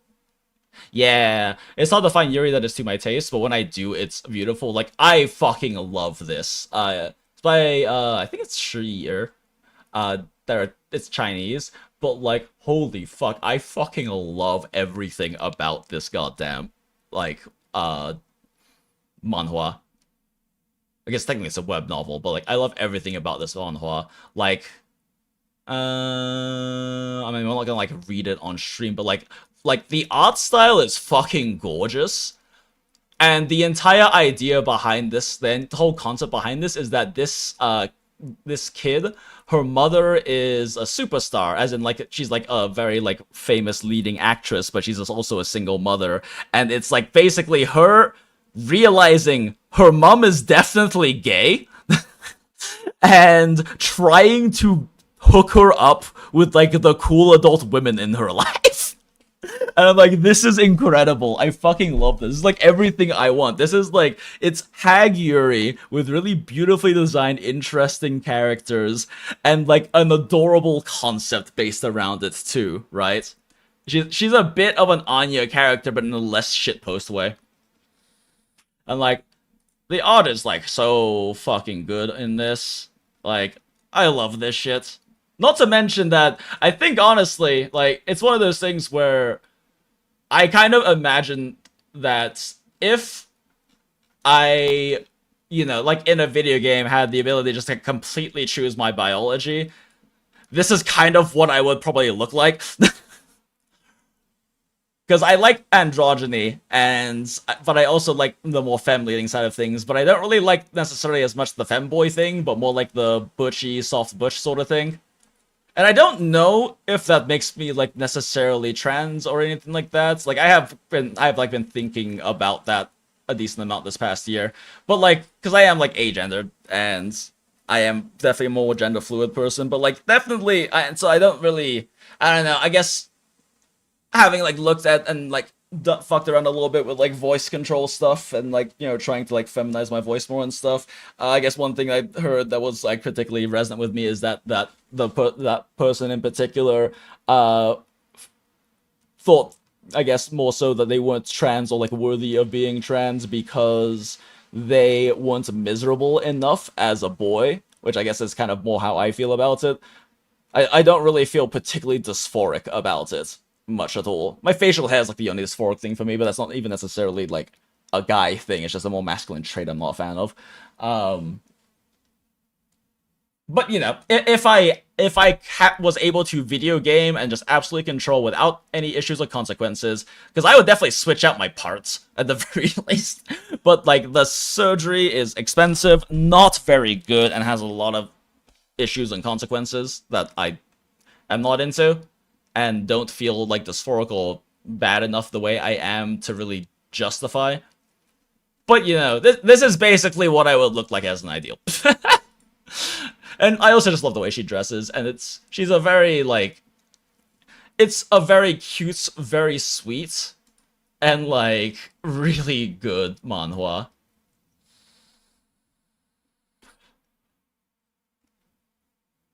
Aww. I'd like you to always be that happy.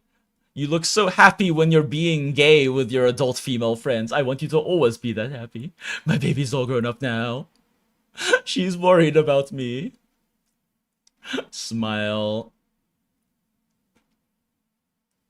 Have you ever heard the phrase, "You've been on the internet for so long, investing real feelings into your ship will only lead to disaster"?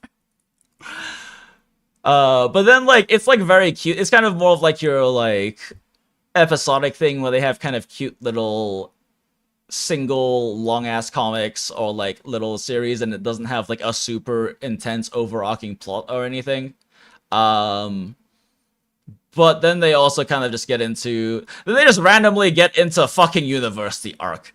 And, like, they drop the color so that they can, like, focus more heavily on the story and plots. It's, like, backstory between her and a different character. And, like, it just becomes, like, so incredibly fucking heartbreaking. The last 5 panels of this shit is some of the most, like, painful, heartbreaking shit I've ever goddamn seen in my life. The university arc goes so fucking hard. I'm just...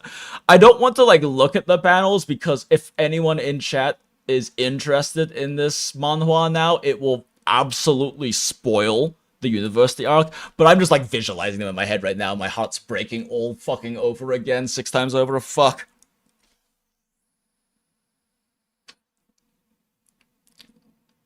That punching villainess looks like Shikamori, not just a cutie. 36 is too specific a number. Props to your dedication. That's what he posts calling tabs, even the trashy of trash. Domestic Kanojo is finally... Oh, that's right, yeah. It's more general concept for starting as getting into being a VTuber. Cuts costs and shows investment. Stars opinion G1 growing to live 2D. Very low initial investment. Yeah, exactly. I'm not really opposed to... The thing is, I'm not really opposed to, like, paying for one, right? I mean, my financial situation isn't the best, admittedly, but like it's something I wouldn't have a problem like making as a financial goal. But the things I don't want to do that. Like I want to experience making my own. I want to learn the skills, and I want to have like just general full creative control over it. I want it to be a product of myself, not like a product of me paying someone else, because I have the skills to do it, right? Like I am a classically trained artist. I know that I am very capable of producing a high level of quality with enough practice and study and things like that. So it's not like I like would have to learn art from fucking scratch to do this. It's very much like a pride thing, I guess. Have you ever heard the phrase spaghetti is straight till it gets wet? It's so good. Time check, Jinx. Yeah, okay, it is getting a bit late. It is getting a bit late, so I am also feeling the tiredness whenever I'm not like hyper yapping about something, which is a good thing. Meds doing their job as they should. I love playing Monopoly once a week in PGR.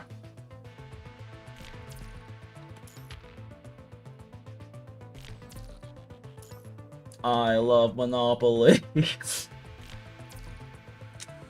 Oh, now I find the bonus. I mean, normally this gets done on Tuesday. I just haven't really been doing it this week. So we get a 4. We got a 4.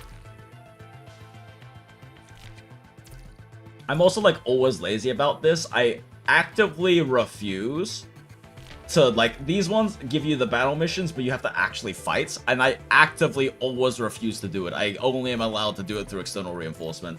I'm just that lazy about this shit.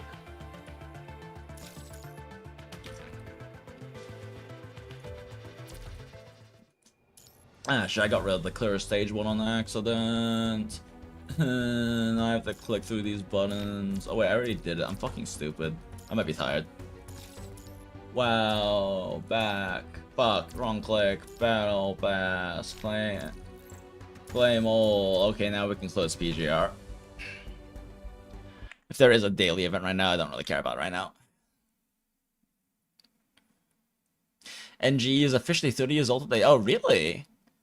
Can I assume all of WUWA was done already? Haha, Cauldrith, haha. We got like an hour into it and like got on like an hour yap tangent about some stupid bullshit. And then it was like, okay, I'm tired and it's late now, so we're closing WUWA. So we got like about as much progress as yesterday's stream, but we're 2 hours into the first main story quest. Oh my fucking Jesus Christ.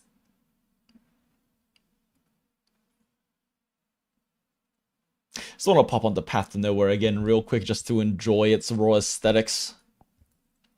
And also because like my brain is telling me that there's a thing I can do in there right now, but I don't remember what it is.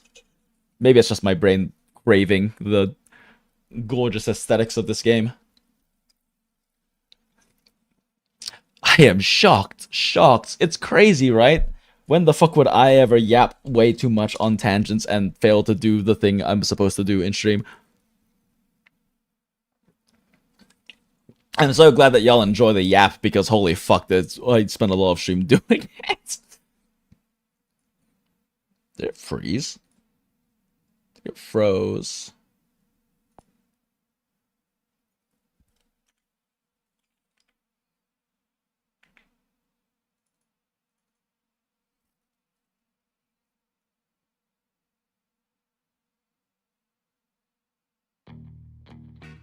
Yeah, I guess it did freeze last time.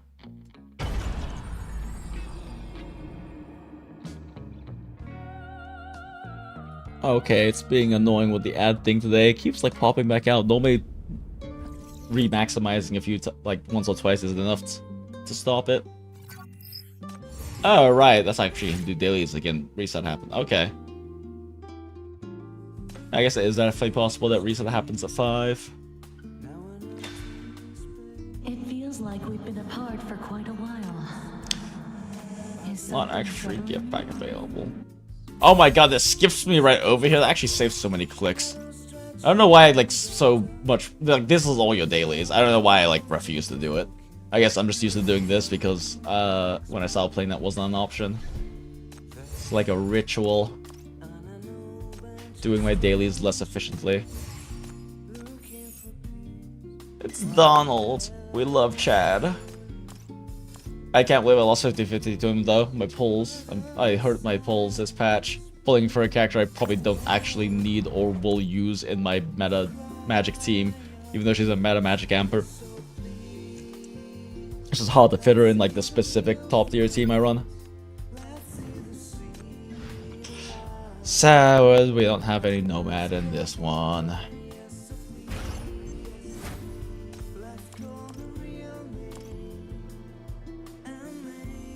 Oh, I'm already 153 stamina, right? Because my daily pass gives me a fuckload of stamina.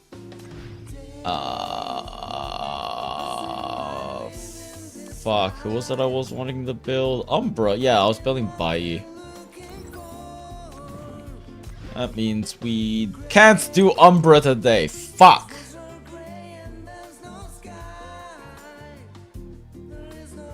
I don't fucking know.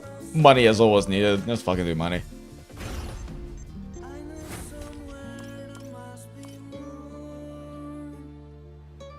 This is such a good skin. Why in the hell am I level 24 in Honkai Impact 3rd? Good question. No idea. Whoa, server? I think I'm North America, right? I'm pretty sure I'm just North America server. Yeah, out of nowhere. Gorgeous game. It is literally the toxic lesbian game. Like, I own almost every goddamn character in this game. Tell me when you see a dude. Oh, there, Levi. Oh, Levi. Levi is a dude.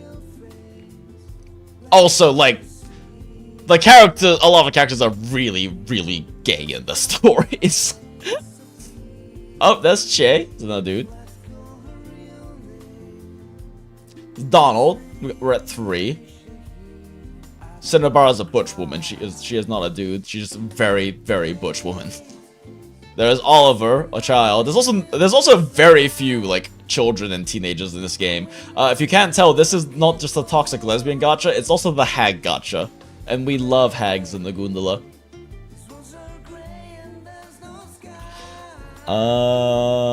Let's see, we are on 3 with Oliver. Wuhanzi is also female. There's Wolverine. 4.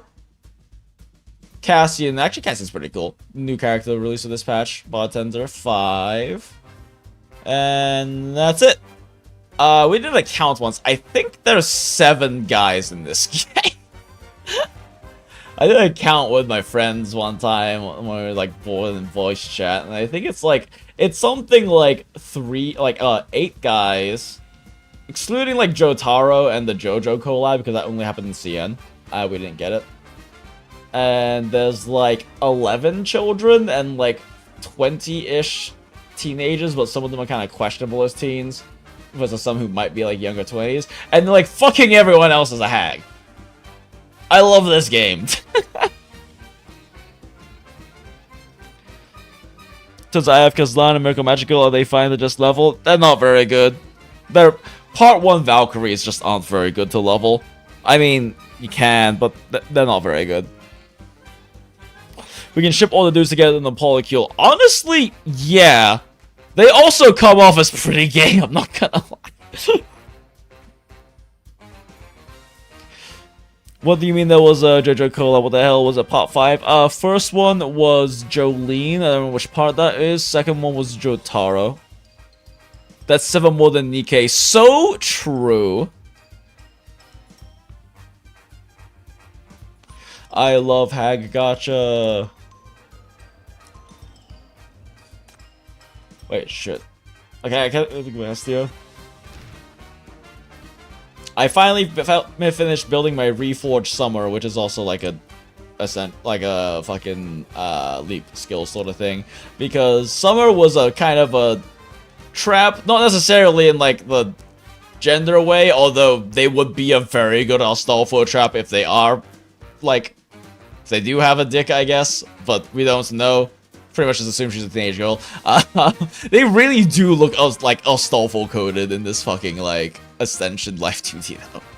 But they're a beginner banner, like, standard 1.0 character that was originally kind of a trap because she does build up to pretty good damage, but it's like a slow ramp-up thing that requires a long time, and the main end games in this game are about speed. So she kind of was a trap. I mean, she's pretty okay in story and everything, but there are better options on the 1.0. It's a fairly, like, mid-tier. Then they made her absolutely fucking insane with the Reforge, and now she just kind of, with her ideal team especially, just kind of dumpsters everything. Like, second highest ceiling in the game kind of bullshit. It's very funny seeing the raw amounts of stupid 5-digit crits she puts out.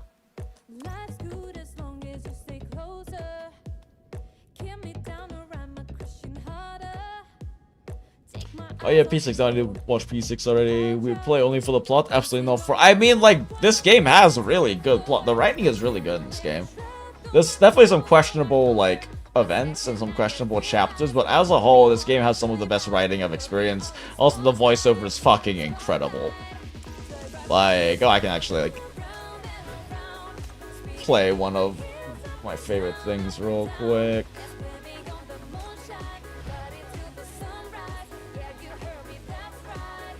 Where are you at? I probably went past it. Reimbursed. I think it's this one. Wait.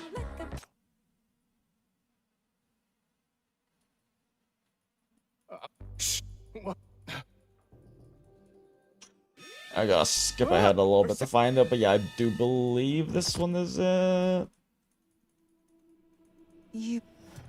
Never mind, it's after this one. What?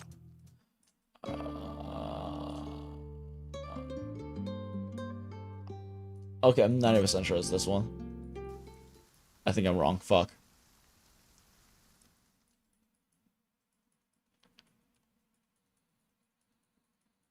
Where is Michelle? I'm wrong. Oh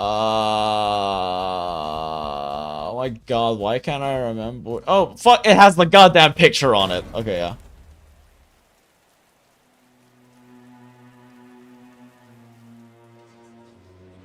There's a particular sequence in this which is really solid. Like, it's a great example of just, like, how good the voiceover and, like, some of the writing is in this game. Did make a lot. You have to... But it's that... There's a good sequence too, but there's, like, one in particular that I fucking love. When you... I also really enjoy how much this game delves into a lot of interesting subjects and explores a lot of, like, characteristics of humanity that is very interesting.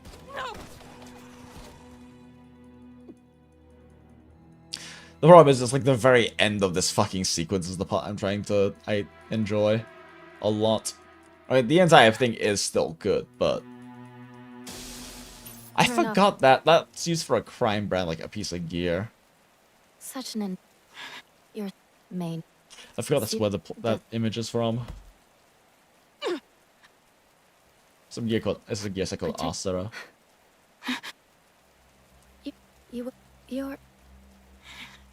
You act recklessly based on your naive imagination of Paradisos. You think if you prove your strength, then good place you're to start. wrong. Paradisos has never needed power, but tools. Reliable, handy tools they can use to resist mania safely. Speaking of Heste, look into Discord, other What's games the point of channel. sneaking up behind us if you don't even know that? Power drives you to take the risks, and your remarkable achievements are a result of your rebellious streak. Your edges Cool are about out too of nowhere, sharp. that's so funny. Hence I You're got us bound sub be king to ill-fated in AL. any machine you don't approve of. Don't you see how pathetic you are? All you do is prove how unqualified you are to Paradisos. And then just kill me, like you did my comrades. Your comrades were much more outstanding and reliable than you. The FAC is deeply trusted, and they were the most loyal tools. You... As for you, no one's gonna kill you. You've pushed yourself into a dead end. In the end, you've avenged no one. Paradise and Souls, achieved yup. Nothing. You've simply made yourself a living joke.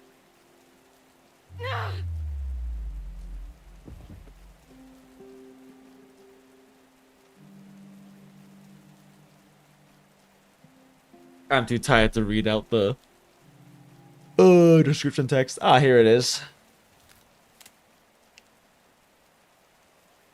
Rahu Varna, those some interesting things going on. Oh yeah, I have that. Yeah, actually, I have a pendant I wear that's from that my parents Tame got the for me. storm in your body and take a good look.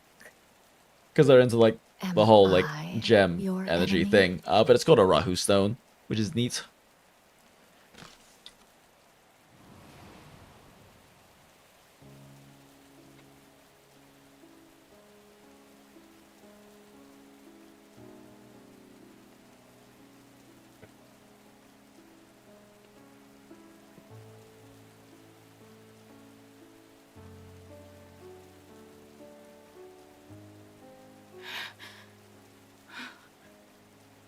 Just like mine. Are you also a sinner? Sinners are pullable characters. They have like special powers because of You're pushing it too far. The ladies from Paradisos. getting weird energy, near her? poisoning, and surviving from a thing called mania. Mania is a really interesting power system. I lack the ability to protect myself, so I am very glad that you're here. No power, no background. Literally, the word Rahu Kalam, like an auspicious hour of the day, is here. I also use my mother talking about something else. Also for release. Wait, no. No one Yep, will it's care if yes, she Moonlight. dies. That's why they banished you. Not banished. Used. In Paradisos, to be used means to be trusted. My power is not as strong as yours, but I've accomplished every mission assigned to me. As a sinner, I've won their trust.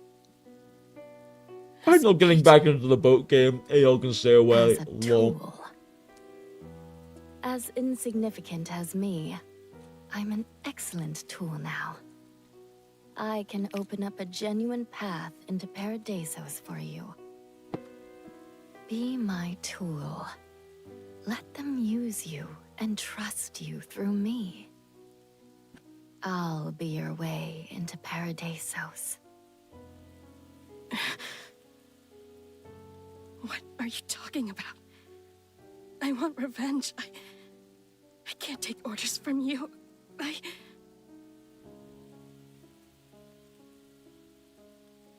God fucking damn it, I love Shalom. You've done your best. You've resisted fearlessly and fought against the tide, pushing limits. Makima type character if Finally, Makima was actually you've made your way to me. very intelligent and excellently manipulative. From now on, just Mature adult woman and wasn't a be it groomer. revenge or relief. I can Well, take okay, you that was- anywhere you want and grant your wish. On only You could make an one argument that in condition. some way she groomed Tristina in like the Keep in like the your next head event clear chapter, but and protect me. You're a knight. Protect me like you did those you once served. Never. if you've ever binded your account to an email, by the way, all the email is sent over these will accumulate in your inventory, so that's probably thousands of premium currency gems. So, oh, wait, what? Huh? Why? Oh, an AL, you mean? Yeah, Rahu and Shalom are a great couple. Love it. Fate is ruthless. Lost one who treads against all. May you. What are you saying?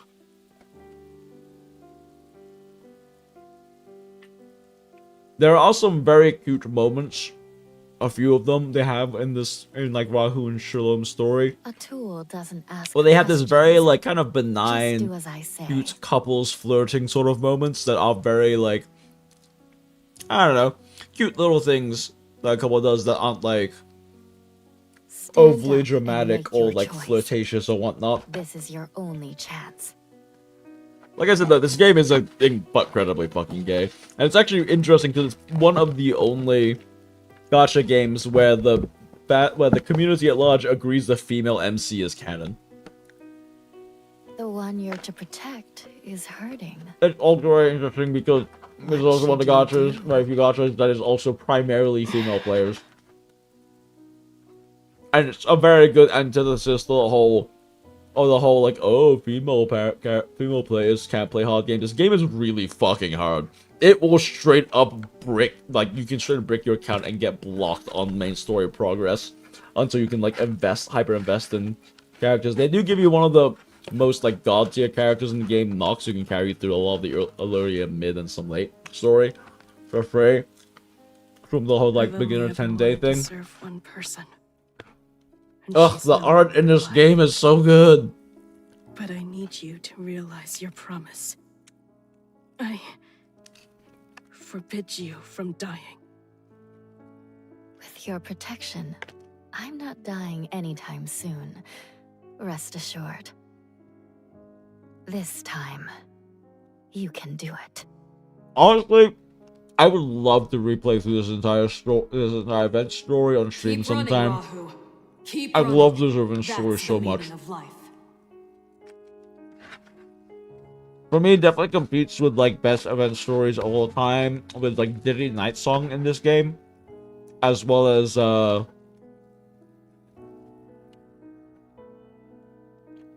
what was it? Fuck, I just brain lagged. As well as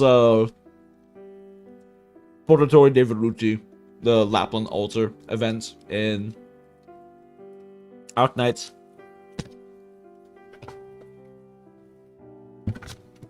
Alright, the scene's over, but you have to click for it to get going. It's such a good fucking chapter. And then they get a second one. Actually, Rainburst is a two-part. They had Rainburst 1 and Rainburst 2. This is way more chapters than the events normally get. Yeah, never second one. It's really good.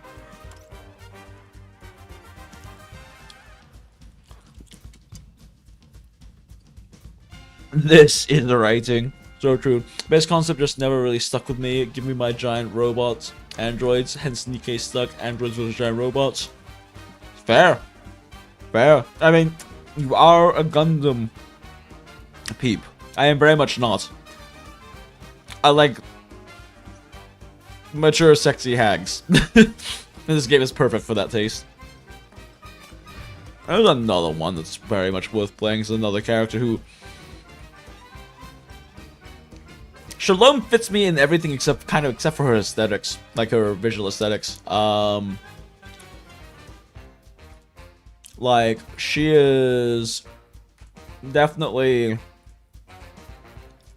I love her visual design, but it's definitely not like to my taste. Raven, on the other hand, is very much massively to my taste, and I love her as a character.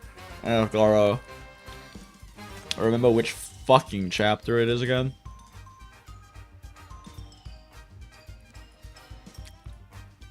Oh, it has to be after this one.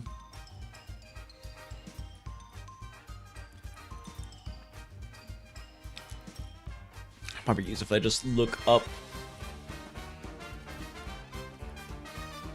Raven introduction chapter, path to nowhere.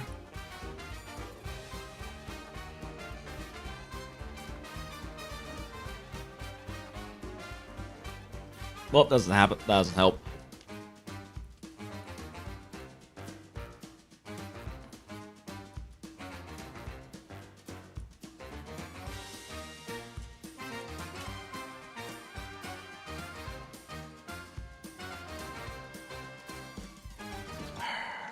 Oh, it is this one. Okay. Wait, maybe. It'd be even better if the audience would show some excitement. Reply with literacy. Also, just a Spanish guitar in the background. God, there's something about Spanish guitar that appeals to me so much.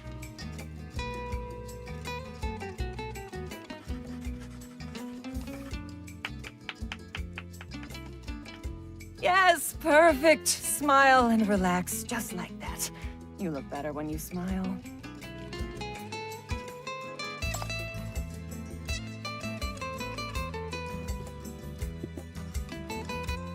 Well, to Still Hashi's holding a interesting, just a grudge? little interesting. I Fair. already told you, those were just some dramatic effects for my debut.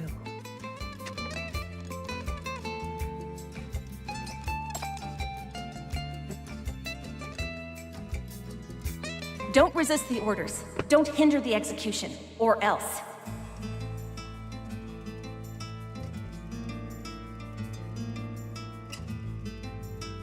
It's part of a journalist's job to do undercover investigations. I've received special training in Eastside. Don't worry. Right now, the executive committee only regards you as a fool voice who's is ignorant so of the rules. gorgeous. Not an enemy. They don't dare touch you. After all, you've got the MBCC, FAC, and 9th Agency behind you.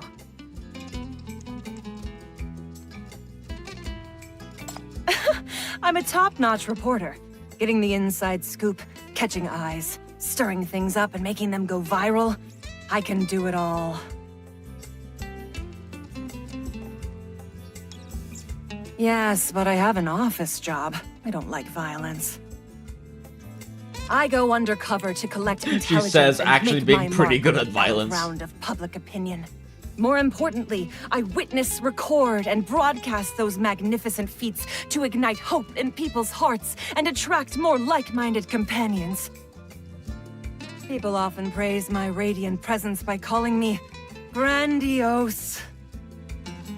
If they are the fire upon the rust, then I am the wind that sweeps the land. My words can spark a raging wildfire. God damn it, I love Raven's voice performance so much.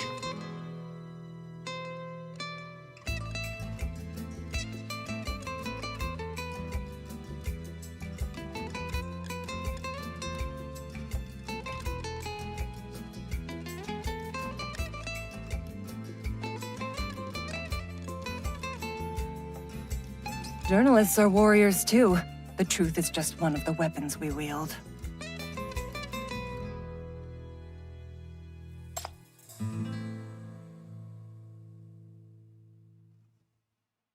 Now, I fight for love.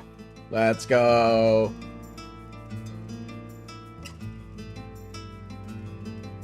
I love those who struggle in the dark. I love their souls that are torn This is also by despair. calls me the fuck I out. love their eyes that are awash with tears and how they shine after suffering pain and torment. Tragic, dramatic, and brimming with passion, they cling onto the faintest sliver of hope and plunge into the darkness. The fiery sparks of their dreams are but drops in the ocean to be forever devoured by the darkness. Yet, this is precisely why that fleeting spark is so dazzling.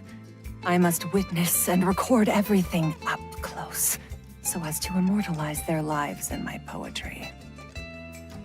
That's right.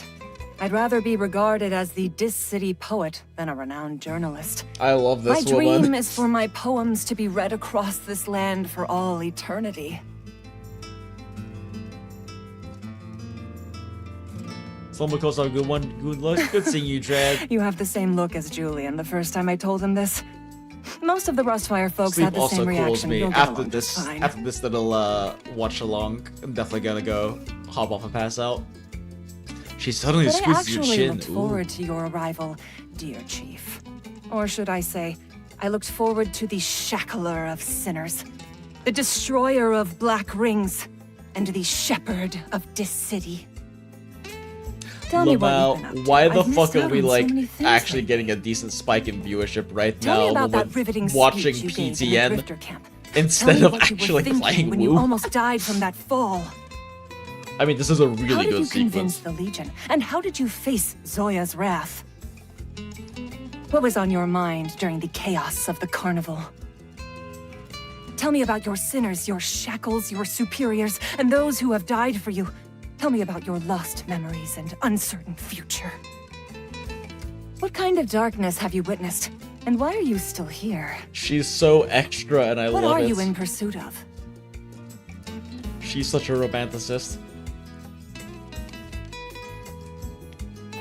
Tell me. I will use every detail to craft the most authentic representation of you. Many believe you can bring about change. They look up to your resolve and yearn for your guidance and long for you to lead and enlighten them. Sinners. If I use my pen and paper to Well, craft you into a sinners star, are the to an term idol, used for I'd definitely the be able to playable create a characters, heroic epic. for Those in the dark yearn characters, for humans light with and hope the these most. special powers. They need a hero. Fueled by this Will you strange be energy this called hero? mania, which is Become a the very object of my odes and interesting realize each power other's system dreams? because it literally makes people crazier and crazier the more it is, but also more powerful. And at least there's some very interesting narratives they can tell with how it can affect the human psyche, as well as in some cases a warp reality.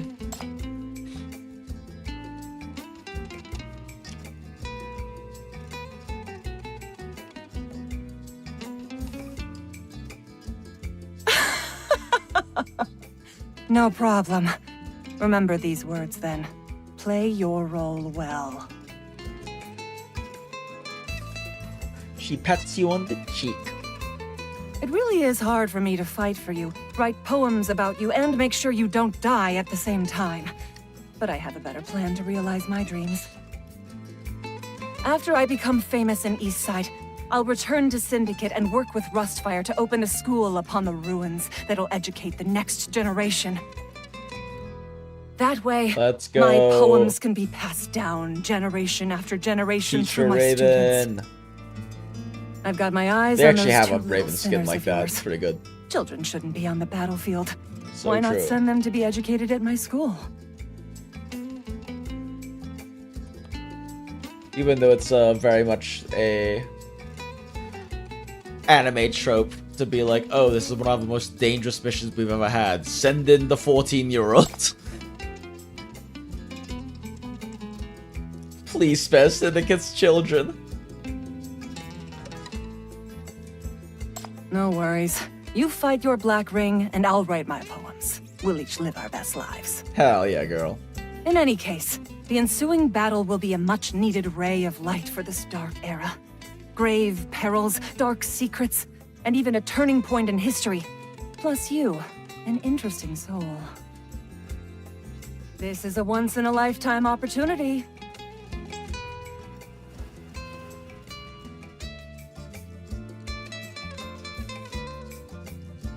By the way, since we have some time to chat, I want to tell you that I sold those two kids of yours.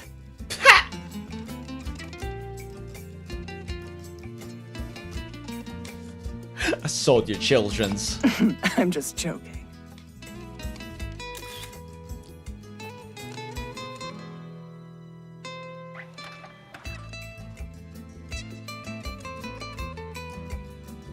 This one's not bad. Your gaze looks sharp and shows your fighting spirit. We leave in half an hour. I'll go prepare the mobilization. Apart from the elite few who will go down into the mine with you, the people waiting above also need some reassuring. Don't worry. With my writing skills, I'll be sure to paint a glowing picture of you.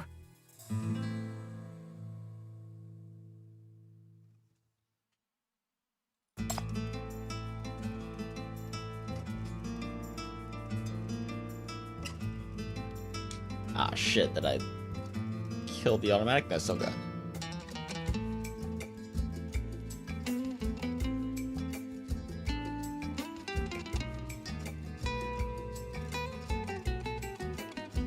It's kind of like cyberpsychosis in Cyberpunk.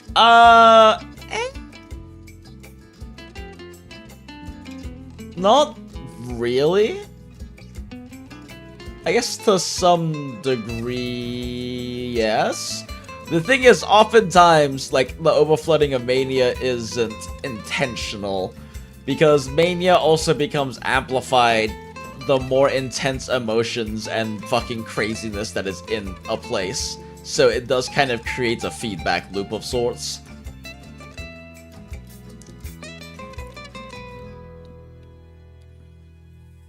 It's more lack of feedback that send people nuts. Extended sensory deprivation is known to do so in the real world. Yeah, with the whole cyber psychosis thing.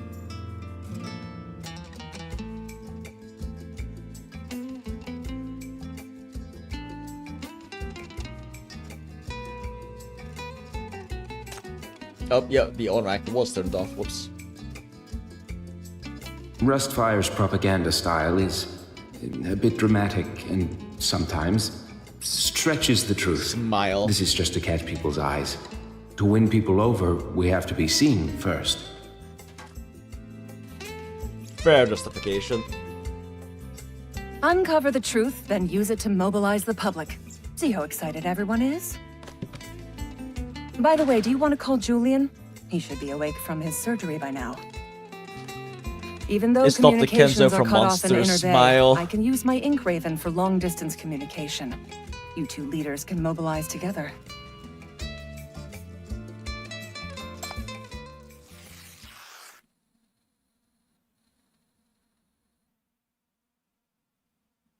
Everyone, next up is the battle for BR-002. The future of Syndicate is here!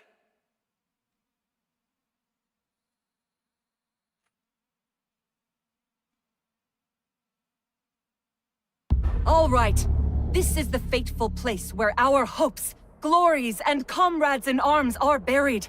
West District might crumble, but even if we are buried, forgotten, and reduced to dust, we will never truly die. Go take back our minds. Take back West District's hypercubes, and everything else that rightfully belongs to us, including the future! 8 years ago, the fire snuffed out here. 8 years later, this is where the fire shall be rekindled.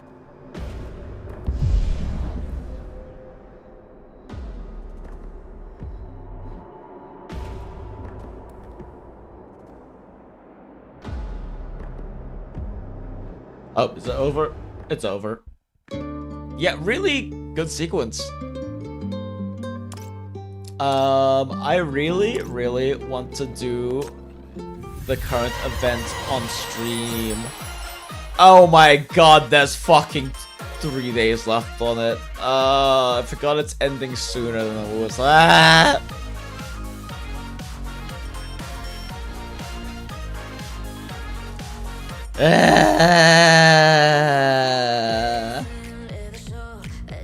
Goddamn, this is flashy. Yep. This is kind of just how the events be, though.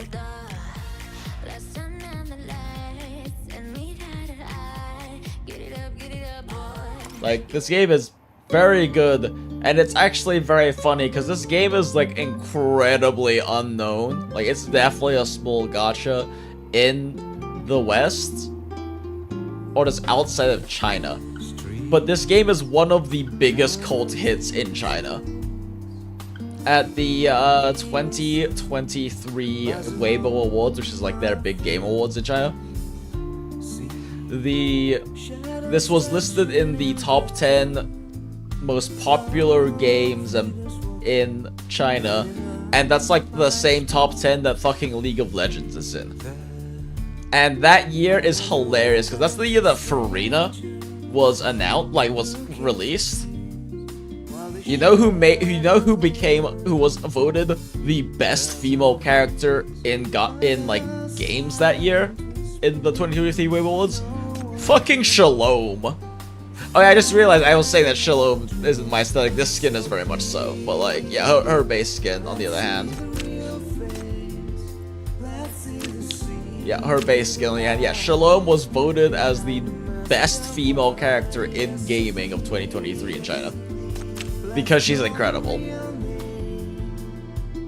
Ugh, this skin's so good too. This is a whole launch skin.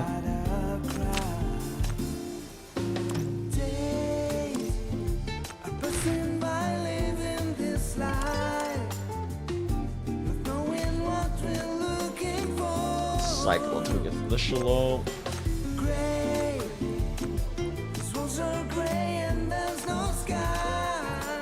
Oh my god. not that one. You are my favorite, so listen to me when I speak. Yes, Oh, voice just actress like is so this. good. Empty, still, unburdened by any thought. Stay with me a while longer, before the inevitable reckoning arrives. This goes shitpost streams that? Yeah, it's an option, yeah. I would like to actually do it on stream, like on So actual listen to stream me though, when just I because like, I don't know, I want to speak. stream more Path of Yes, Nowhere. I really love this game. just like this. Empty. Funny thing is, as good as Serena was, if you dig a unburdened bit by deeper, any she's thought. still a fraud. Can't say much without with spoiling me a though, but the while whole longer, Fontaine arc as a whole is before very the peak. Yeah, I've inevitable heard. I'm glad to hear. reckoning arrives.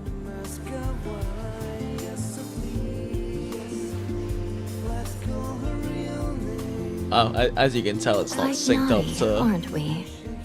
Come. Come leaves. Okay, that timing was impeccable. What? Something wrong with my head? Wait, is it a twig growing It is on so my head? funny that halfway through I'm Bianca's Hey, you could. halfway through Bianca's like event Watering story, we like suddenly realize, wait, girl, you're a fucking alcoholic. She like spends the entire story drinking this apple juice out of this like can, and like she's like, oh, because she like loves apples. Like her base skin is, because this is like a special skin. Her base skin is like this. Like she loves apples. She got a little apple accessory. She's got these little apple drinks and everything. Like she loves apples.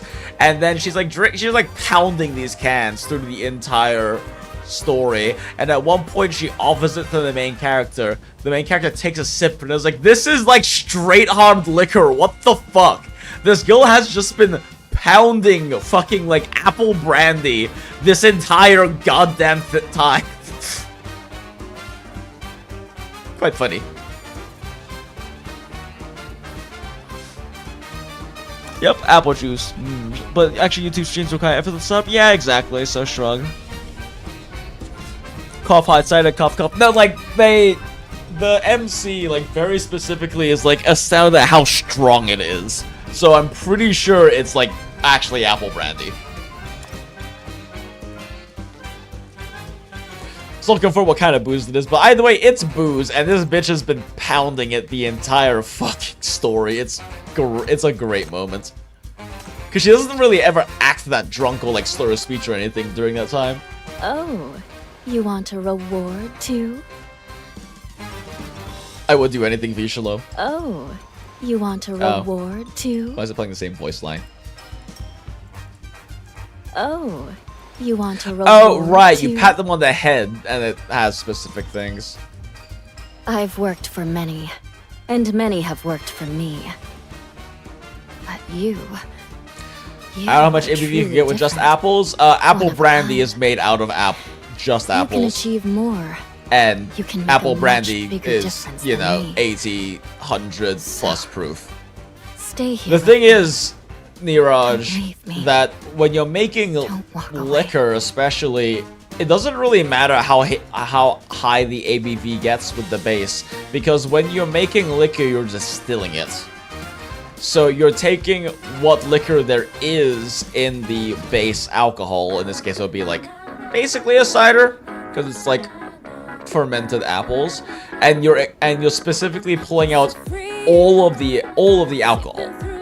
Because when you distill, you're basically heating it to the temperature where alcohol vaporizes, but water doesn't, and then that gets collected as drip. And then, in order to make it 80 proof, like 40% ABV, you have to dilute it. Because when you initially distill, you get what is literally called a moonshine. So anytime you have a whiskey, or you have a whiskey, a scotch, a gin, what the fuck ever, vodka, that is with them adding extra dilution after distilling, because it is incredibly high proof when you initially distill. So with how high ABV can you get with apples, you can probably hit 95% if you really fucking wanted to. But 95% you can't hit higher than that due to how water content, how like it its vaporization works. I don't remember the exact chemistry reason why, but there's a reason why like antiseptic medical alcohol is 95%. You can do that if you distill enough times with like apples. I mean, distilling, yeah, but like I don't know how much you can distill without ruining taste. I mean, that's fair, yeah. Wait, by 1/8 of a can, you mix 1/8 of the volume of the can as vodka into the whole can of Fanta. I mean, I guess maybe. Reminds me of final accident at an open bar. If you mix around 1/8 of a can of Fanta with vodka, you get something that basically does not taste like alcohol at all. There's a lot of ways to make cocktails not taste like alcohol at all. But yeah, I mean that definitely would be one of them. Yeah, earlier comment. Yeah. But yeah, you can get 10 to 30% ABV ciders. Yeah, pretty much. But also, with things like ciders and stuff, you can also just add in, like, apple brandy. Like, you could literally just add in more alcohol if you want to. Some high craft beers do that.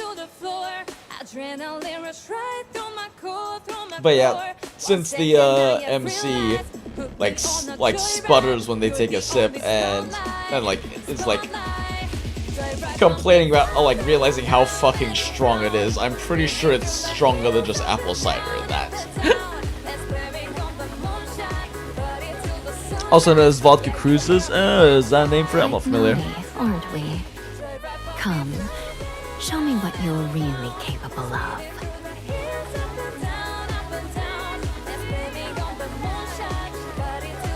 Unlike the garden, these crimson waters birth only the unholy.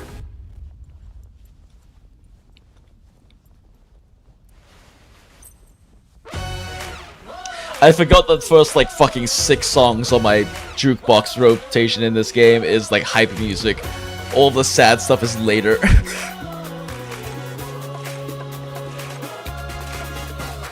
It's just an article. Does it really matter whether it's true or not? Anyway, another spill of ink won't make a difference to Syndicate. Low burb. It's just an article. Does it really matter whether it's true or not? Anyway. Ah, interesting. Another spill of ink. That triggered the same dialogue line. What foot? Words have a natural power in them. Their every pulse becomes my resistance against this world.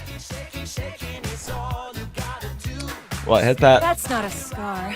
It's my medal. My medal for becoming a wacko. Let's go, wackos. A wacko! You know, most of us poets are a bit wacky. How you get that one Words specific have a line like natural her? power in them. Their every pulse becomes my resistance against this world. Maybe it's just like random line from not clicking on her body? A wacko! No, come back, Brave. There's like one particular line she has that I wanted to play. I don't remember where you click for it though.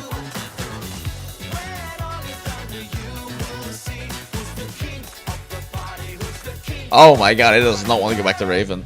That's not a scar. God damn it. My medal. My medal for becoming a wacko. She's got the spirit of J. Jonah Jameson with that voice line, lol. Words have a natural power in them. Their every Gaslighting pulse Creed, becomes my what the hell? resistance Yeah. against this world. It's just an article. Oh Does my it really god, where matter do you whether it's click for true this or not? line? Anyway, another spill of ink won't make a difference to Syndicate.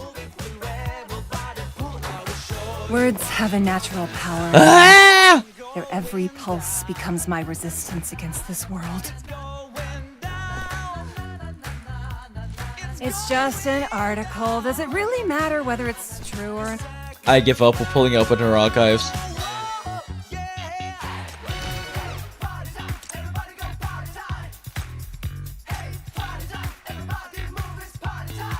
It's just an article. Does it really matter whether it's true or not?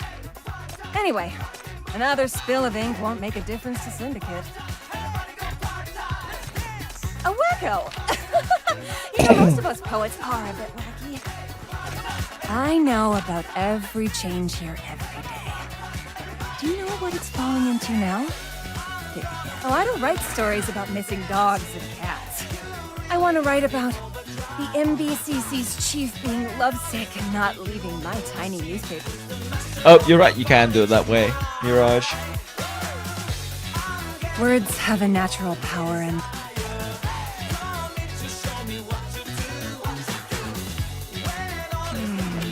what a boring day. Oh my god, which fucking one is it? That's not a scar.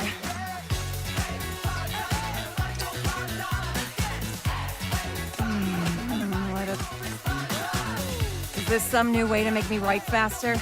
In that case, I'm not taking that job from you. Voice cancel discovered, yep. Oh, there we go. I'm not That's the pulling greeting, an all-nighter apparently. to write. I'm staying up so I can see you as soon as you come. I'm not pulling an all-nighter to write. I'm staying up so I can see you as soon as you come. I'm not pulling an all-nighter to write. I'm staying up so I can see you as soon as you come. Funny, easy to misinterpret line.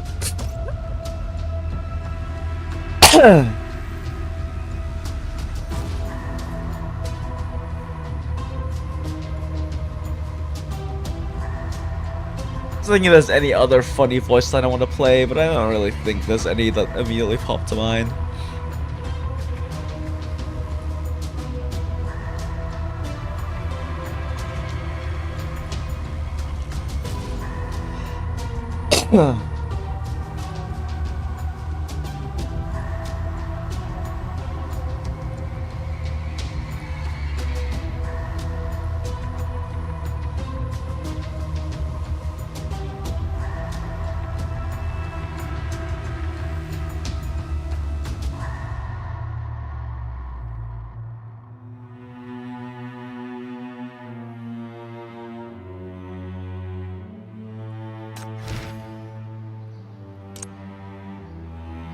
A whole night long edge, so true.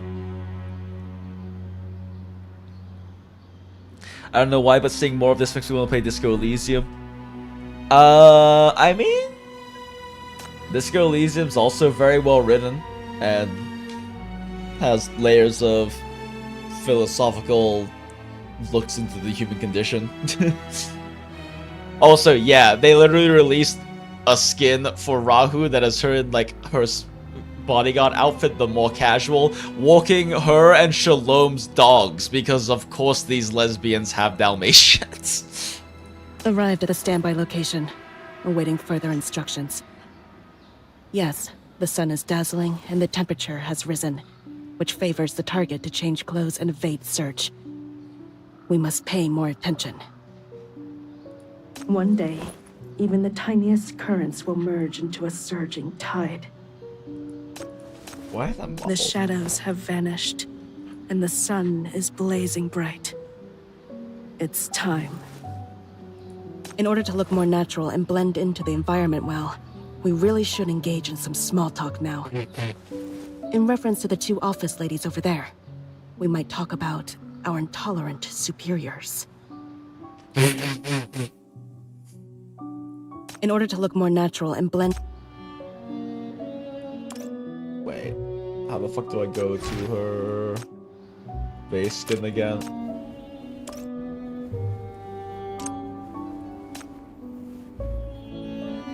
Why are you looking at me this way? Are you expecting some kind of response? All right. Hello. I love Rahu. I love Shalom. Great couple. Very, very toxic couple. Great couple. Oh yeah, I remember you were mentioned in a video discussing Lunash mechanics. Oh, really? Oh, that's cute. Oh, that's nice. Appreciate you letting me know about that.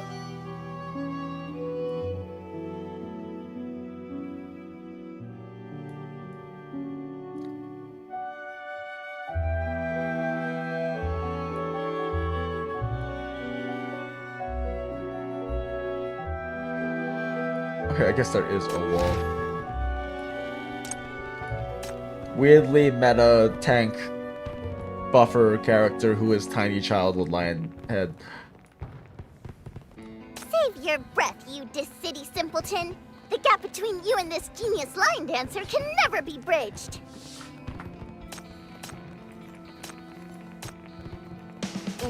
Why is there a character named OO? There's a little lion, and she is known as Ow.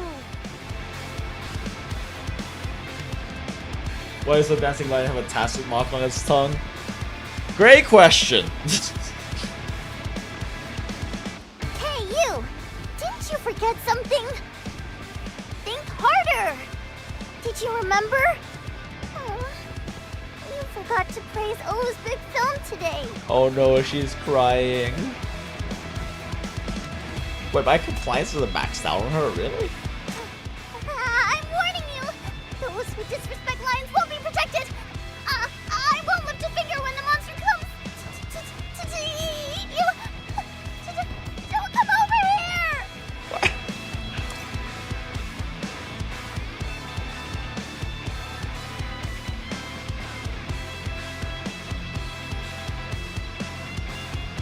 This is the full character I've seen that's a Wushu Lane dance reference in a video game. Yeah, I mean, most of those games are probably Chinese. Strong cultural significance.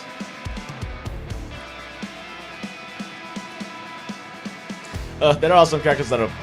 There are a tiny handful of characters that are voiced pretty assly though. Langley's definitely one of them.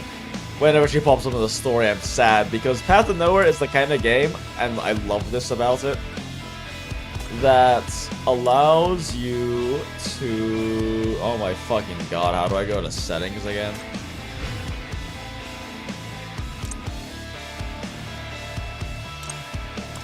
Am I dumb? I'm dumb.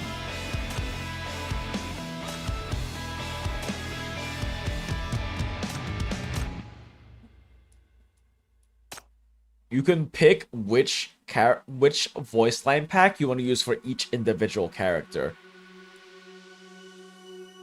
Which is why... Where the fuck are you, Langley?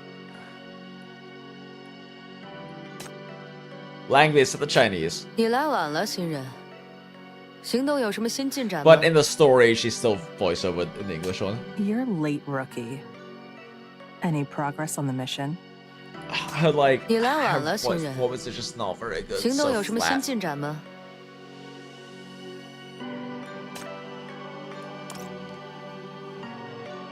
Well, that's based, yeah, Arknights lets you do it too, and Path of Nowhere is very much based off Arknights. It's definitely one of the Arknights quote-unquote clones that ended up being very good and separated itself out.